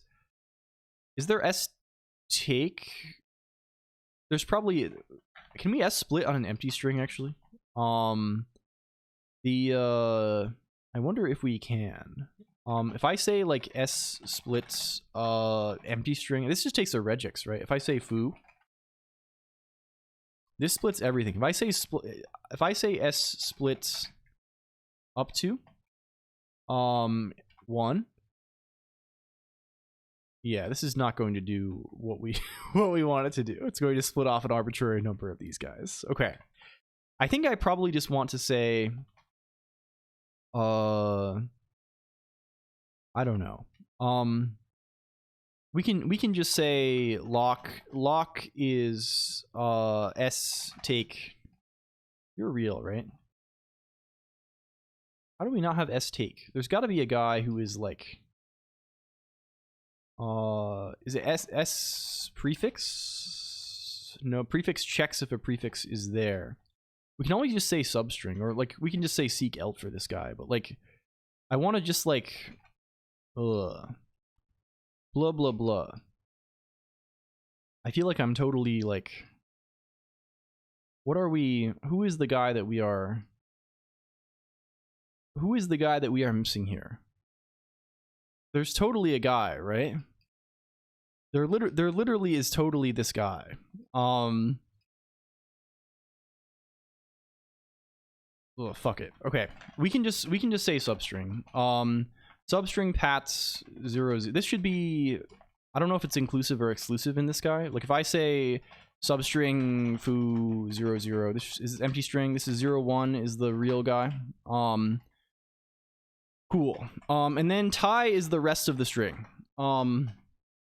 Which we can just, we really want to just drop a guy from the string, but we can also just say s chop prefix lock right of pat, right? So we have a location and we have a type. I think the main we're going to need more information than just the operand size, right? Like I think we want to return just the size of this operand, right? This is going to be kind of distinct from, well, I guess we really just need to know if it matches. We can kind of use the putting it there thing separately, right? We just need to know if the guy matches. So let's branch on these guys, right? If we CL case on a bunch of things on lock, for example, right? Let's call this size actually. So what can these guys be? Like if this is I, right? If this guy is I, like fundamentally we're going to be saying something kind of like integer p op, right? If this guy is, what are the other guys? We're going to check more because we're going to check specific sizes, right? If this guy is I don't know, like R, what are the ones that are specifically registers, right? It's G and R. I think CL case you can give a key list, right? Key list is, yeah, you can give multiple guys, right? If this is G, or if this is R, then this is UX86 register, like register GPR op, right? And if this guy is other stuff, right? If it is I don't know, specifically M, then it's UX86 memory location. Hello Vonaq, welcome in. Thank you for Kvunka Blanky Bear. This is kind of good. Can we shout out Vona? Vona is my friend who is good and is playing cool video games. We are building a I don't know. We're learning something. we are attempting to learn something.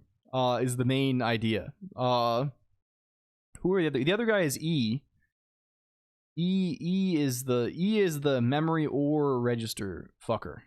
And E is just either of them.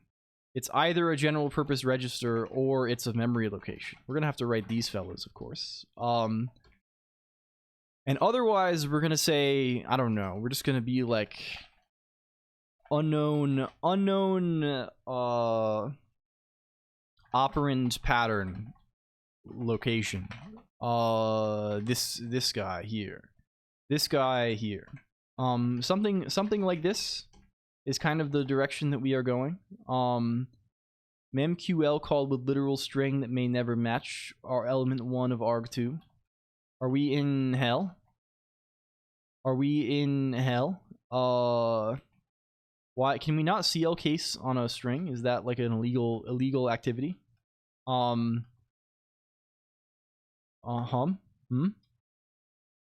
pretty sure we can do that, right? Like if I say CL case foo 1 bar 2, that is not a thing we're allowed to do actually. Does CL case compare with eq? Is that what you do? They're compared with equal. Okay, so it doesn't work. Is there another case that we can use to compare strings? I feel like there must be. Does pcase do this? Pcase is like a pattern match kind of guy. Can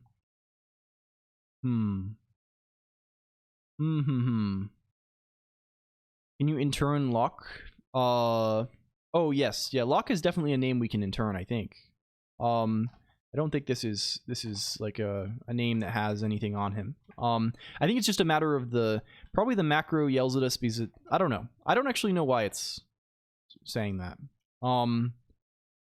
Like if we change the name, like what is the shape of this error message exactly? Like if I say like, yeah, same thing. memql call with string literal. What it is it's calling memql, right? And memql is based on EQL, right? And EQL does not compare like it's a identity comparison, right? Like eq, right? Like if I say equal foo s concat foo, this is true. If I say EQL, this is nil, right? So that's what, and memql is checking membership in a list. Hello, Slimevix. Any Joelers? Oh, you know there's Joelers. memql is checking membership in a list using EQL. So what it's saying here is because we used this thing, this syntax where there's a list of keys, elisp is the macro expanded version is warning us because it's trying to do a memql on this variable against a list that contains a bunch of string literals, and this may never match, right? This is not like literals will match, right? Like I can say EQL foo because they're the same literal. Oh, actually they won't even match. Okay, not even that works. A literal will just literally EQL. This will EQL true against literally nothing. So yeah, that's what it is. But maybe there's a better case we can use that uses strings. That uses equal. Can we have this match against? There's various guys here. Oh yes, this does use equal. Okay, sick. Okay, if I do pcase, wrong type argument symbol pg. Does it not work for lists? Is it illegal for a list? Do they hate us? Do they hate us on lists? No, it should work, right? Shouldn't it work? Why? What's your problem? Why is it checking symbol PEG? Am I holding it wrong? I'm probably just holding it wrong. Oh, it's backquoted. I have to backquote this. I have to say this. Yes. Okay, good. Because it's the QPAT stuff. Yes, good. And you want this for your P case. Okay, sick. Can we just define these guys then? If we define you x86, not scheme style, register GPR, like R. This is just another big case on R, right? It's another big one of these guys, and we'll make these return their index because that's generally useful, but we'll make them return nil if it doesn't match, right? So like, let's think about this, and actually they should probably be even smarter than this, right? Because the register, we gotta actually check a couple of things. We can't just be like saying GPR. we have to be checking some additional stuff. We have to check. We're not going to worry about the semantic meaning of operand match, right? We'll actually just say this is a pure predicate. GPR, these guys can return something useful though. And if it's a GPR, it's either a UX86 register bytes. Register byte. Hello, Fluted. Welcome in. Or a UX86 register 2 bytes. I'm not going to say word and quad word because I want to retain some sanity here. I think 8 bytes, right? Let's say return non-nil if GPR. Return the register index if GPR is a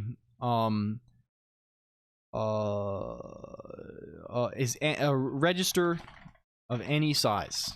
I don't know, something like this. If R rather is a register of any size. Okay, and then these guys can just be like if we were register 1 byte, right? Return the register index for 1 byte register R, right? You can just be p case R. What are the possible registers, right? What are they? There's R1. Like, do we have to actually? Can I just CL case this actually? We'll do it this way because I think that it'll be nicer. Maybe we don't have to backquote as much. We can be AB. You're 0. What's the table of these fellows? Bring up the fellow table. Conjuration fellow. Your AL, I think rather is the way we want to say this. Your CL, your DL, your BL, we're gonna have to handle these anyway, right? So your AH, your CH, and I think like almost anything can handle the H registers that can handle the others, because it's not like a special instruction, right? It's all handled in mod RM, right? So you can always get these. AH, CH, DH is 6, BH is 7, and then there's a whole other set of these guys, right? There's R8B is 8, R9B is 9, R10B is 10, R11B is 11, and so on and so forth. R12B is 12, R13B is 13, R14B is 14, R15B is 15. And anything else is nil. There's no such register. We want this also for the 2 byte guys. Isn't the reg field 3 bits? It is 3 bits, but when you have when you have the REX prefix, we're working with 64-bit, right? And the REX prefix provides an additional bit. There's 4 bits in REX, and you can see there's an R, when the R bit 2 of the low 4 bits of REX is set high, that bit indicates the high registers. Because there are these additional registers on x86 64. So you have extra guys. I think this is the idea, unless I'm misunderstanding it. So similarly for 2 bytes, right? What do we have here? We have AX, CX, DX. You're going to split the return value later. Yeah, so I'm using these just to check right now. Like their current use is going to be just to check if this matches, and then once we find a match, we're going to use both op. We're going to look at op again and look at pat again to determine the code. I want to nail down like, okay, first what instruction is it, right? And then from there we can use that to nail down like, okay, what we actually do. This is just like determining. All we're doing right now is writing a thing to determine if those little strings, like the EZ style string that's in that big table, does that string match like an operand, where an operand is like a Lisp value that's either like a, you know, a register name or like a little expression that says, okay, this is a memory offset, or things like this, right? You see. So okay, let's finish this. We have CX, we have DX, we have BX, and then these guys change though. This is now SP, BP, SI, and DI. And then these guys can just be R. I mean, is there a standard syntax for this? Are we doing x86, x86 64 optimizations? Not optimization so much, Mastic Warrior, but more so just trying to learn a little bit. I have some ambitions of writing an assembler. We've been writing like a lot of assemblers on here for the past like 2 years or so. And I would like to write an x86 assembler or x86 64. And it's much more complex. So we've been learning today about the instruction encoding. And now we're like throwing together a little prototype to maybe encode some simple instructions. I shortened my badge palette color. I am the streamer now. I see. Learning the actual opcodes, and even more than this, learning the actual encoding. So learning about like how we represent, like, you know, we were looking at this before, right? Like, let's say I go on Compiler Explorer, right? If I write this, right, you know, add a keyword rbx+4 dead beef, right, that corresponds to these bytes, right? If I make this number larger, right, suddenly there's a lot more bytes, and this number changed, this mod rm number changed. If I write add rax 0x dead beef, right, we have certain bytes here, right? If I write rbx, suddenly there are more bytes, right? Because this, right? So we're working out what, like, we've been looking at the manual and figuring out what the actual instruction encoding is. So right now what we're doing is we're writing a little program to hopefully match. Can we look at the primary opcode map here? To hopefully map, like, they in the table of opcode descriptions, they use this special kind of syntax to indicate what the operand, how big the operands are and where they live for that particular, like, opcode, right? So for example, for primary opcode 00, the one operand lives in is EB and another one is GB, right? GB means general purpose register in modrm.reg, and the B means it's 1 byte of that, right? So if we right, like, we can observe, and EB means either memory or general purpose register, and it's 1 byte of that. We can observe this, right? And you see 01 is the same thing, but instead of being 1 byte, it's like any value, right? We can literally observe this 00 to 01 thing, right? If we say add rbx rax, for example, right? You'll notice it's 01. But if we say add BL AL, you'll notice it's 00, and it's also lost its prefix because it no longer needs the RA, the prefix, to be 64-bit. And if we say BX AX, it'll gain another prefix, but the 00, it'll be 01 C3 again, right? This is what we're working out. Okay. Back to business then. We want 4-byte and 8-byte though also. So what are the 4-byte and 8-byte possible things? And I want to do this in a way that isn't like gigantically ad hoc, right? Of course, we could build this in like an insanely ad hoc way with just like a ton of conditionals, just like checking, okay, if it's add, then check a million other things, and then use, like, I want to do it in a somewhat principled way. And I think the essence of doing it in a reasonable way is going to be parsing these things, right? Some of them are implemented. Yeah, of course, right? We're not writing a full assembler either way, right? Okay, we have EAX in 4-byte. They have E prefix. Well, we wanted to know what the R8 through R10 mnemonics are usually, right? Like, what is the, like, is it R8 W? Like, if I want to add like AX R9 W, is that a thing? Is that like a guy? Okay, it is. That's how they write it. It's R9W. If I write R9, it'll give me an error, right?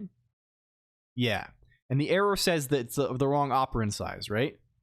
Invalid combination of opcode and operands. Okay, good. W means, yeah. B will also give me an error, but B means you like 1 byte, or if I say low here, right?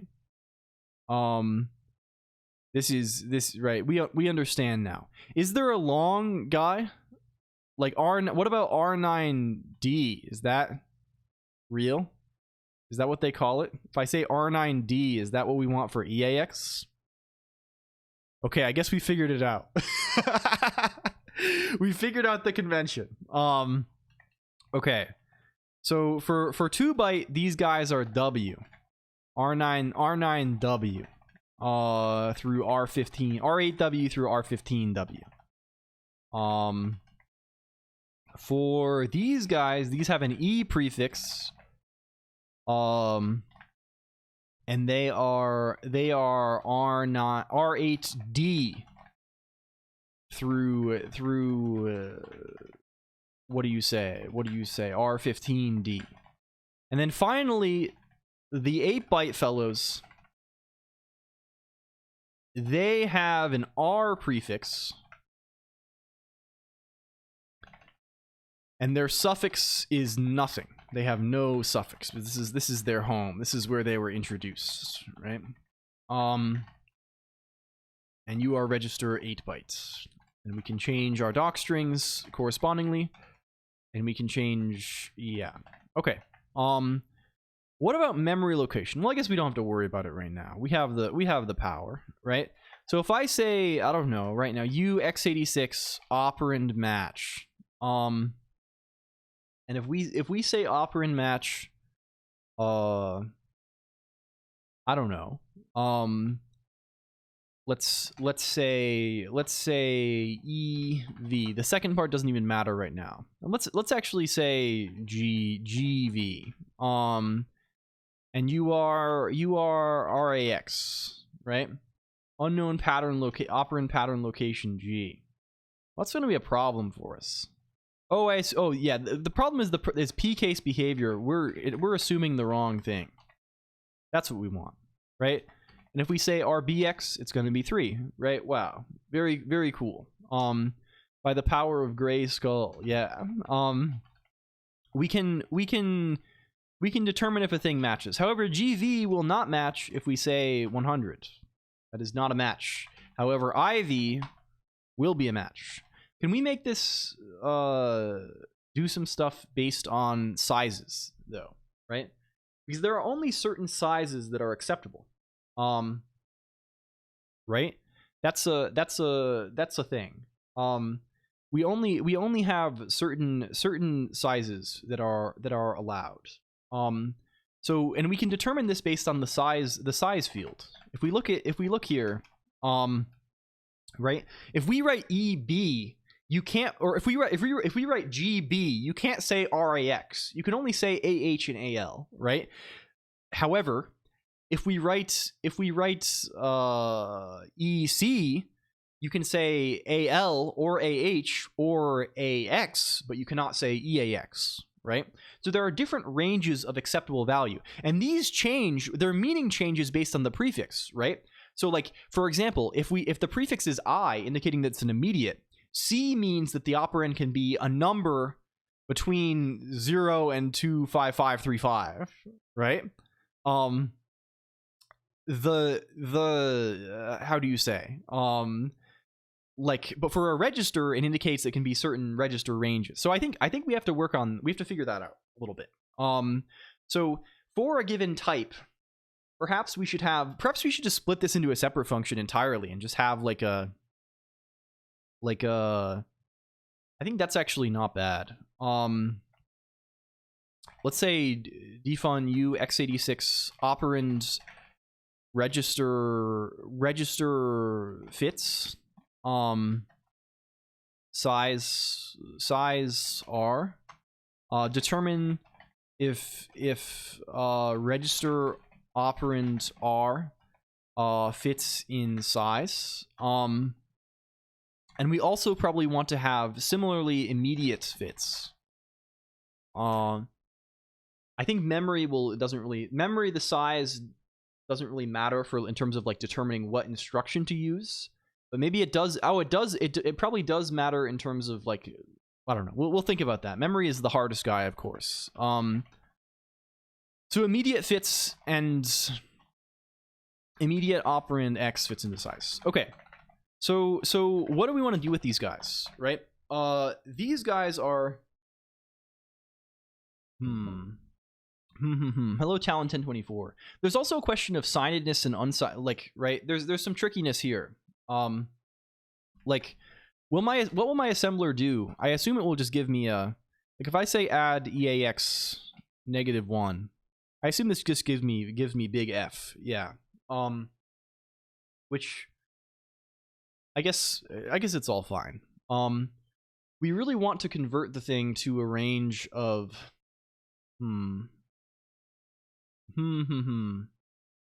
It's sort of tricky because Emacs integers are weird, right?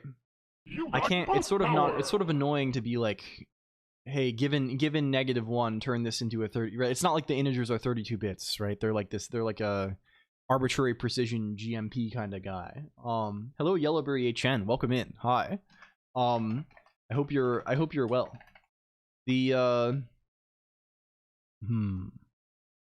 But for now, I think it's okay. What are we doing today? We're learning about x86 instruction encoding. Let's say pcase size then. What are the different sizes that we maybe care about? And how can we learn about them?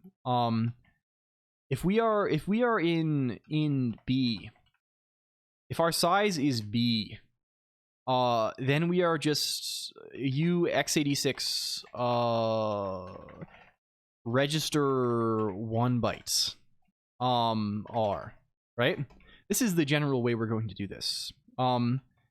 If our size is C, then it's 1 or 2 bytes, which is also easy to express. If our size is D, it must be exactly 4 bytes. Register 4 bytes. The goal of this project, eventually to write a good assembler. We're just kind of noodling around for now, though.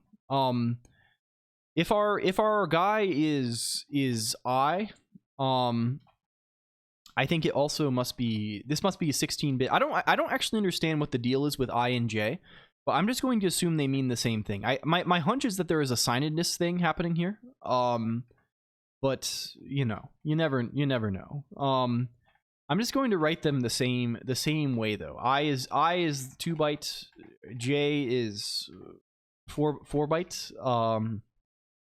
M, I don't think I care about the bitmask thing right now. Q is 8 byte. V is, we actually don't even need this register GPR guy at all. He is a useless fellow. He is not a useful fellow to us. V is 2, 4, or 8 bytes. You are 2 bytes. You are 4 bytes. And you are 8 bytes. What is W is just 2 bytes again. Y is 4 or 8. Rather. Y is 4 byte or 8 bytes. And Z is either 2 byte or 4 bytes. 2 byte or 4 bytes. I assume Z is half of what Y is usually. Okay. And anything else is we're unknown guy. Unknown operand pattern size. Let sizes equal these guys. Return ascend. We have big guy. Big guy. I and J only used in SimD. Okay, yeah, this probably makes sense. We probably don't have to worry about them that much. We'll just have them for now. We can always the point is we can extend this in the future. Okay. Maybe a register, you want us to say this. Instead of saying register GPR now, what we'll say is operand register fits, and we'll give it size. Good. And here also we'll say operand register fits. Size op.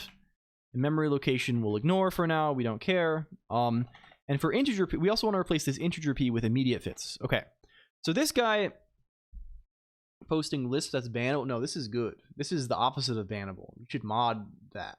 That's moddable. That's laudable. We could you would go so far to call it laudable. There should be a /laud. I guess this is what VIP is, but no, this is a laudable scenario. The unknown big guy, bug guy. We need to do a bug type stream soon. I think it might be necessary to do a bug type of stream in the near future. Can we say let bound equals, like, bound should just be the max value that it can be. I think that's what we're kind of going for here. Bound can just be the max value. So this is 256. This is 65536. Can I write this in a way that is not hideously horrible? Congrats on VIP. Is this exist in what do they call it in ELIS? Is it exp? Is it POW? What is the? There's got to be an exp. I guess I could just use shift, right? I guess it's fine to just shift guys around a little bit. If I shift you, right, that's basically what we want. We want LSH 18, LSH 116, LSH 132, LSH 116. What's your complaint? Oh, you're sure. ASH 132, ASH 164. It's just the largest guy, right? ASH 164. ASH 116. ASH 164. ASH 132. Okay. I'm putting these on the same line because I do not care that much. Okay. So we have bound, and is this just a matter of, I mean, we can check if this guy is, I mean, what is the problem is that negative numbers have a different nature. Negative numbers, they have a different nature to them. Their nature is different. Their nature differs, computer. And we're in a situation here where, like, we kind of, the meaning of the negative, it's kind of inside out, right? Because if we say -1, right, that could be, that does fit within 1 byte, right? We can have a -1, right? It's 255. or 254 rather. Right? It is 255, sure. I don't know. I don't know what we want to do with them.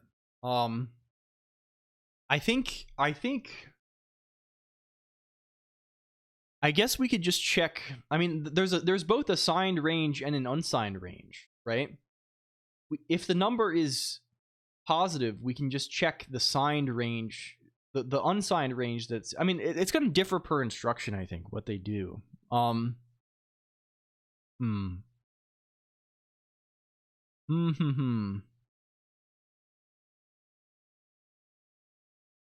I mean, I guess we could just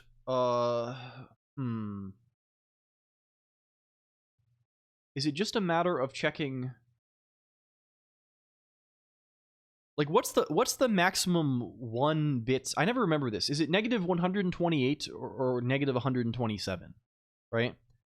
If I have a signed, I guess we can, like, I just want this to, like, match, like, reasonable convention, right? I don't know if there is, like, a rule for, like, how they do this in assemblers. Negative has full. Minimum for a byte is -128. Let's just say this, maybe, like, we can just say, like, If the guy is negative and his absolute value is less than or equal to bound divided by 2, then he's allowed to also. Yeah, I mean the other guys we probably have to do something different, right? Yeah. There's limit study, but I think we're just trying to pick like reasonable behavior for our assembler. And I think the reasonable behavior for our assembler for now is we're just gonna say we can just say, okay, if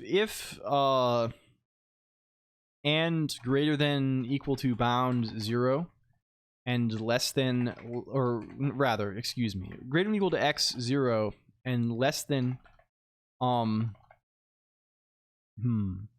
this should all be in a when integer p x, of course. It should be in a when integer p kind of scenario. And then within this, if less than x bound, then, or this is just a big or, right? It's either this in the positive case, or in the negative case, it is and less than or equal to less than x 0.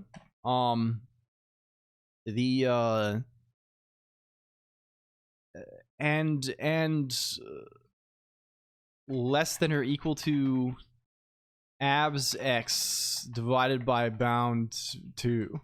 I think this is fine. 1's complement or 2's, we're assuming 2's complement here. We're not making any actual assumption about the this is just for our assembler itself. Too late for the 24-hour Hightail stream. That's tomorrow. I will not be playing Hightail. I will probably be doing a eulogy. Yes, you are. You got here just too late, I think. I fear. Okay, does this work for us? Then we can replace this with x86 operand immediate fits size op. There isn't even 24 hours of content in Hightail. Okay, we can say IV 100, we can say IV 1000, but if we say IB, it's nil now. And if we say IB 256, it's also nil, but if we say 255, it's T. And if we say -1, it's T. And if we say -100, it's T2. And if we say a -128, it's also T. But if we say a -129, it's not good. But if we say V, then it works. But there is still a negative number that is big enough that it's not going to fit. Okay, we're fine for now. Of anything you got mining and crafting. Is Hightail good for real? Everyone keeps playing. Again, I don't really stay up on the latest and greatest in gaming. I'm mostly on, I don't know. What do they play now? They play High Guard. They play Hightail. They're doing high type games this year, actually. Are there other high games?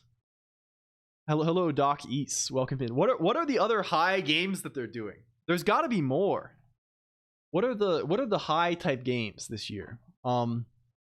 High Rule. Hello, Blazeberg. Are there any low games? I'm mostly looking for low brow games. We were looking at this before, right? Like we looked at the brow table. Like, can we get this? Can we get this?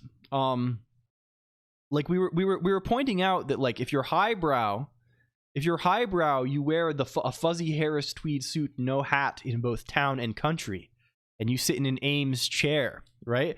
This is what you are if you're playing high type games. For me personally, I'm looking for more low type of games. I look more like this. What are the Hightail and High Guard, obviously. There's got to be another one. If the Elder Scrolls 6 is set in High Rock, I guess this could be, they're going to call it High Rock, right? We'll get this pretty soon. This is a very good image. Thank you. I'm glad you like it. I didn't make it, but someone else made it in the 40s. Hello, Alpha Lynx 00. Welcome in. I played a game, High Fleet. Do I have any high games in my own library of video games on Steam.com? Can we have access to it offline? Yes. Can I take brow and put it in pub.colonq.computer L public HTML? I can put it there maybe. Can we type this in a way that does not reveal secrets? Oh, this is the wrong number. Okay, and now it's on the website. It should be at pub.colonq.computer, LLLL.brow.png. And you can get this yourself. If you also want to have a website on pub.colonq.computer, you can join the Pubniks. Or by messaging me on the Discord IRC. Wink, wink, nudge, nudge. If you also want to have a funny little web page, you can put stuff on there. We have like a web ring and stuff. It's kind of good. Everyday tastes from lowbrow to highbrow are classified on the chart. It's true. This is what it does. It's what the chart is doing. Okay. Well, this is kind of good. What about memory locations then? What is the deal with a memory location? I mean, a memory location, we don't have to actually care about the size very much, right? I guess a memory, there's a possibility for like an absolute address, right? Although I guess in x86-64, maybe that's not the case, right? Like, am I allowed to say like, I don't know, add RAX 0x deadbeef, right? Is this legal? Is this a legal move? It is a legal move. But they're saying scary stuff. They're saying scary stuff on here. First of all, they're saying this exceeds bounds. It probably exceeds bounds because it's they're treating this as a signed number and it gets sign extended, right? It obviously gets sign extended here. I don't know why, like, if I say 0 ed beef, that actually does go. We're committing not actually that major crimes today. We're mostly committing the crime of understanding, wind up boy, which I guess is probably some form of blasphemy somewhere. Imagining x86 67. Actually, we learned that 67 hex is the address size override prefix. Big Book of Bug. So there actually are quite a few 67s that can occur. Contextually. Okay. Rip relative addressing for PIC. Yeah. This makes sense, right? Like, you're going to be doing this most of the time. Do we actually care about this case at all? I think we mostly care about the case where you're saying like this, or saying like some other register plus this. Is this where, are we allowed to say this? I don't know if we're allowed to say like that. Like, we can definitely say like RBX plus this, right? That's legal. Why can we not say rip? Do we just say IP? How do we do a rip relative load? Is that illegal? In NASM? I mean, you can definitely do it, right? They talk about this in mod RM style, right? This is just this. Hello Chixie9901. It's always rip. Yes, I mean, the assembler does it behind the scenes, but I'm just trying to like if we say this, does this make it be rip relative? Does this, like, this DS guy here is a little bit concerning. This seems like the segment fucker. But does this line up with what we think it is? We have this 48. That's the REX prefix. Just default data segment, that's fine. This 03, this is the it's add GVEV. It's a GVEV kind of situation. And then we have the 04, which is 04 mod RM here. I don't know. We have 04 and we have 25. So is this the mod RM and SIB situation? We're in mod RM and SIB. So mod, since this is 04, mod is clearly 00, right? And because mod is 00, we're gonna be in the rip relative case, right? What is 04 actually? What are your this, right? So it's only the case that RM is 100 and reg is 000. Yeah, this is not rip relative, right? This is it's not rip relative because this is not this, right? This is just SIB. Yeah. It's an SIB situation. How can I make it be rip relative in NASM? This is just a matter of NASM syntax. NASM rip relative memory. How do maybe this question asking why do this maybe has an example. Oh yeah, they want you to actually use a label, obviously, because they don't want you to because the way you would normally do this, of course, is you would have a label, and then that's how you actually know where the thing is, rip relative, right? If I say foo nop, and I say this is rel foo. Hello, Hoomst of 340 too. Welcome in. Hi. Okay, well that gives us the rip relative guy. If I make this further away, we can make it be a offset that is more. Okay, good. Good. But our assembler, our thing, we don't want to handle this yet, right? We're not going to have the assembler that we're building. We don't have labels, right? Labels are for the thing we build on top of this, right? We'll eventually add labels. We've done this little song and dance a million times of adding the labels, and then eventually we do the, we have a kind of a sort of almost a relocation step where we go back in and replace the labels with their actual, we've done this before for ARM. We know this. We've done this too many times. I'm not doing this right now. I'm just letting you say rip plus whatever, and you can figure it out on top of the assembler. Okay. Well, that's good. So I think it's always, the memory guys are always going to be of a particular kind of form. So what does a memory man look like? What does memory location mean?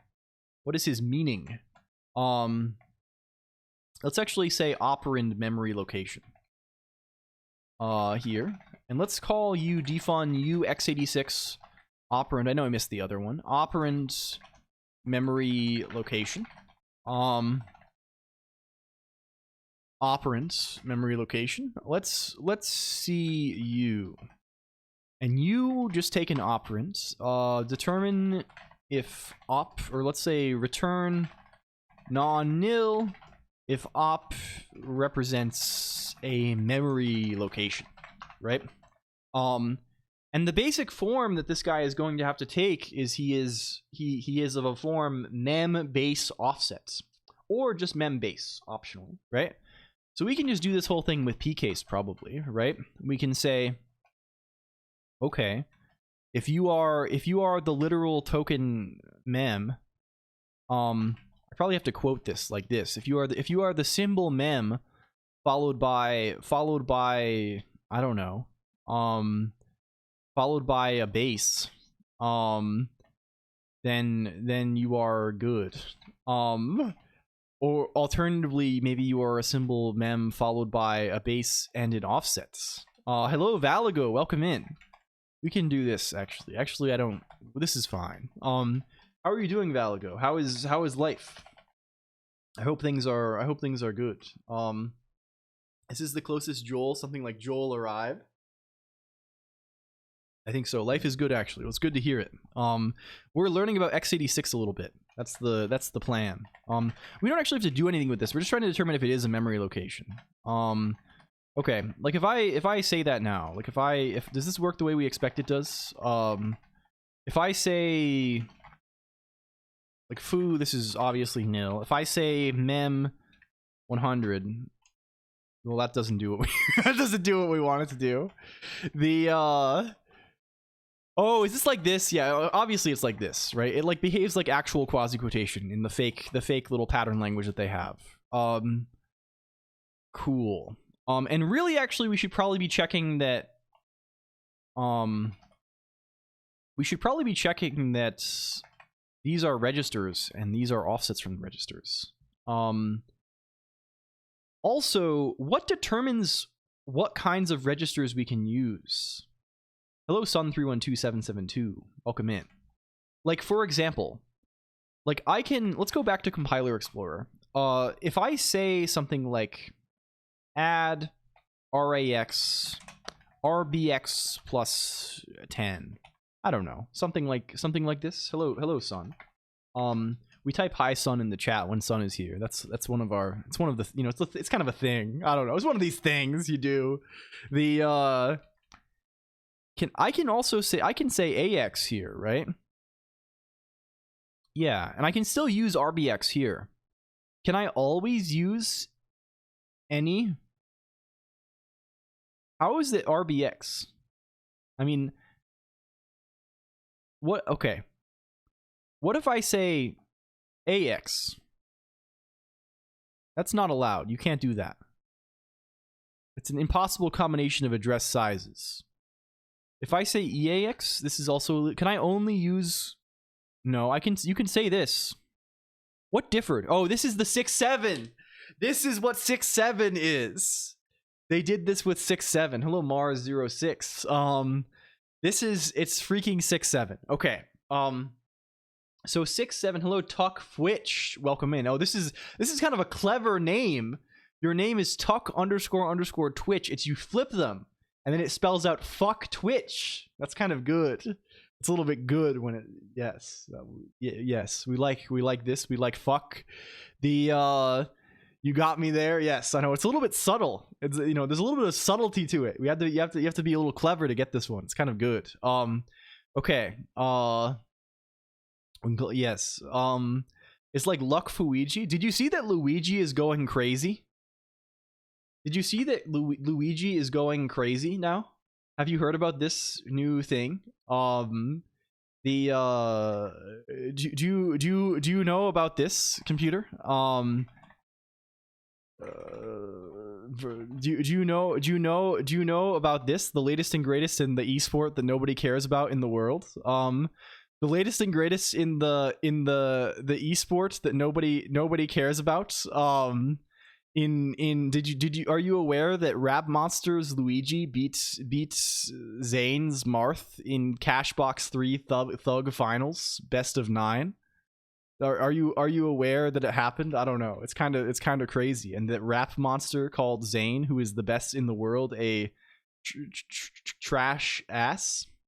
With Sneed and Chuck, I will never do this. I apologize. I do love this a little bit, but I have to. I don't know. The me and meme is divorced. Okay. Can we get serious then? Let's think about this. Is this the only difference? 6603400A. 666703400A. Okay. So it's this is what it means. You can only use, I think, is it the case that you can only use 32 or 16-bit guys as addresses? And it probably just, there's some like probably extension or truncation thing that, right? I assume what happens here is, yeah. Okay, this makes sense. You can use 32 or 64-bit guys as addresses, and this just determines whether or not you can, yeah. So we can just say that then. We can just say or you x86 register 2 bytes. Does it make a difference here? Well, we're trying to calculate whether we're building an assembler, Tuckwitch. We're building an assembler, and we're trying to figure out how things like if a given, how do you say, if a given like operand, like a kind of text operand in the assembler, like what that sort of ends up corresponding to. This should be either a 4 bytes or an 8 byte register. And which one it is will determine whether we add the 6-7. And then this guy needs to be both this check. Wish we can combine these somehow, but you know, it is what it is. I guess we could if we really wanted to, but it's going to be more awkward than anything. And then this, the offset is, let's just say it's integer p for now. There's probably a valid range of these guys that we could give, but for now we'll say it's integer p. So then we can say stuff like this. We can say this is now no longer valid, but we can say RAX 100 is valid. Just RAX is valid also. 0 is true, by the way. It's just because integer p returns this. Let's actually just make it return, well, it doesn't matter.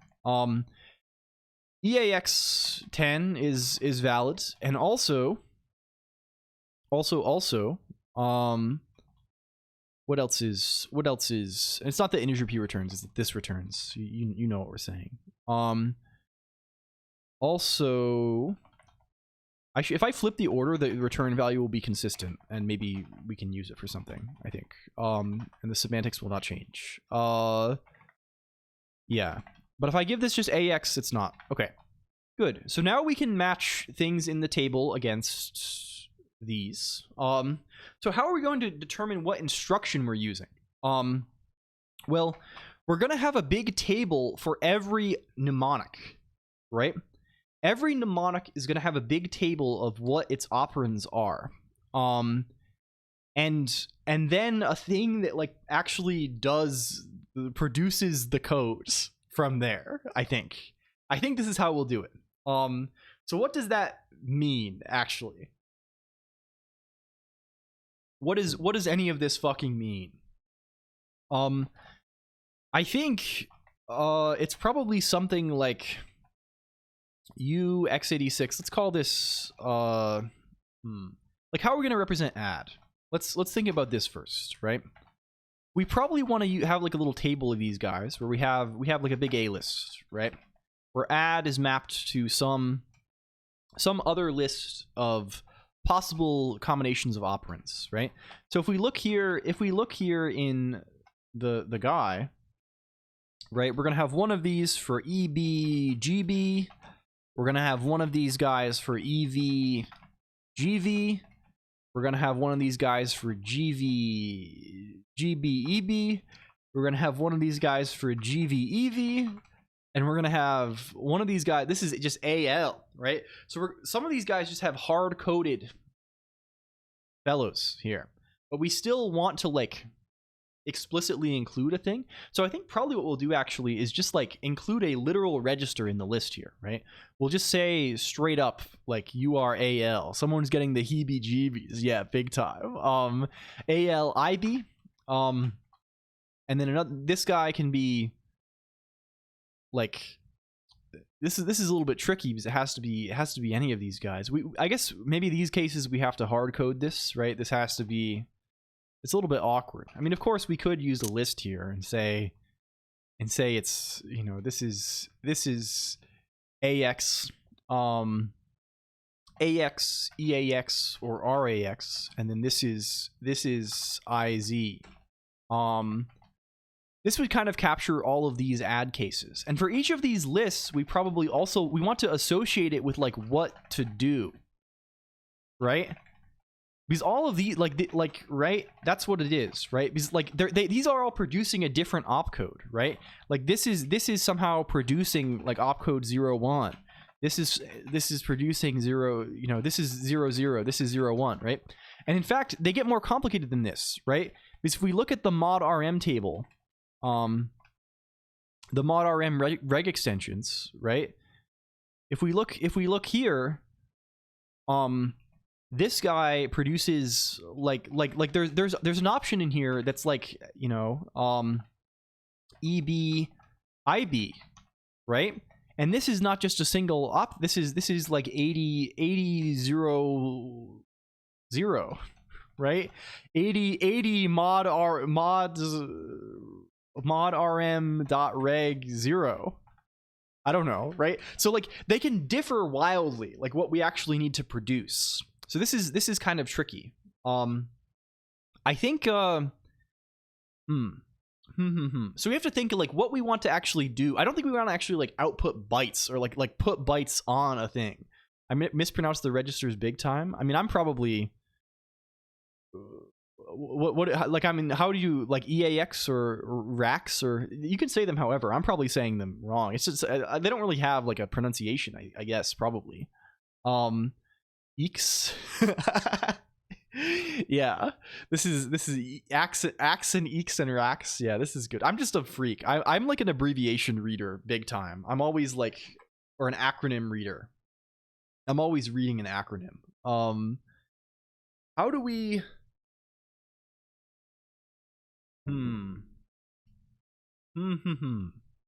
I think probably we want to like build up some kind of representation of what the instruction is here. And then from there we want to handle this later. Blah. It's kind of tricky. Let's try and write just these cases for now.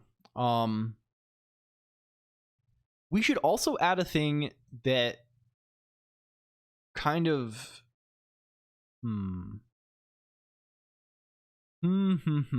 computer. How droll. How droll, computer. The famous book by Count Kurt Vonnegut. Okay.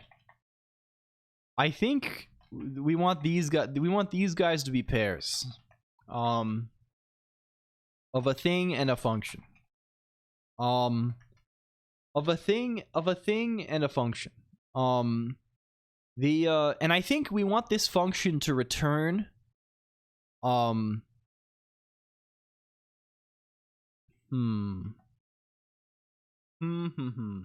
We'll have this function take 0001. Like, it actually takes the operands. And we'll have it return like a thing in a struct. Can we make a struct? Let's call this I don't know, UX86 ints. And the constructor is UX86 ints new. What does an instruction basically have, right? It has a couple of guys, right? Like, what is like the low, like, it has, I'm gonna like include, like, just have Boolean flags for every possible like the prefixes that are relevant. Like, let's call this operand size prefix. Like this is nil. Address size prefix. This is also nil. What else do we have, right? We have the rex prefix, which is composed of a bunch of guys, right? Let's just have these guys individually, right? What is rex composed of? It's composed of WRXB, right? All these guys are nil. WRXB. What else do we have? We have the primary opcode. Let's say this for now. Like just opcode. This is try not to commit rexicide. Yeah. We have and then we have the various mod rm fields, right? We have mod rm mod, which is nil. We have mod rm. I mean, these guys actually can all be numbers, right? This is UR0 by default. We have mod rm, how do you say, reg, which is 0, and we have mod rm, which is 0. Okay, and I'm gonna ignore sib and stuff, and of course, if we need to get to the secondary opcode table, we're gonna have some additional stuff. I think probably we'll just like have opcode be like a list of bytes or something like this. This is probably a thing. FDE64's output struct has a list of useful stuff that an instruction might have. Cool. Okay. We will. What is FDE64 actually? Oh, is this the fast this is the little disassembler guy? I saw this guy recently because I was looking through we used Capstone for a project a while ago. We used for the binary hooking thing because I edited that video on the Meat House channel. A length disassembler. Yeah. This is it gives you the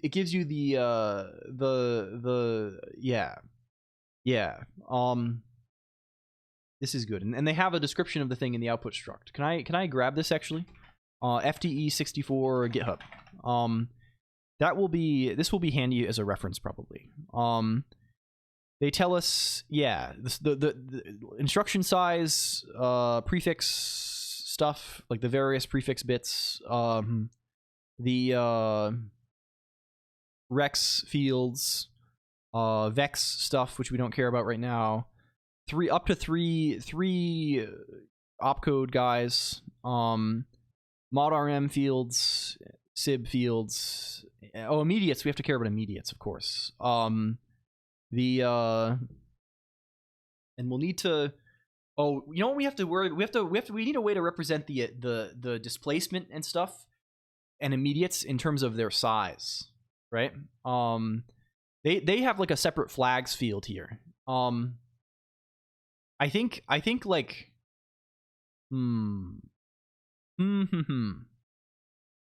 how will we do it? How shall we do it? I think like there's probably a world where we can just save the size alongside of them. If we really want to.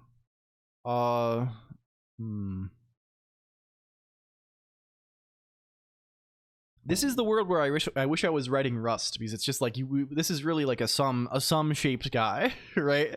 This is an extremely sum shaped man. We'll save them as pairs. Disp, which is I don't know, pair of size and value, and immediate is also pair of size and value. Okay, sure. We want to return one of these guys from here, right? If we're doing this, we want to return a guy like this. What kind of, how do we get that guy? How do we return him? Well, if we're doing EBGB, right? We have to do, there's a couple of cases we have to handle, right? The GB case is easy, right? We know that GB, like the 01 has to be a general purpose register. And it has to be a general purpose register, and it has to live in, right? We just put it in modrm.reg, right? The EB case, right? We know that 00 has to be either a general purpose register. It has to be a general purpose register that indicates a byte, right? It has to be a 1 byte register, or a memory location. And there's a variety of things that can change based on all of this stuff, right? Like, yeah. So, maybe we say something like BBEG, like D&D. Yeah, this is kind of good. Big bad enemy guy. Was this the thing? You x86 ints. I think honestly doing this in kind of a like imperative sort of way is going to be not the worst thing. We know a couple of things though for sure. We know that the opcode is just one guy. We know it's just 0. We know it's 0B00, right? That's easy enough. And most of the other stuff can just be defaulted to nil. But what about other things? What about other guys? Okay. Let's think about it a little bit. So we also know that, well, we can just do it like this. We can setf modrm reg or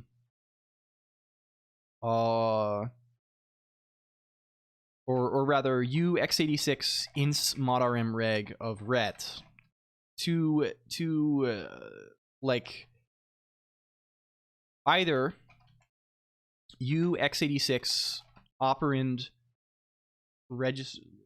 What do we call this? Or just register 1 byte. Register 1 byte of how do you say? How do you freaking of 01, right? Of 01. And then otherwise it's error invalid register for like, we probably want to pass in like a bunch of metadata to these guys also, like about what the actual mnemonic is. And actually we probably won't even pass it in.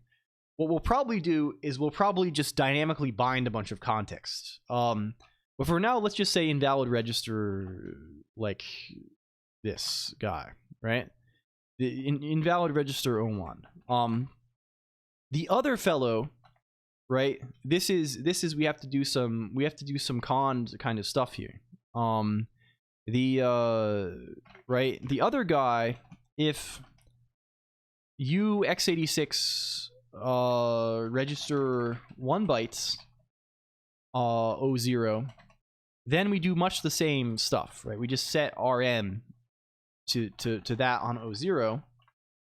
Can we space this a little less hideously? Yes. I'm writing this really... I want to write this out the first time. I think we can probably generate a lot of this code. My goal for this is, like, I wonder if we can represent this table, basically, in some, like, essentially machine-readable way, or if some essentially machine-readable way exists, and we can, like, cheat for a lot of them, and then, like, manually override the ones that don't work, right? Because, like, all of these guys are essentially like the assembler implementation can be, if we do it kind of this way, it can just be totally guided by this table. And that's kind of why so I'm kind of like spitballing first, like what we might want them to look like, and then maybe we can do some clever stuff to generate these things. Okay. So what's the deal, right? Like this thing is basically entirely determined by this being GB. And this thing is, so we can probably just have code to be like, okay, update the instruction based on an operand and this, right? So like once we know it matches, we'll have another function that takes like a work in progress instruction and the operand value and the code and just do the thing.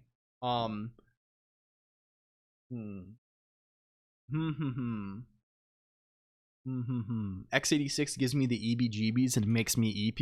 Yeah. Okay.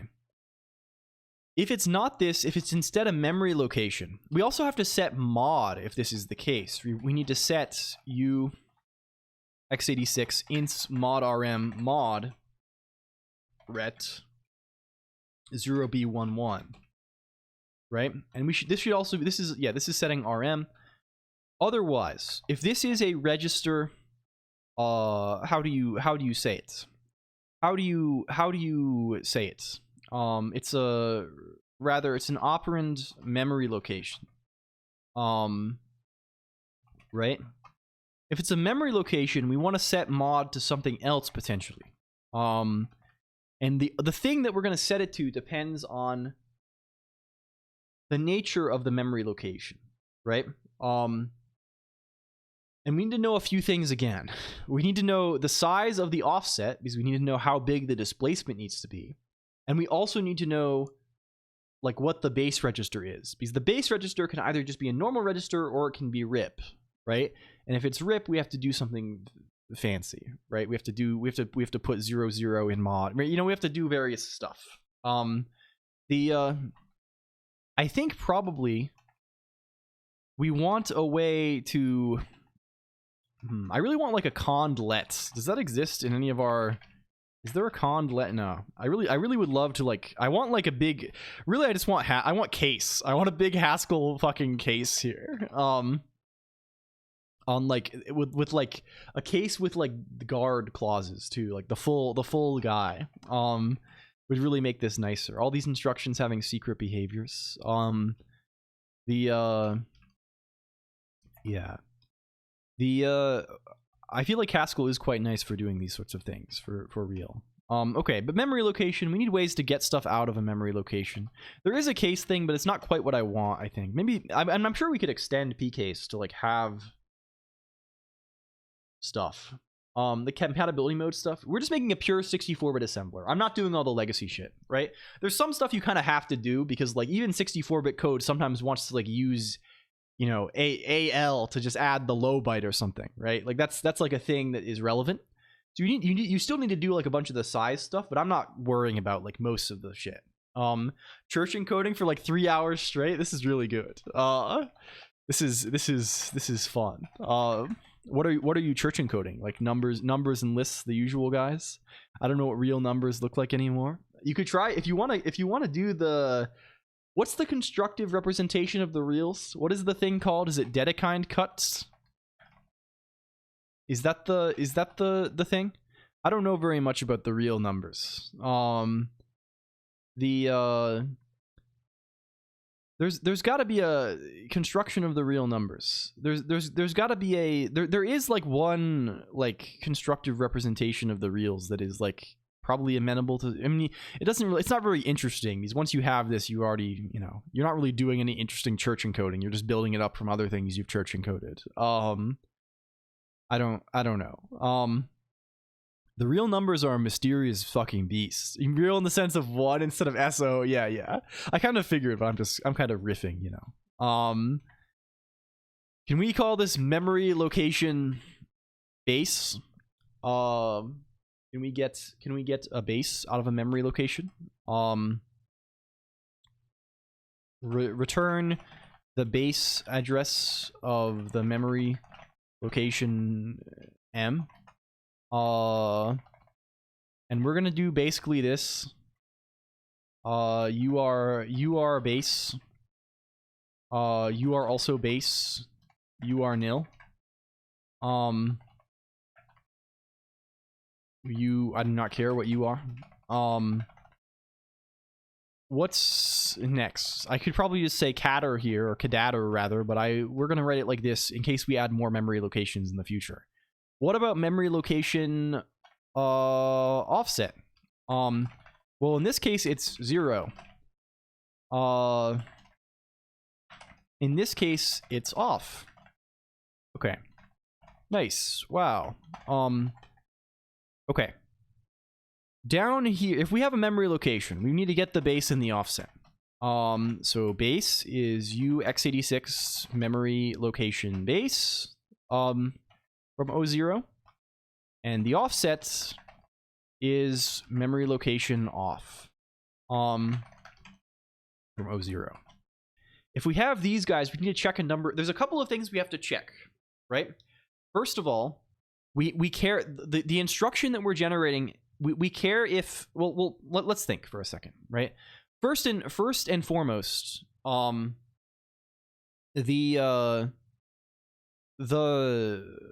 like we are setting RM to something, right?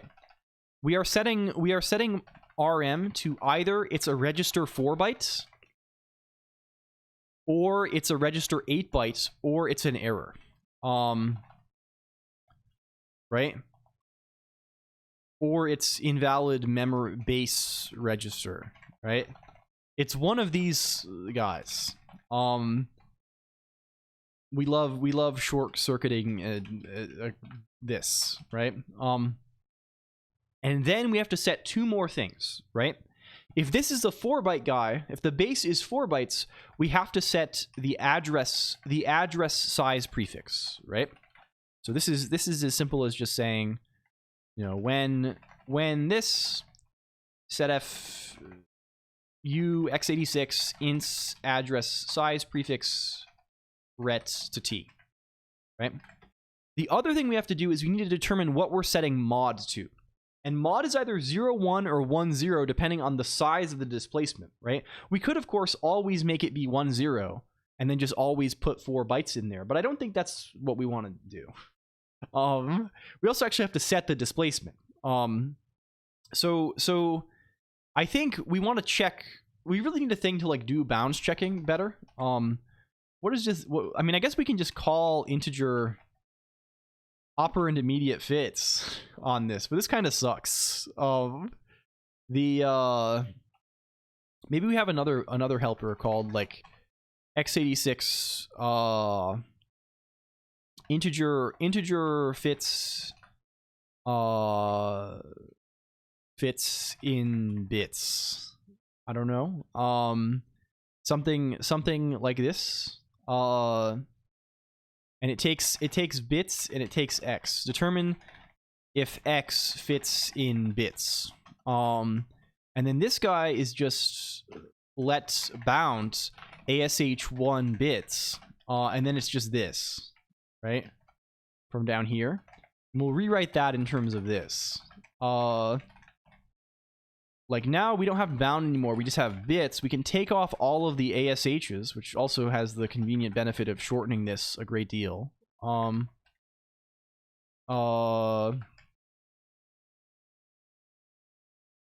Yes, right? Can I press the correct buttons instead of the incorrect buttons, please? Press the correct buttons. Good. And And then this can just be U x86 integer fits in bits. Bits X. Cool. And in fact, we can wrap this in the when integer p, and then we don't have to do it in here either. Very, very good. How droll. How simply droll. And then we can start saying some good stuff down here. Well, we're always gonna set U x86 ints disp ret to, well, we have to determine the size. Well, let's just do it like this. We have a big cond again, right? First of all, if U x86, we have to kind of do this, you know, these are not exclusive cases, so we have to do them in an appropriate order. Integer fits in bits. 8 off, right? If the offset fits in 8 bits, then what are we doing here? Well, we're setting the displacement to size 1 byte. I think it's easier to work in bytes over in this world. When this might still be useful for bits later on, because I can imagine there's things, you know, you fit things, you like squeeze something into an instruction, it's 5 bits long or something. It's kind of useful. Maybe, I don't know. This is this off. Okay.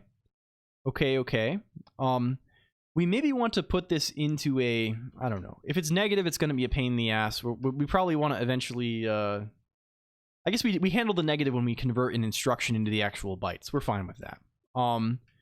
We want to set this, and we also want to set f U x86 ints mod rm mod rets to 0b01. I think that's the guy it's supposed to be. If it fits in 32 bits instead, then this is 4 bytes for the offset, and this is 10. Otherwise, then it's an error. Invalid offsets, whatever it is. Hello, Kokoopsy, welcome in. Let's say base here also.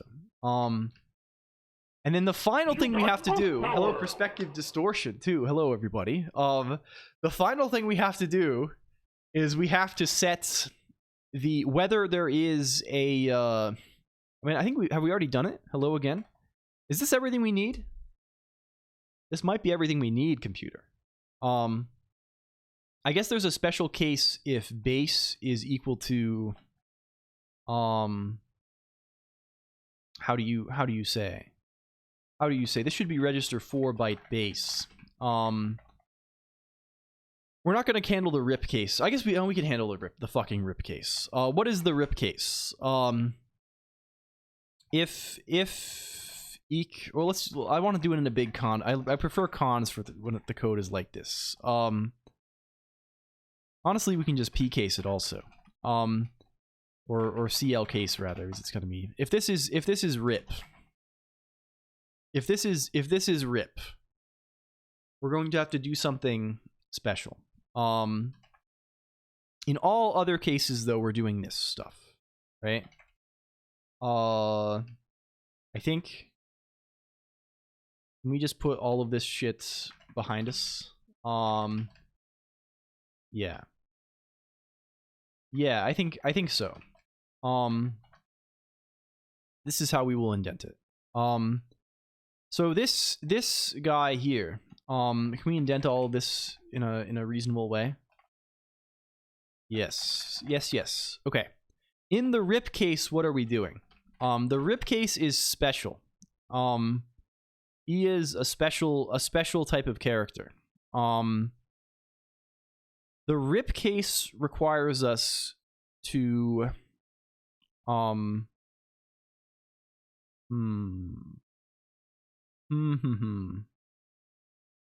going to have to do a bunch of stuff here too. We have not even we have not done anything with the rex prefix here yet. We have to, for the rex prefix, we're going to have to check that, first of all the registers need to be compatible with each other, right? You can't add EAX and RBX, right? This is not This is not a legal move. They all have to be of the same persuasion, I think. At least the ones that are not used as base addresses. The ones that are just like the ones that, like if 0 and 01 are both registers, they have to be like this. And then we have to depending on what size they are, we have to contextually set how do you say? Like either like rex.w or rex, or we have to add that funny prefix, right? The what do you call him? The fucker. We need to handle like a bunch of cases. We need to handle all this stuff for rex. Like the thing is, we only have to write this code once. I think we're gonna write this and we'll factor it out to like nice little pieces, and we'll just like I think it can just maybe just be generated from this. We'll see. We'll try our best, basically.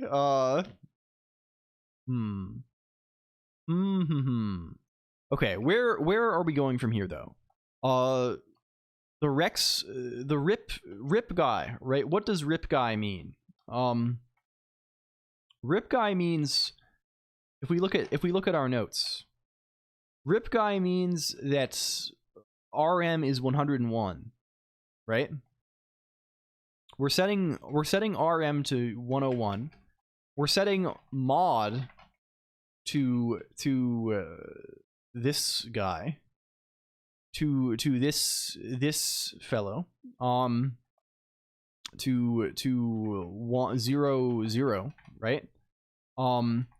We don't ever need to add an instruction. We're always assuming we're relative to. I guess if you have an address size prefix that you can have relative to EIP, which I guess we can add support for this separately. But then what do we put in the disp? We just put the, like, how do you say? What does a rip relative prefix even do? How do we know how big the displacement is for rip relative? Can we look at this here again?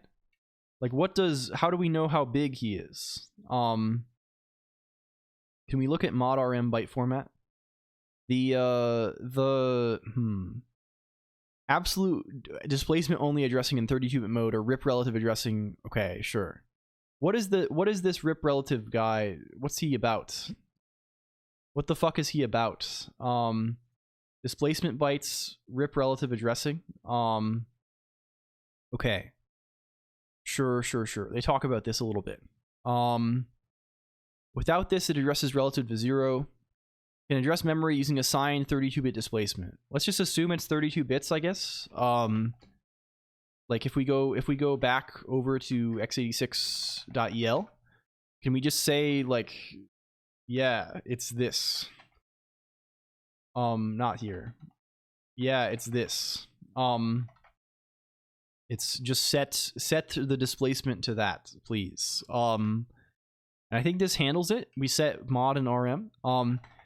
Let's say we also have EIP, and EIP is a little bit different, but EIP mostly just consists of, we also need to set the address size prefix, right? What does the address size prefix actually say? Yeah, address size prefix explicitly sets the guy to 32-bit mode. Okay, that's pretty good. I don't hate that. I think we'll see if it's legal or not. I don't know. Who knows if the EIP thing is actually a legal guy. What's the remaining thing we have to consider? We only have to consider now the Rex stuff, right? So for the Rex stuff, it's a matter of another big cond, I think, right? Let's do this, right? Let's check a couple of cases, right? So for the Rex thing, there's a couple of options. There's no, this is a 1-byte case only, so we actually don't have to care about it at all, right? We only have to care about the prefix stuff possibly in the V case, right? This is EBGB. Okay, cool. I think we can maybe use this to encode a guy, right? Let's write a thing. Let's call this defconst. I don't know. U x86 mnemonic table. Let's indent this bunch. As you do. As you freaking do. Yes. Okay, good. And then all of these guys, they need to be wrapped in their own little lists, because they're eventually going to be paired with another function that handles them. Cool. And let's write our actual guy who does the assembly, right? This is pretty simple then, right? The guy who does the assembling, x86 asm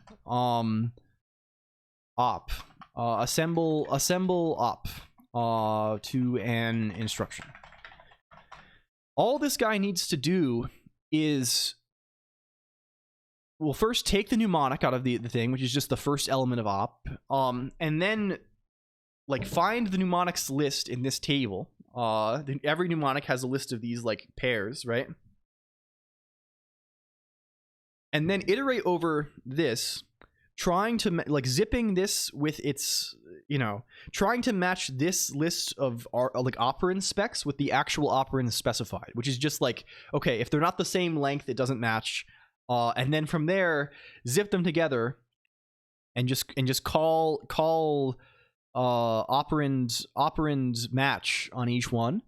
And if all of those guys are true, then it is a match. And if it is a match, then simply call this function with both operands.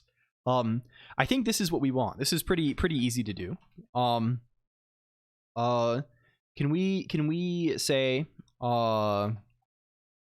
like let's I don't know. Let's call it handlers, or variants rather, maybe is a word for this, variants. This is alist get car op from x86 mnemonic table. It's or this or error unknown mnemonic. Let's actually get this too. Mnem is car op. This can just be mnem. And then this can be, thank you for the water, error 204. Hello. Hi everybody. Are you doing well? Are you well hydrated? Are you sitting? Are you listening to your favorite music? Do you have, what do they say about this? Do you have popcorn? Do you have I don't know. I don't know what you say. Okay, we have various variants, and we just want to find the first variant where everything matches. So then we just have like the V is the first thing in variants where the following is true. Well, the thing we need to do is, let's say operands is cutter op. We need to say various things here. First of all, this only can hold when the length of how do you say, car it, which is the variant condition guy. This thing has to be equal to the length of operands, right? If that's the case, then what do we want to do then? This can really just be an and. They're the same thing. But if that's true, then we want to make sure that do we have a zip width? Yes, we do. We do have a zip width. And we can combine these guys into a new function, right? And I think we can just zip with x86 operand match on both of these guys, on car it and on operands. And this will give us a list of booleans, or a list of things that are nil or not nil. And I think this can just be all there's probably a way that we can check if every guy is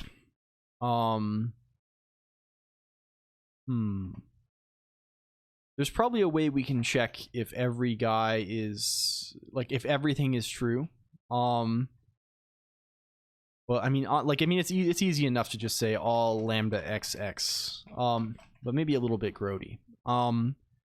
Okay, that seems pretty good. Can we get dashed EL also? So we have these functions actually. Okay, cool. So this should give us back the first like the handler, right? The first handler that matches. So let's say this then. If V, then this is just apply V operands. Otherwise, it's error.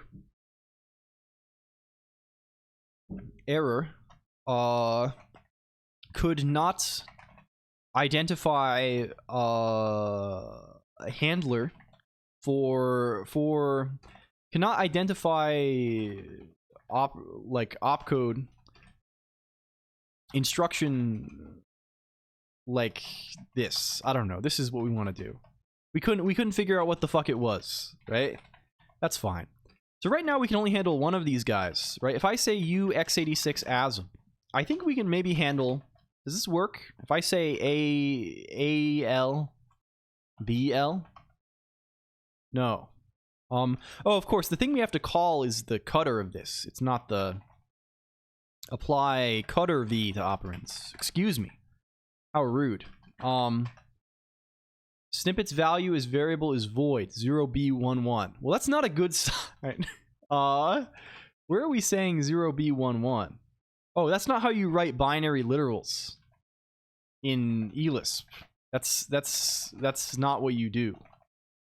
You write them in this fucked up way. Like this. Yes. Good. What about this? Okay. Well, it returned 0. That's not a great. Oh, it's because we're not actually returning the instruction. We need to return ret here. Okay, well that made an instruction.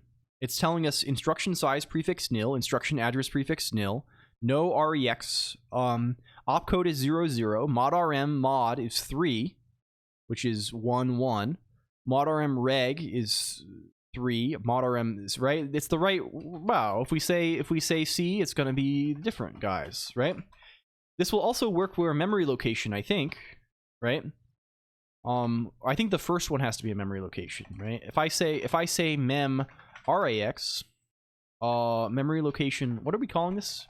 Memory location, let's call it off instead. Why are we calling it offset?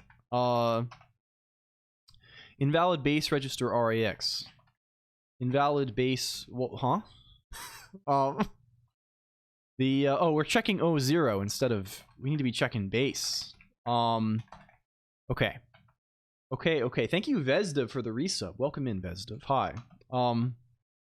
Wrong type argument, list P off. This is not how you write this. We need to remember how to write Lisp again, probably. Of course we can like do the funny little quasi-quote thing, but let's just write normal. Okay, we're doing a 0B, yeah, we're doing this here again. Okay, cool. Okay, that's kind of sick actually. Actually, you know what, also, let's do this so we can unquote this, so we can indent this. So maybe this we get like an opaque, yeah. Okay, cool. And if I put an offset in here, I can say stuff. Like I can say mem rax 100, right? But if I put a number that's higher than this, if I say 300, it's going to be a 4-byte offset. And if I change this to EAX, it's going to be address size prefix T. Okay, cool. We have done it, right? We have basically put the guy in the place. However, we've done this for exactly one opcode, right? We need to support every opcode. And I don't know about you, computer, but I don't really want to write this for every opcode, right? This is kind of shit, right? It's very very verbose. Fortunately, it's very formulaic, I think, right? It's the sort of thing that we don't have to write by hand, right? We can get away with just deriving this basically. So how do we derive it? I think we want to write a function that looks a little bit like, I don't know, defun. Let's think. Let's think. We want to write something that looks like this. View x86. I don't know. Operand updates instruction. Imagine all the Verilog tables. I bet they have insane tooling at Intel. I bet the tooling is bonkers. I bet they are doing very far from writing it out by hand. Yeah, I'm sure you would not even believe what they have going on. Okay, you take an ints. We take a pattern. Interns cheaper than tooling. I don't know. I bet Intel is like heavy duty shits. Update ints to account for an operand op according to Pat. Okay. So what do we want to do about this? I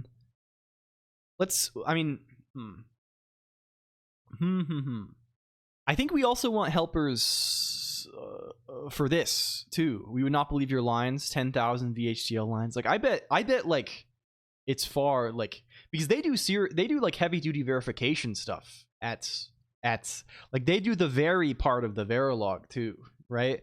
They do the whole thing. I wonder what it's implemented. I bet it's like in-house stuff too. Millions of lines of TCL for that part. Yeah, this is like I bet it's unbelievably vast what they have going on. I know a few people that work on that. Yeah, I know a couple of people who work at Intel. And I think I have not talked to them too much about it, but from the kind of people that they are, I think it is probably interesting. Okay. What do we want to do? And how are we going to break this shit up in a reasonable kind of way? How do we break it? What is the manner of the breaking? We once again want to break it into handling the location and handling the size separately. So what parts of this come from the size and what parts of it come from the location? That's what we want to know, right?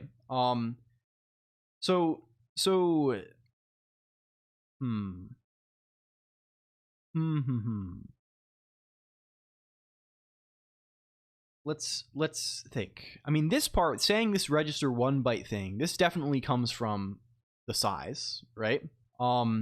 This comes from the size. Sorry, I'm being alerted to nothing happening. There's a magic spell. This spell has fizzled. What else is there though?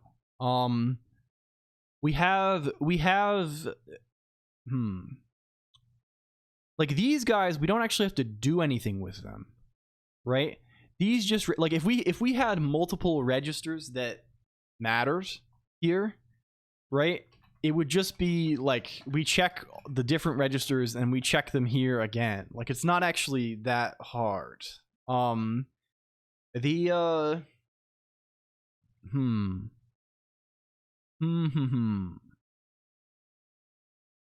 Let's think. And what we actually do with them, like putting them in the mod RM, that just depends on this, right?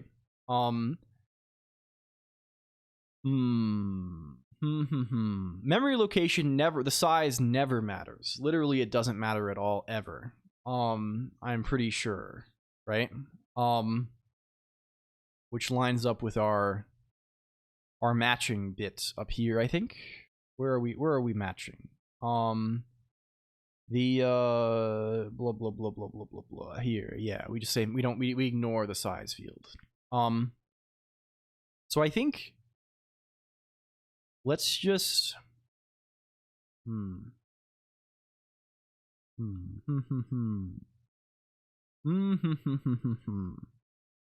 The thing is that the size can determine other things though, right?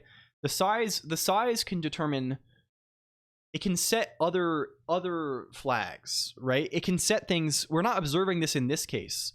The size prefix just switch to 32-bit? No, there's multiple prefixes, right? If you set a certain thing in the REX prefix, you're like by default it's 32-bit sizes, right?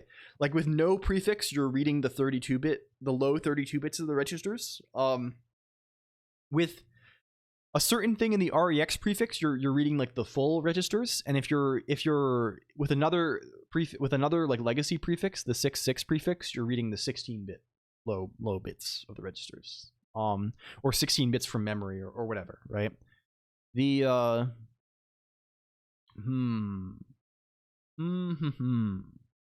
what to do 6.7. We found 6.7 also, LG. There is an explicit 6.7. In fact, we can generate this. We are in fact generating this already. If I 6.7 is the address size prefix. So if we change this to EAX, we will gain a 6.7. And it's just literally always 6.7. It's just a special, like a magic value. They put an Easter egg in. Okay. Okay. What do we want for our helpers here? I think we want a guy who is like x86 operand update instruction size. We do something like this. And this is where we also check like compatibility of arguments, maybe.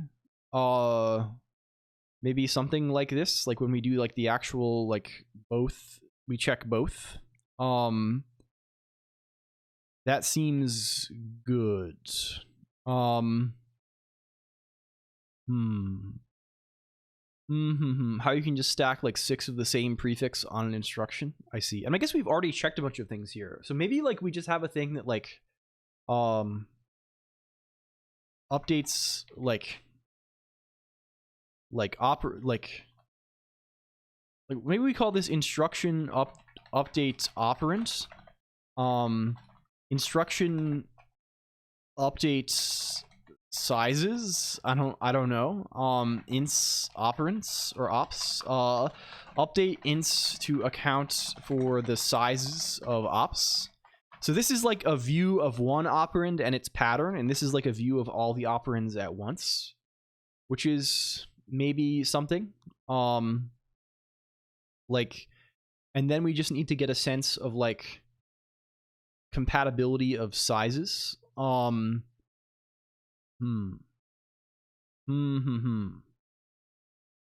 then we can just like, we need a way to like get kind of like for any operand, whether it's an immediate or a register or a memory location, we need a way to like get its like max or get its minimum size, right?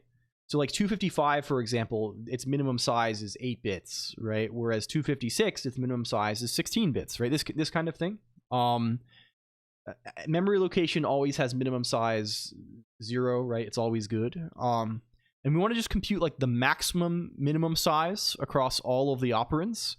And then once we know that, we know what what prefixes to set, I think, right? We know whether to do this.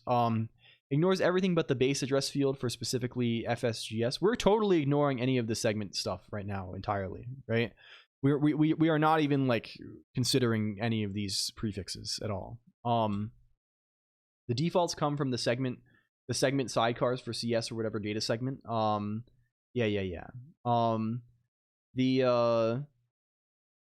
all kinds of stuff. I don't think this will matter very much in like for doing like non-kernel level, like user mode stuff on x86 64, it's not going to matter. We're never going to have to think about a segment, I think.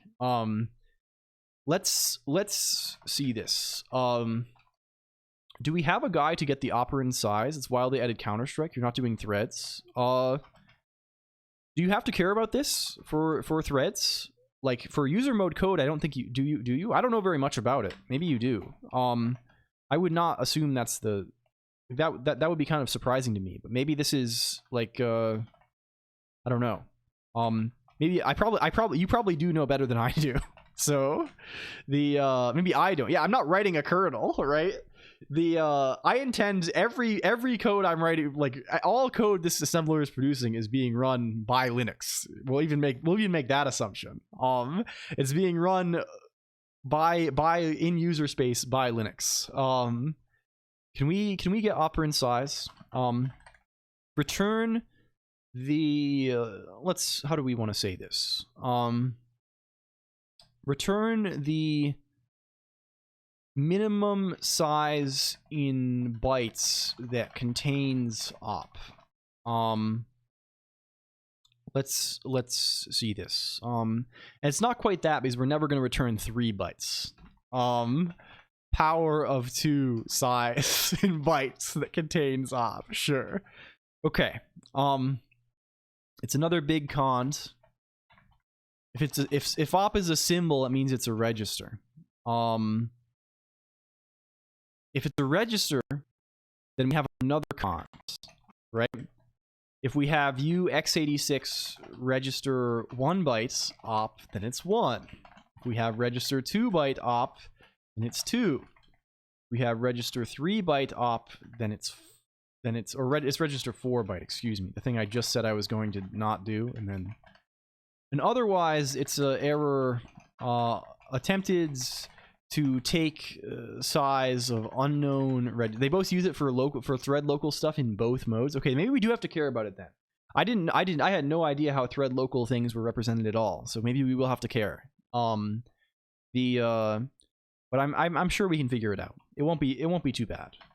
We will not be in a state of immense pain. Okay. What about integers? Integer p op. Well, it's gonna be basically the same. Like take size of 2 large immediates. Hello form site, welcome in. Yes, we usually go for about 7 hours. This is our usual schedule. Welcome in. Are you operand? Operand immediate fits is what we want. That did not produce a good outcome. Operand immediate fits. An operand immediate fits. If you fit in 8 bits, you're 1. If you fit in 16 bits, if you fit in 32 bits, if you fit in 64 bits. Otherwise, you're too big. Get out of here. And a memory location, like if you are what operand memory location, if you are x86 operand memory location op, then you're just 1. You fit in 1 byte, or rather you can be in any, right? Like this is your minimum constraint is 1. How is the x86 going? It's going pretty well, I think. Error. Attempted to take size of unknown operand. We're doing a little prototype. This is not the assembler we actually want to use in the long run, but I think it's giving me a slightly better idea of how you might write an assembler. Because I was sort of floundering when I was thinking about it, in my head before, because I'm like, man, there's so many different adds and moves and things, and they can refer to like completely different combinations of prefixes and suffixes, and like there's so much shit, right? And I really don't want to write that by hand, but I think we can be guided, but the table is going to guide us, I hope. I am hoping sincerely that the table will guide us. Okay. What about instruction update sizes? I like bite-sized learnings. Yeah. Can we say map can we say map, or rather map U x86 operand size? Yeah, there's like a ton of these guys, real nice, and I don't want to like, you know, I prefer not to like do this for every instruction. The fuck ass evil diagram chart thingy. I think we've gotten his muster forum site. We've kind of figured out what his deal is. Hello, Glock Blasta. What programming language is this? This is first. Do not worry about asking any questions. You're totally good. If you like, please don't worry. This is Emacs Lisp. We're kind of just using this for prototyping right now because eventually we're planning on writing rewriting this in our own little Lisp. But it's Emacs Lisp, which is like the scripting language for Emacs. It's kind of similar to Common Lisp if you've ever seen this. It's basically like I don't know. It's an interpreted language. It's kind of similar to the rest of them. It has kind of this very parenthetical syntax, but we're using this to try and explore an x86 assembler, Glock Blasta. So we're trying to write a thing that translates x86 assembly language into like machine code. Let's see. So for all of these guys, this is just like apply. If I just say maximum, is that a thing you can say? Is it max? Max cannot take 0 arguments. First blood. Like, hello, folks. Hill, welcome in.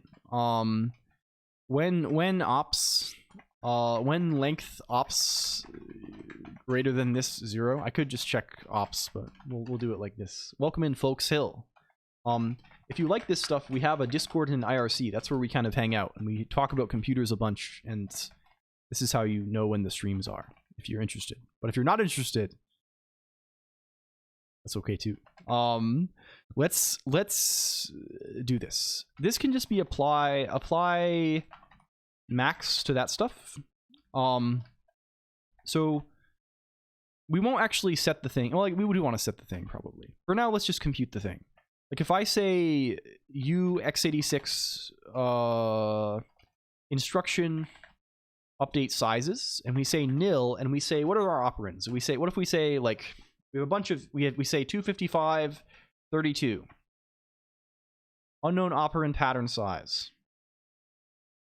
What is printing this? Pattern size. It's in register fits. Oh, this guy takes oh, we don't want to call this. We want to call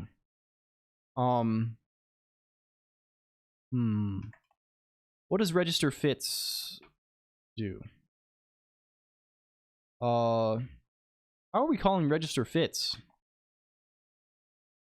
What are we doing? Oh, does immediate fits? Oh, immediate fits is the wrong guy. Immediate fits we want to call integer fits in bits.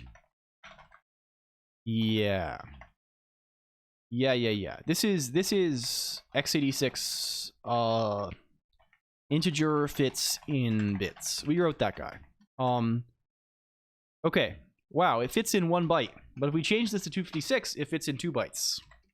If we change this to 100,000, it fits in 4 bytes. That's kind of good. If we change this to 32 again, and we change this to EAX, it fits in 4 bytes still. But if it's AX, it's 2 bytes. And if it's RAX, it's 8 bytes. Good. And any memory location will fit anywhere. If I say mem RAX 10, it's still one byte. Good. So that's one thing. What do we want to do with this? Choose to go with eLisp. Never seen it used outside of Emacs configuration. Well, I write a lot of eLisp in general, Folks Hill. Like the whole stream is in eLisp. I'm a big Emacs fan. And it's a little bit of a joke, but also I think eLisp is particularly good to write on stream because it has a lot of nice properties. First of all, it's very, very easy to like play with things and like inspect values. It's very interactive, right? Common Lisp kind of has this too, but like eLisp is even more integrated with Emacs, right? Versus Common Lisp where you have to deal with like, oh my, you know, I'm running, you know, I need to restart my process and the server dies, and right, it's kind of a little more impedance there. With eLisp, I can just like look at any variable and I can get its value, right? I can look at any function and I can jump to its source code, whether I wrote it or someone else wrote it. I can like, here's apply, it's in the C source code. It's here. right? Like, you know, it's very easy to like play with things. And also like there's all kinds of like nice things we can do. We can inspect values easily. We can like, there's a very nice REPL integrated with things. If we want to make something interactive, it's very easy to like make one of these functions like called elsewhere, right? Like for example, like it's very contrived, right? But if I write it this way, I can very easily make it so like I could assemble an elist function that someone types in chat. So it's just kind of like a nice integration point with like a bunch of different things. It's certainly not like the best general purpose language by any means, but for the stuff we do on stream where it's like it's the things that are valuable are like things being able to talk to each other super easily, and also being able to put things on the screen and like display things very easily. eLisp is kind of like very good for both. If that makes sense. I do like debuggers, I just don't use the eLisp one very often. eLisp does have a pretty decent debugger, I think. I don't know. And following this logic, we have written a lot of really absurd things in eLisp. Like we have written the inspiration for this project, which I've probably talked about a couple of times, but it's easier to say like, yeah, I mean, I can certainly do it in Python in a debugger, but like, I don't know, like something like the chat on the screen would be more annoying in Python, right? Like I could certainly display some text on the screen, but having it be like, you know, I can like, you know, like being able to easily like query that, like I can just grab the chat history from anything here if I want to, right? It's kind of nice. We're doing this in the idea here is I've written a bunch of assemblers in Lisp already, in eLisp already. Like I've written like an assembler for the Game Boy and also for the Game Boy Advance, like an arm and thumb assembler. And we've used that to make some stuff. And now I want to use this, like to kind of take this same approach, and instead of like assembling stuff for retro consoles, I want to assemble some stuff for my computer. And eventually I want to use this to write a little C compiler that can build, yeah, I don't know, it's kind of a lot. But either way here, we want to get this size, and then we want to use this size to update ints. So what's the deal with it? What's the deal with it? We also probably want to check if all of the registers have the same size. Because if they don't all have the same size, then this is an incompatibility. I mean, of course, we could just, like, what this behavior will do without this is it will just silently kind of round up. Like, if you have an REX and EAX, it'll just treat them both as REX. But I think we probably want to check, too. So, we probably want to check, like, what do we want to do here? Like, how do you say? How do we want to do it? We have a way to check if something is any register, right? I think. I mean, we should add that again if we can. x86 registered. And this is just return non-nil, or rather return the register index of R. And this is just or u x86 register 1 byte R, and all the others too. 2 byte, 4 byte, 8 byte. And then down here again, what we want to do is we want to filter u x86 register on ops, and then all of the registers should be the same size. U x86 operand size. And then what do we want to do this? Like, if we have a bunch of sizes now, and we can just say unique on this, right? And if the length of this is, like, if it's not equal to 1,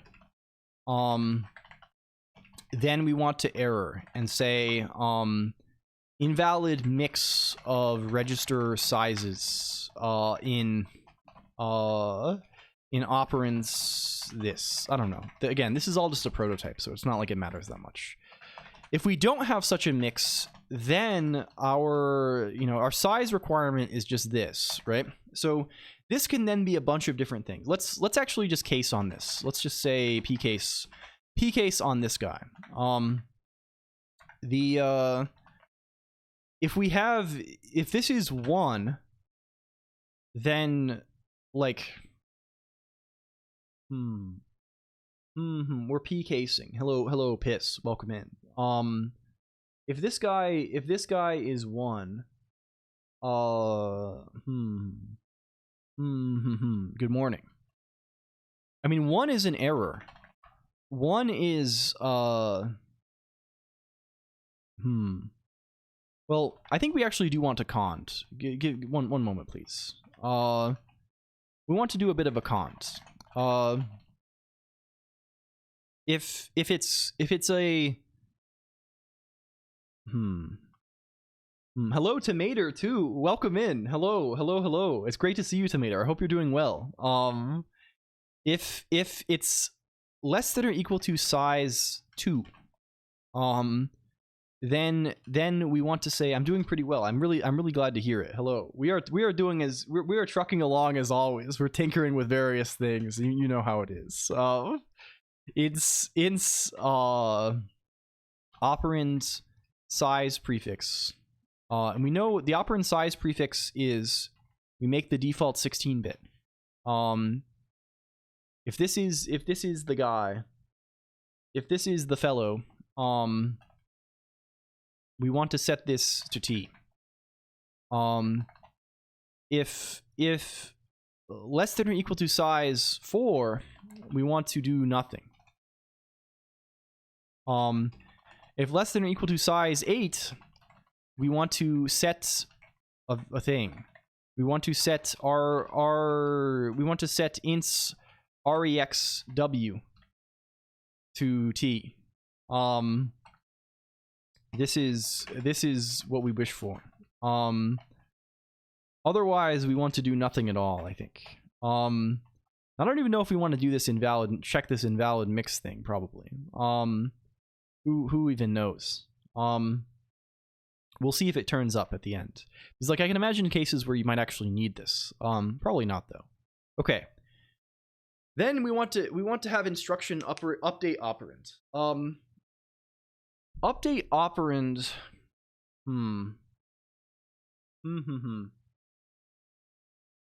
We've already checked. We've already done the thing with the sizes. So from here, maybe this is not, so we don't have to care about the sizes so much. Let's grab our thing for getting the lock and the, let's get this going on over here. Get this going. Hello 3D Code Warrior, also welcome in. We're in the, they're doing war. They're doing war now. We just did these in order up here, didn't we? No, we did like this. Let's do like this here also. And what shall they be? What shall they be? War in 3 dimensions? They're doing a new kind of war where you can go up and down also. This is kind of crazy. This is like, what is this? Ender's Game? This is a plot point in this. I don't know. Error invalid operand location codes. Lock. Okay. So this guy's got to do some stuff. I don't know if we even care about size at all, but we're gonna keep it around for now. So what must he do? What must he do? I think he must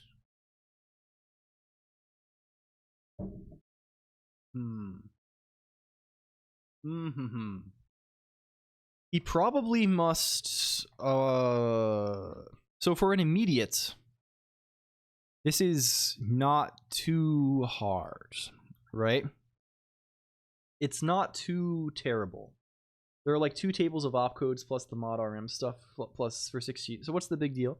I mean, I just want to, like, we're still gonna have to encode a lot of these. I just want to make it as easy as possible. Hello, AB Viney also just popped in. No freaking clue what you're working on. Looks cursed. Hi. Hi to you as well. Hi, hello, AB Viney. Are you a programming inclined person? We are messing around. We're like prototyping a little x86 assembler. We've learned a little bit about x86 instruction encoding today, and we're trying to like put the pieces together a little bit, so to speak. An immediate, like, what determines the size of an immediate? Like, immediate, like, what are the guys who are, is this emulation? It's kind of like the opposite of emulation. You have to think about a lot of, you'd have to kind of think about this in the reverse direction to write an emulator. ABI stuff, not quite ABI stuff, more so like if I write, like, for example, if I write add, you know, RIX 10, right? What bytes does this actually turn into, right? And there are rules for this in the, you know, this is kind of what the processor manual describes, like what bytes mean this, right? And in this case, right, like we it kind of gets broken. It's x86 is very complicated for this. It kind of has an annoyingly complicated like encoding, and we are figuring it out. Good night, the 0x539. Okay, so how do we actually? I'm trying to recall how we know an immediate size. ISA stuff wrong. Yeah. This is it exactly.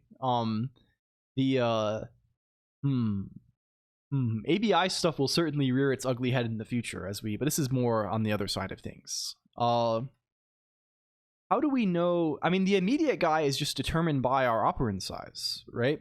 So like this is just like, we should just check.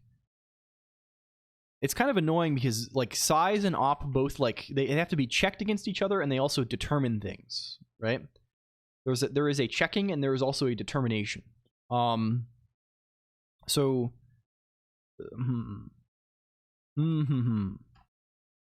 like we probably want to be saying something like I don't know which kind of immediate. I mean, the immediate field, right? There is a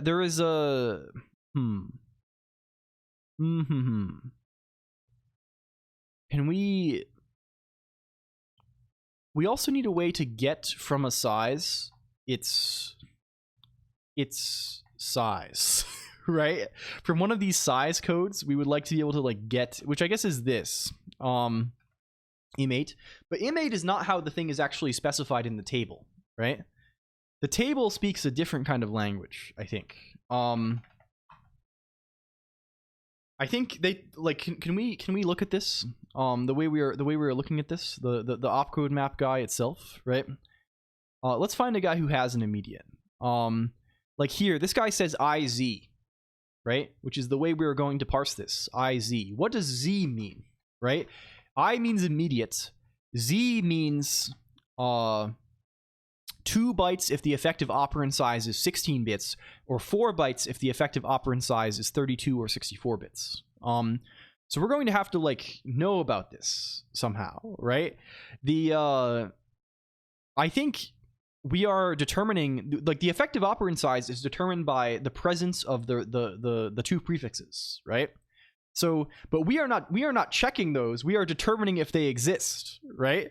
So what we need to do instead is we need to like, given the registers that exist in our operands and also the size of the immediate, determine what the effective operand size should be in order to insert that prefix. So I think let's perhaps we should pass this in. Maybe it should be passed in, right? Like the results of update operand sizes maybe should get passed along. This size fellow here. And maybe we should then pass this guy in as like e-size. The effective operand size is e-size. I don't know. And then here we can check a variety of things, right? We can just check like when, you know, I don't know, unless you x86 immediate integer fits in bits rather,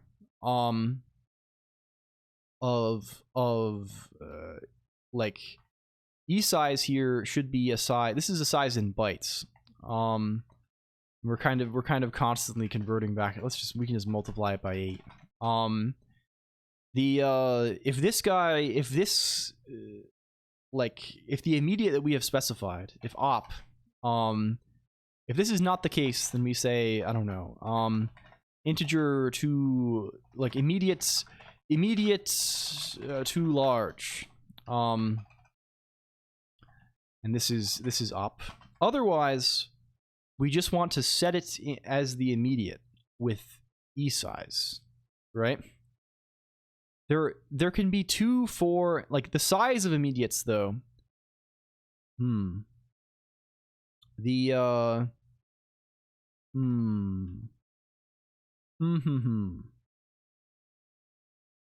we know? We should probably say max e size. I don't know. Like, what do we want to say?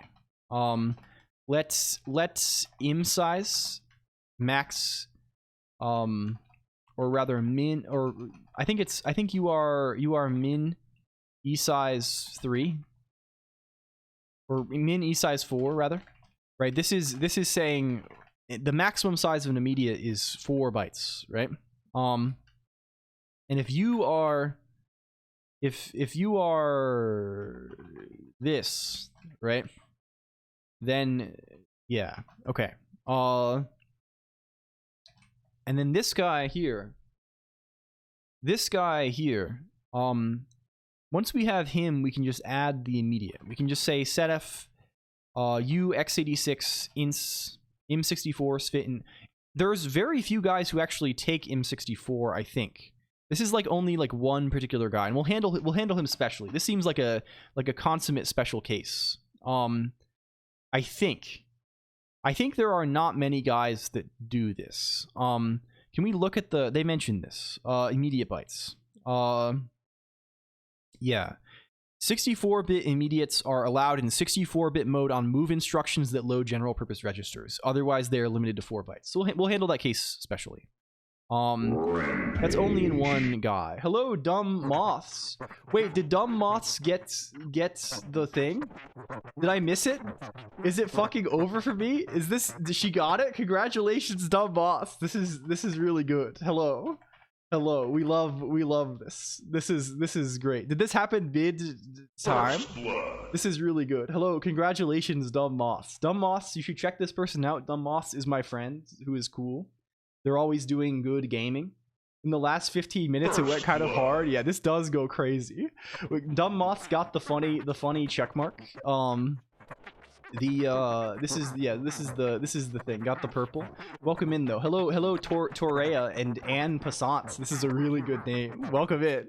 I'm LLLL. I'm a guy who pretends to be letters. That's my main affect, I guess, is that I'm a letter pretender. We're currently learning about how your computer, probably your computer that you're using right now, knows how to do things. We're learning about the instruction encoding for x86 64 bits. So we're trying to figure out, like, we're trying to write an assembler. So like the way your computer does things, right, is like the computer knows about numbers only. You know this, right? The computer only knows about numbers, and there's a big thing of numbers, and the CPU just like looks at these numbers and it knows what to do. But the numbers mean something for human, right? So the numbers are just called machine code normally, but the numbers mean something for a human. So the what they mean for a human is that they have like a convenient way for humans to like remember what numbers they want. And it's called assembly language, right? So instead of writing the number 66670340A, the human can write add ax bracket eax plus 10, and then there's kind of a simple translation that goes from add ax eax plus 10 to 66670340A, right? You're following? We would like to write a machine that does this. The program that does this is called an assembler. It takes the text add ax eax plus 10 and turns it into 66, 67, etc. Right? We want to write this program. We've been writing a couple of these programs in the past. We've written a few of these. We wrote one for the Game Boy Advance, and we wrote one for the original Game Boy. But I want to write one for my computer. And the thing that's going on right now is that the architecture that my computer runs is called x86-64. Your computer probably runs it too. It's an x86 is this architecture that's been around for a very long time, and it is so fucked up and evil it's unbelievable. Like this is sort of, you know, it's a little bit complicated for, like, you know, again, for the GBA or the DS or something, but it's not anything that's like really impossible. Like, it took us, like, you know, it's like a weekend project, right?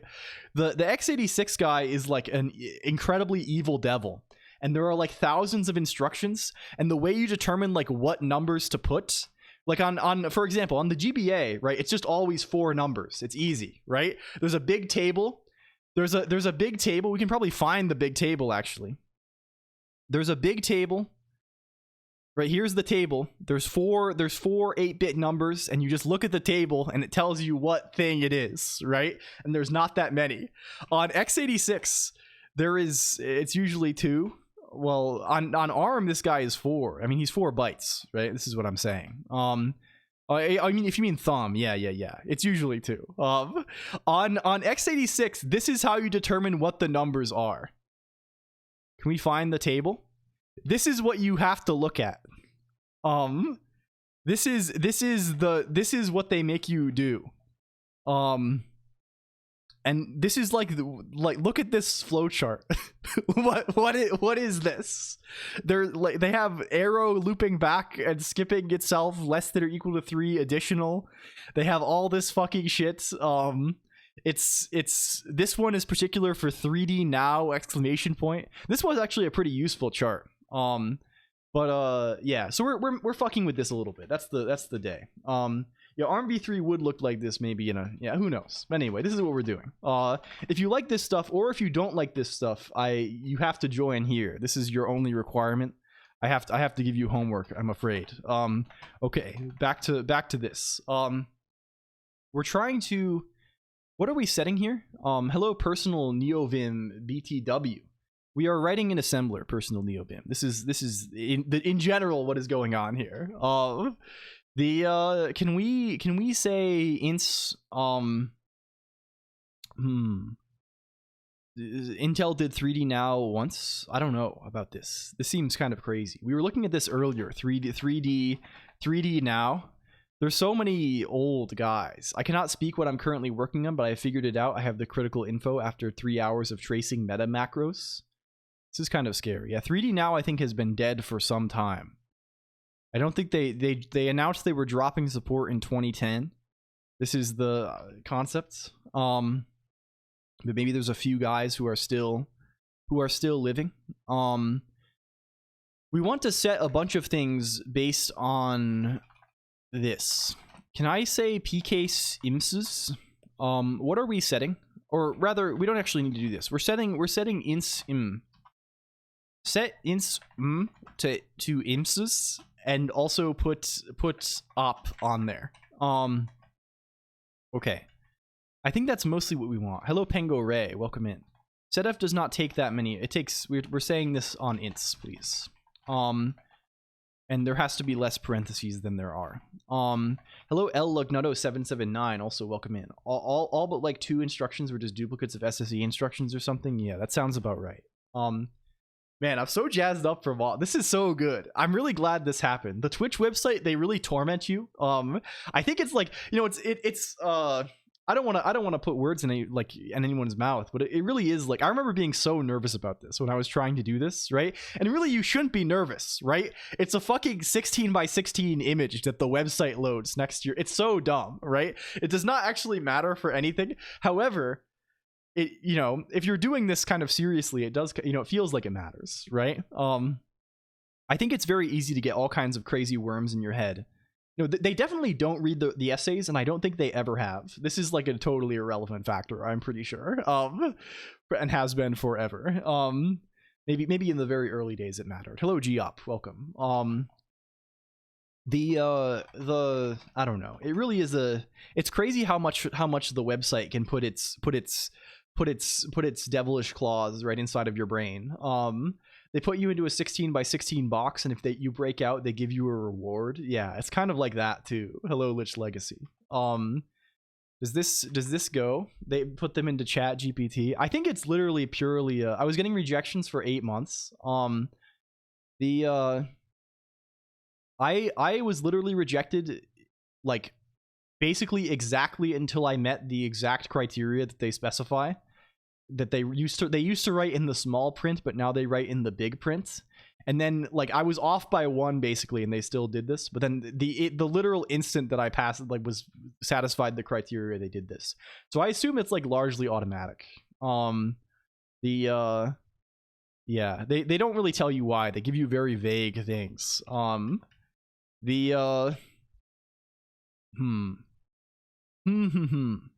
is the deal with G and R? G, we actually have to handle these guys separately now. What is the difference between G and R? We have to handle them in a different way. G means it goes. R means it goes in reg. G means it goes in RM. Twitch partner. Yeah, this is what we're talking about. Was my Sunday streams have strong turnout, and I thought I was juicing somehow? Yeah, it goes like this. This is how they're doing it. But yeah. Okay, can we do this? Is it possible for us to attain some kind of... They do have an essay. They give you a little field that you have to write words in. And everyone thinks they have to write paragraphs, but I'm pretty sure if you just wrote literally nothing, it would not matter. But people get a little bit intimidated by these sorts of things, right? And they're like, and you want to put your best foot. I don't know. The whole thing is a little bit silly, but it is man. I'm very glad for our friends. Okay. If it is just a register, it is easy. I think if it is just a register, then it is easy. R just goes in reg, I'm pretty sure. And this can just be register. We've already checked if it's the right size. We don't have to care about it anymore. Right? R is it's simple as they say. Similarly, this is just we put it in RM. And then that's all. You don't actually have to do anything else, I'm pretty sure. Like a lot of like the... Oh, Equity Lord, congrats on this trap exit also. This is kind of huge. Can we add this to heraldry?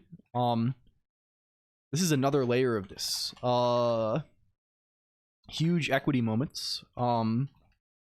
Okay. What else is there? There's M, which requires this guy to be memory, which is a devilish fucker. An extremely evil man. The requirement of memory, which is this whole thing here, right? And with this whole thing, we have to handle the rip relative guy, right? We need the rip relative kind of handling. So can we paste him in? And can we delete everything beyond him? And can we indent this? I'm so close to Equity Lord status, yet so far away. It's crazy how many lords we have now. There's like 50 of them. As long as you get this before the shareholders meeting in April, you're totally good. Which I think probably this people will have this. We'll make sure we redeem them. We're waiting for Mandarin. I think I almost have the equity in... I have 98.6k in Moth's chat. I wanted to see. I keep spending it on Total Clarity. Well, we refund all of these like every few months anyway, so you'll be refunded. You'll be reimbursed probably inevitably. When I get lazy and I'm like, I need to... What happens is I need to refund one person because they get scammed, and I decide I'm going to do that. And then I just end up refunding everyone who has ever redeemed it because I'm too lazy to like individually pick out the one person. I just click the refund all button. I think we've done this like 3 or 4 times now. The shareholders meeting at Offkai, I don't know about this. Maybe we might have to. It freezes, it's too far gone. Free points for all. Yeah. We are... If you missed, we have this clone concepts that I've been falling behind on. That's another points kind of guy, the 50,000 point clone character. There may be major news incoming on this topic tomorrow at the LLLQ's Season 4 premiere / LLLQ 3-year anniversary event. because I think it may be a eulogy. It may have to turn into a eulogy. I don't know. I don't know for sure. I think the clones have become upset with them. They have a lot to answer for. They have to be called to account. Okay, what are we saying here that's useful? Are we saying anything? Actually, this is all can just be verbatim this, I think. Yeah. We probably want to factor this out though. Because we're gonna need to do it twice. It's gotta happen twice. It's gotta happen twice. I guess I could probably encode that in the condition somehow. Can I like put a guard on this? Is that like a thing that PCase lets me do? Oh, you can say guard. That's so good. Or it's either or M or and E. You guard you x86 memory location up.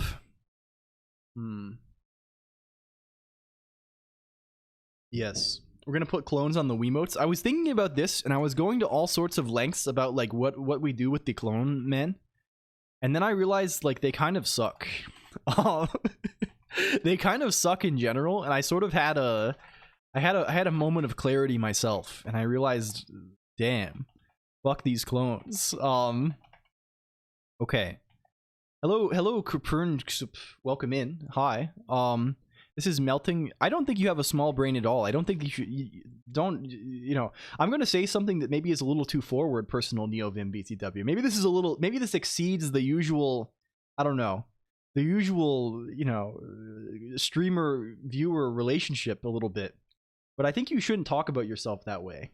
I don't know, man. Like, I think it's, you don't have to frame things in terms of like, oh, I'm dumb and other people are smart. I think you're probably pretty, you probably know what you're doing. I bet you can figure out almost anything if you try. I think you don't have to. Yeah. I'm sorry if that's extremely weird to say. I don't want to overstep myself, but like, you can probably do it. You can probably figure stuff out. Of course, maybe not. I'm just doing random shit on here, and I'm not explaining anything. What we're doing here is we're trying to decode instructions based on this big table. This is like the manual for your processor. And there's a bunch of big tables of like what the opcodes are. So like if you have a 00, the operands to that are supposed to be EBGB. They have to be EBGB. And what EBGB means is there's the E means it can be everything. It can be either memory or be either a memory guy or a register. And the B means it's 1 byte. So what that means in practice is if I go to the assembler, right? If I say add AL and I add this to this, right? This part is the GB. And this part is the EB. And the EB can either be this like EAX plus 10 thing, like this memory, what's at this memory, right? Or it could be BL, right? Right? So we're building a thing that checks these guys and makes sure that the things in our assembler correspond to the E. You can see the E here, right? We're checking this. I'm learning C in general. It's fun at first. Hell yeah. I hope you have a good time with this. We like C quite a lot. I've been writing a whole bunch of C recently, and I've been having a lot of fun with it, more than I thought I would. It's a fun thing to play around with a little bit. BL, yes, it is also boys love, as in yaoi. It's also we do love this. Someone doing something like this, Tamagotchi chat members. I know there's a couple of Tamagotchi type people if you know them. I know Jams Virtual is doing this. Oh, Just Jane too, yeah. Just Jane is a very cool person who is in the. Is this person in the green circle, or are they adjacent to the green circle? They're the kind of person that just needs to send me a DM or something, because they're here all the time and they're also streaming programming. I think people think that the conditions for this are higher than they are. Holy Yowie mentioned this is awesome. Yes, the hello Sofungus _ Yowie Zowie. Ever checked out Go? I have not written much Go in my life, but I'm familiar with it a little bit. Go is a little bit of a different guy. He's garbage collected, right? We read a lot of Rust here. But Go is also quite cool. Go is like from Rob Pike, and they have done a lot of cool things. And it has a little bit of Plan 9 sauce in it. There's a million Go jobs now. Yeah, I've heard about this. Okay, is this good? Did we write this good? It was Colonq's handprint on an old and weathered sheet of parchment. Yeah. Hello, Super Plink. Welcome in. Thank you for Plink. It's kind of like getting invited to some kind of haunted mansion sort of thing. You come live in the haunted mansion for a while. You go walk around and solve a mystery. Yowie is great because it's also the noise one makes when they stub their toe. This is really good. This is really good. I'm saying this every day. I'm always hitting my foot on the wall and screaming "Youch, Yowie." Okay, I think we're good. I like your channel. I find myself drawn to Scheme as well. The idea behind Lambda Calculus is minute. I'm glad you like it. We like Scheme too. And also, if you like the Lambda Calculus type of stuff, Ixidod, I would strongly encourage you to investigate Haskell. And also, honestly, beyond even doing Haskell, I just recommended this book recently to Big Book of Bug. There's a really, really good book about type systems that also just explores a lot of like typed Lambda Calculus stuff and like church encoding kind of stuff. It's called Types and Programming Languages. It's like a book. It's kind of older, but I'm sure you can also find it online in various places and things. Not to encourage any sort of thing like this, but like you can find this book. This is if you're interested in Lambda Calculus, this is a very solid and interesting book to get like a good backing in like learning about typed Lambda Calculus in various ways. Right? I think this is great fun. But we like Scheme a lot too. And there's a couple of people who like are interested in like variant schemes. I know Kirsch, who is around here often, is really into this thing called Owl Lisp. Where Owl Lisp is basically a it's Scheme but like more functional. So it's Scheme but like more, I think, more focused on like immutable data structures and like this kind of thing. Yeah. So there's a lot of stuff like this going around. If you like this stuff, please feel free to, we have a spot, and it's a lot of people talking about this kind of thing half the time, and the other half of the time talking about like, I don't know what we talk about. We talk about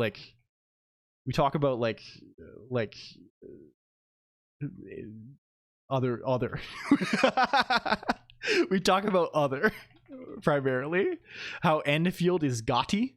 Yeah, this too. We talk about women. We talk about BL. Yeah, sometimes. To be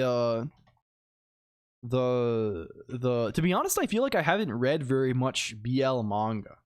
Like this is sort of outside of my typical purview. Like I'm not necessarily opposed to this, I would say, right? And I've definitely watched. Like I remember when I was young, I've watched like the I guess like Free is more like this is kind of like baiting, I guess. But I watched some of this. I've definitely read some, I guess. I had a phase when I was like probably like 18 when I was in college where I like didn't know what to do with myself because like I moved away, right? And suddenly you're in college and you have like so much free time. So all I did was program and like read manga. And I mostly just like read whatever they posted on Dynasty Scans, which is was a primarily like Yuri manga scanlation website where like a bunch of people like aggregated things. But there was all kinds of shit on there, and I probably read like literally like thousands of things on there over the course of like 2 years when I was doing this, and I just like sort of forgot that was a thing you did after 2 years, and I just didn't do it anymore. Compile myself Gambit for now, just for trying, but I need to get my own one. Oh yes, very nice. This is kind of exciting.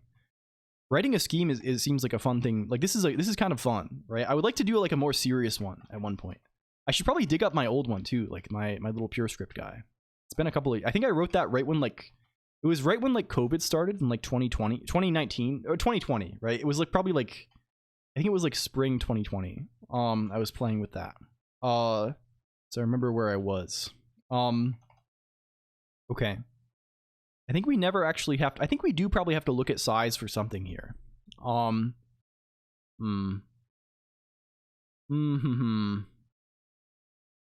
Maybe we should be rounding down. Maybe we don't need to know about it.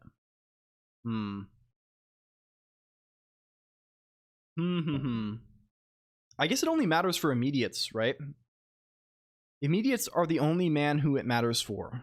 Goku is Latino. Very good. They made Goku Latino. Let's ignore it for now, and then we'll cross that bridge when we come to it, and we'll know what to do. What is your deal? Reference to free variable size. Instruction update sizes. Oh, you are a liar and a cheat. You are a liar and cheat. I see. Okay. So how do we actually want to process a given instruction?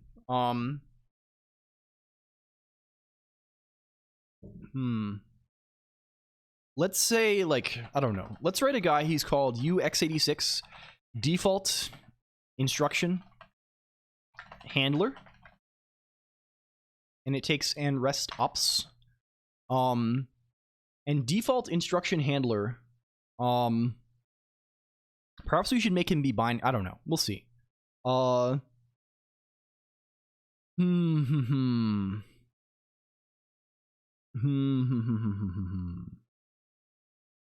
He should really take the how are we doing this?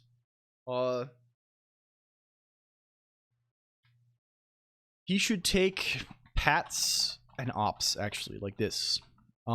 This is what an instruction handler is shaped like. And first he should check, he should say, let's esize, or let's ret this. We should have an opcode in here too. Actually, this guy should just take the opcode. And he should return a lambda on pats and ops is what we should be doing. And this guy also should be like, return a handler, for an instruction handler for opcode, right? We should return this. This guy should be opcode. This can be a let star kind of situation. This here, esize is UX86 instruction update sizes ints ops or error. Does this error already? It does. This should always return a number. Let's just say error malformed size for operands. Something like this. I don't know. We're putting the pieces together here. Okay. And then once we have esize, we want to say UX86 instruction update operands. Esize ints. We want to do this for every guy, right? We want to say zip width. We want to say zip width. Or rather, yeah. What does it make the guys? What does it call them? It calls them it and other. It and other. Over pats and ops, and we want to return nil. Okay, that's kind of a sensible instruction handler, maybe. Value from call to n reverse is unused. Yeah, like that's what the guy. Can I make? Is there a zip width that does nothing? Can we make a zip width that does nothing? Blah. I guess we just return it. It's fine. Well, we want to return ret, right? That's the thing. How can I make this not yell at me for being unused? I guess we just say, don't give me warning. Call up the don't give me a warning machine, please. Do this. Okay. Does that do it? Do you take... You should be called red. You should also be called red. Warning machine is broken. There we go. Default instruction handler. Now if we attach, instead of doing any of this shit, I kind of want to keep this stuff around if we need him later on. Let's just make a new guy called Scratch. Hello, Zulfix. Welcome in. We'll leave him over there for now. Let's call this guy UX86 default instruction handler 00. Maybe that does the trick. Okay. Can we still assemble instructions? Is that still a possibility for us? No. We cannot. This is the wrong... We've been given the wrong trousers, I think. I fear. Because the way we invoke the assembler is wrong. Because we're not invoking the instructions in the right way. This should not be apply this to arg operands. This should be fun call this to car v operands. Okay. Well, that produces an instruction. Is it the right instruction? Well, this guy clearly has a disp. His mod RM is set to 1, which is C, right? Like we can change this to D also. I don't know if that's right. I'm unsure if this is correct. Like the G, oh, I guess it does make sense. But still. Does E really go in reg? Like, is that the... I think we may have gotten this a little bit backwards, gamers. Where is E supposed to go? E is supposed to go into... It's supposed to go into RM, right? And G is supposed to go into reg. We have gotten it a little bit backwards. I think we have literally flipped them entirely, which is kind of funny, because otherwise it would have been obvious. Where is x86.el? So G and E, it's actually a little bit different. It's a little bit... This is G. This is R. So R and M, they both go into RM, as would make sense. Does this guy talk about reg at all? No. Okay, well, let's look at this now. So now RM is 0 and reg is 2, as we would expect. Okay. If I say EBX here, this will be a little more clear. Yeah. Good. RM is 3. We have a certain offset. We have various guys. This is good. But the thing is, this now generalizes. Instead of having to manually write this like super long and annoying thing for every guy, we can write different stuff, right? Will this also set our rex prefix? If I say RBX instead here, no, actually rather, if I say RDX here, no. Symbols function definition is, oh, of course, because we haven't defined that. We need to define that handler. So if we add this to the table, if instead of just writing nothing, we write 0, 1, right? We should also probably try not to call this guy, right? If we say, we need to say if v, and if and v, function p, cutter v, and then that's what we want. And rerun everything. Call this, wow, okay, cool. This set rex w to t. All the rest is 0. Yeah, I think this is kind of good. It's a little bit good with it, I think, potentially speaking. I don't know. I don't know. I think this could be kind of what we're looking for. I think this is a good start. I'm not going to flesh it out entirely for like every instruction, right? But basically, I think if we architect things this way, if we architect the thing this way and have like the assembler be guided by these rules, like this little kind of DSL that they have for the operands, I think we can write an assembler without totally tearing our hair out.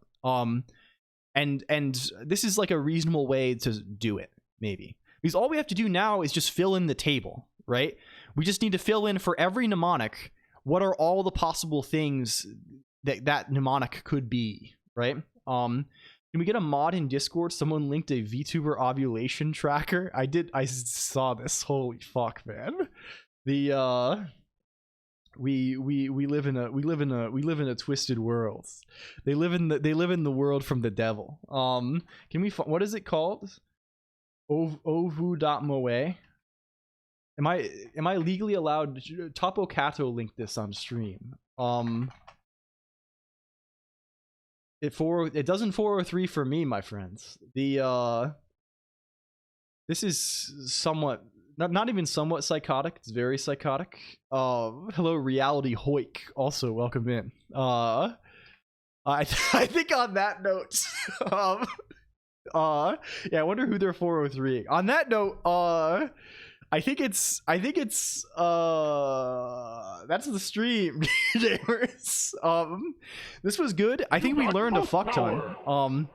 Not to be rude about it, let's just say, maybe instead of saying fuck ton like I'm like 35 years old, what if I say I learned a lot? I learned a lot. We learned a lot today. It was kind of good. We've been learning about things. It's been a little bit nice. It's been a little bit nice to learn about. Who are we rating? Hello, Machka6. Thank you for ping. Thank you for ping status. This is a little bit good. I'm looking. What are we? Who are we rating? Do we know? Does anyone know who we're rating yet? Does anyone have an idea about this? Who are we rating? Grimmy is around. We could raid Grimmy. We haven't raided Grimmy in some time. Let's raid Grimmy. We'll head over there. It's a Grimmy kind of day today, I think. We'll be back tomorrow, not Friday. Well, Friday also, but also tomorrow for special events. So we'll see you then, computer. If you're I don't know. Maybe. Let's raid over to Grimmy. We'll do a newspaper. If you like this stuff today, we do this twice a week at least. We're always doing this. We rarely miss them. It's Discord, IRC. That's how you know when they are. Twitch is really bad at telling you. I'm saying this explicitly. You can click the follow button on Twitch for Twitch to tell you when the streams are. It doesn't work very well though, because Twitch is a devil's website. So if you want to know when the streams actually are and maybe come back, I don't know. Maybe if you don't want this, I don't know. It's no business of mine. It's no business of mine. But if you do want to return, the best way to do this is to join either the Discord or the IRC. If you join the Discord, you will receive an @everyone ping. If you join the IRC, you can filter. You know what to do. You can figure it out. You know how to search the text. Okay. Yes, love you. I love you, computer, a lot. Bye. See you soon. Thank you, Kilobyte808. I'm sorry if you were waiting for the end for me not to say your name, but I'm gonna say it anyway. Goodbye. Be nice to Grimmy over there. I'm gonna click the button. Okay. Thank you. See you tomorrow. Thank you. Bye. Bye. XO.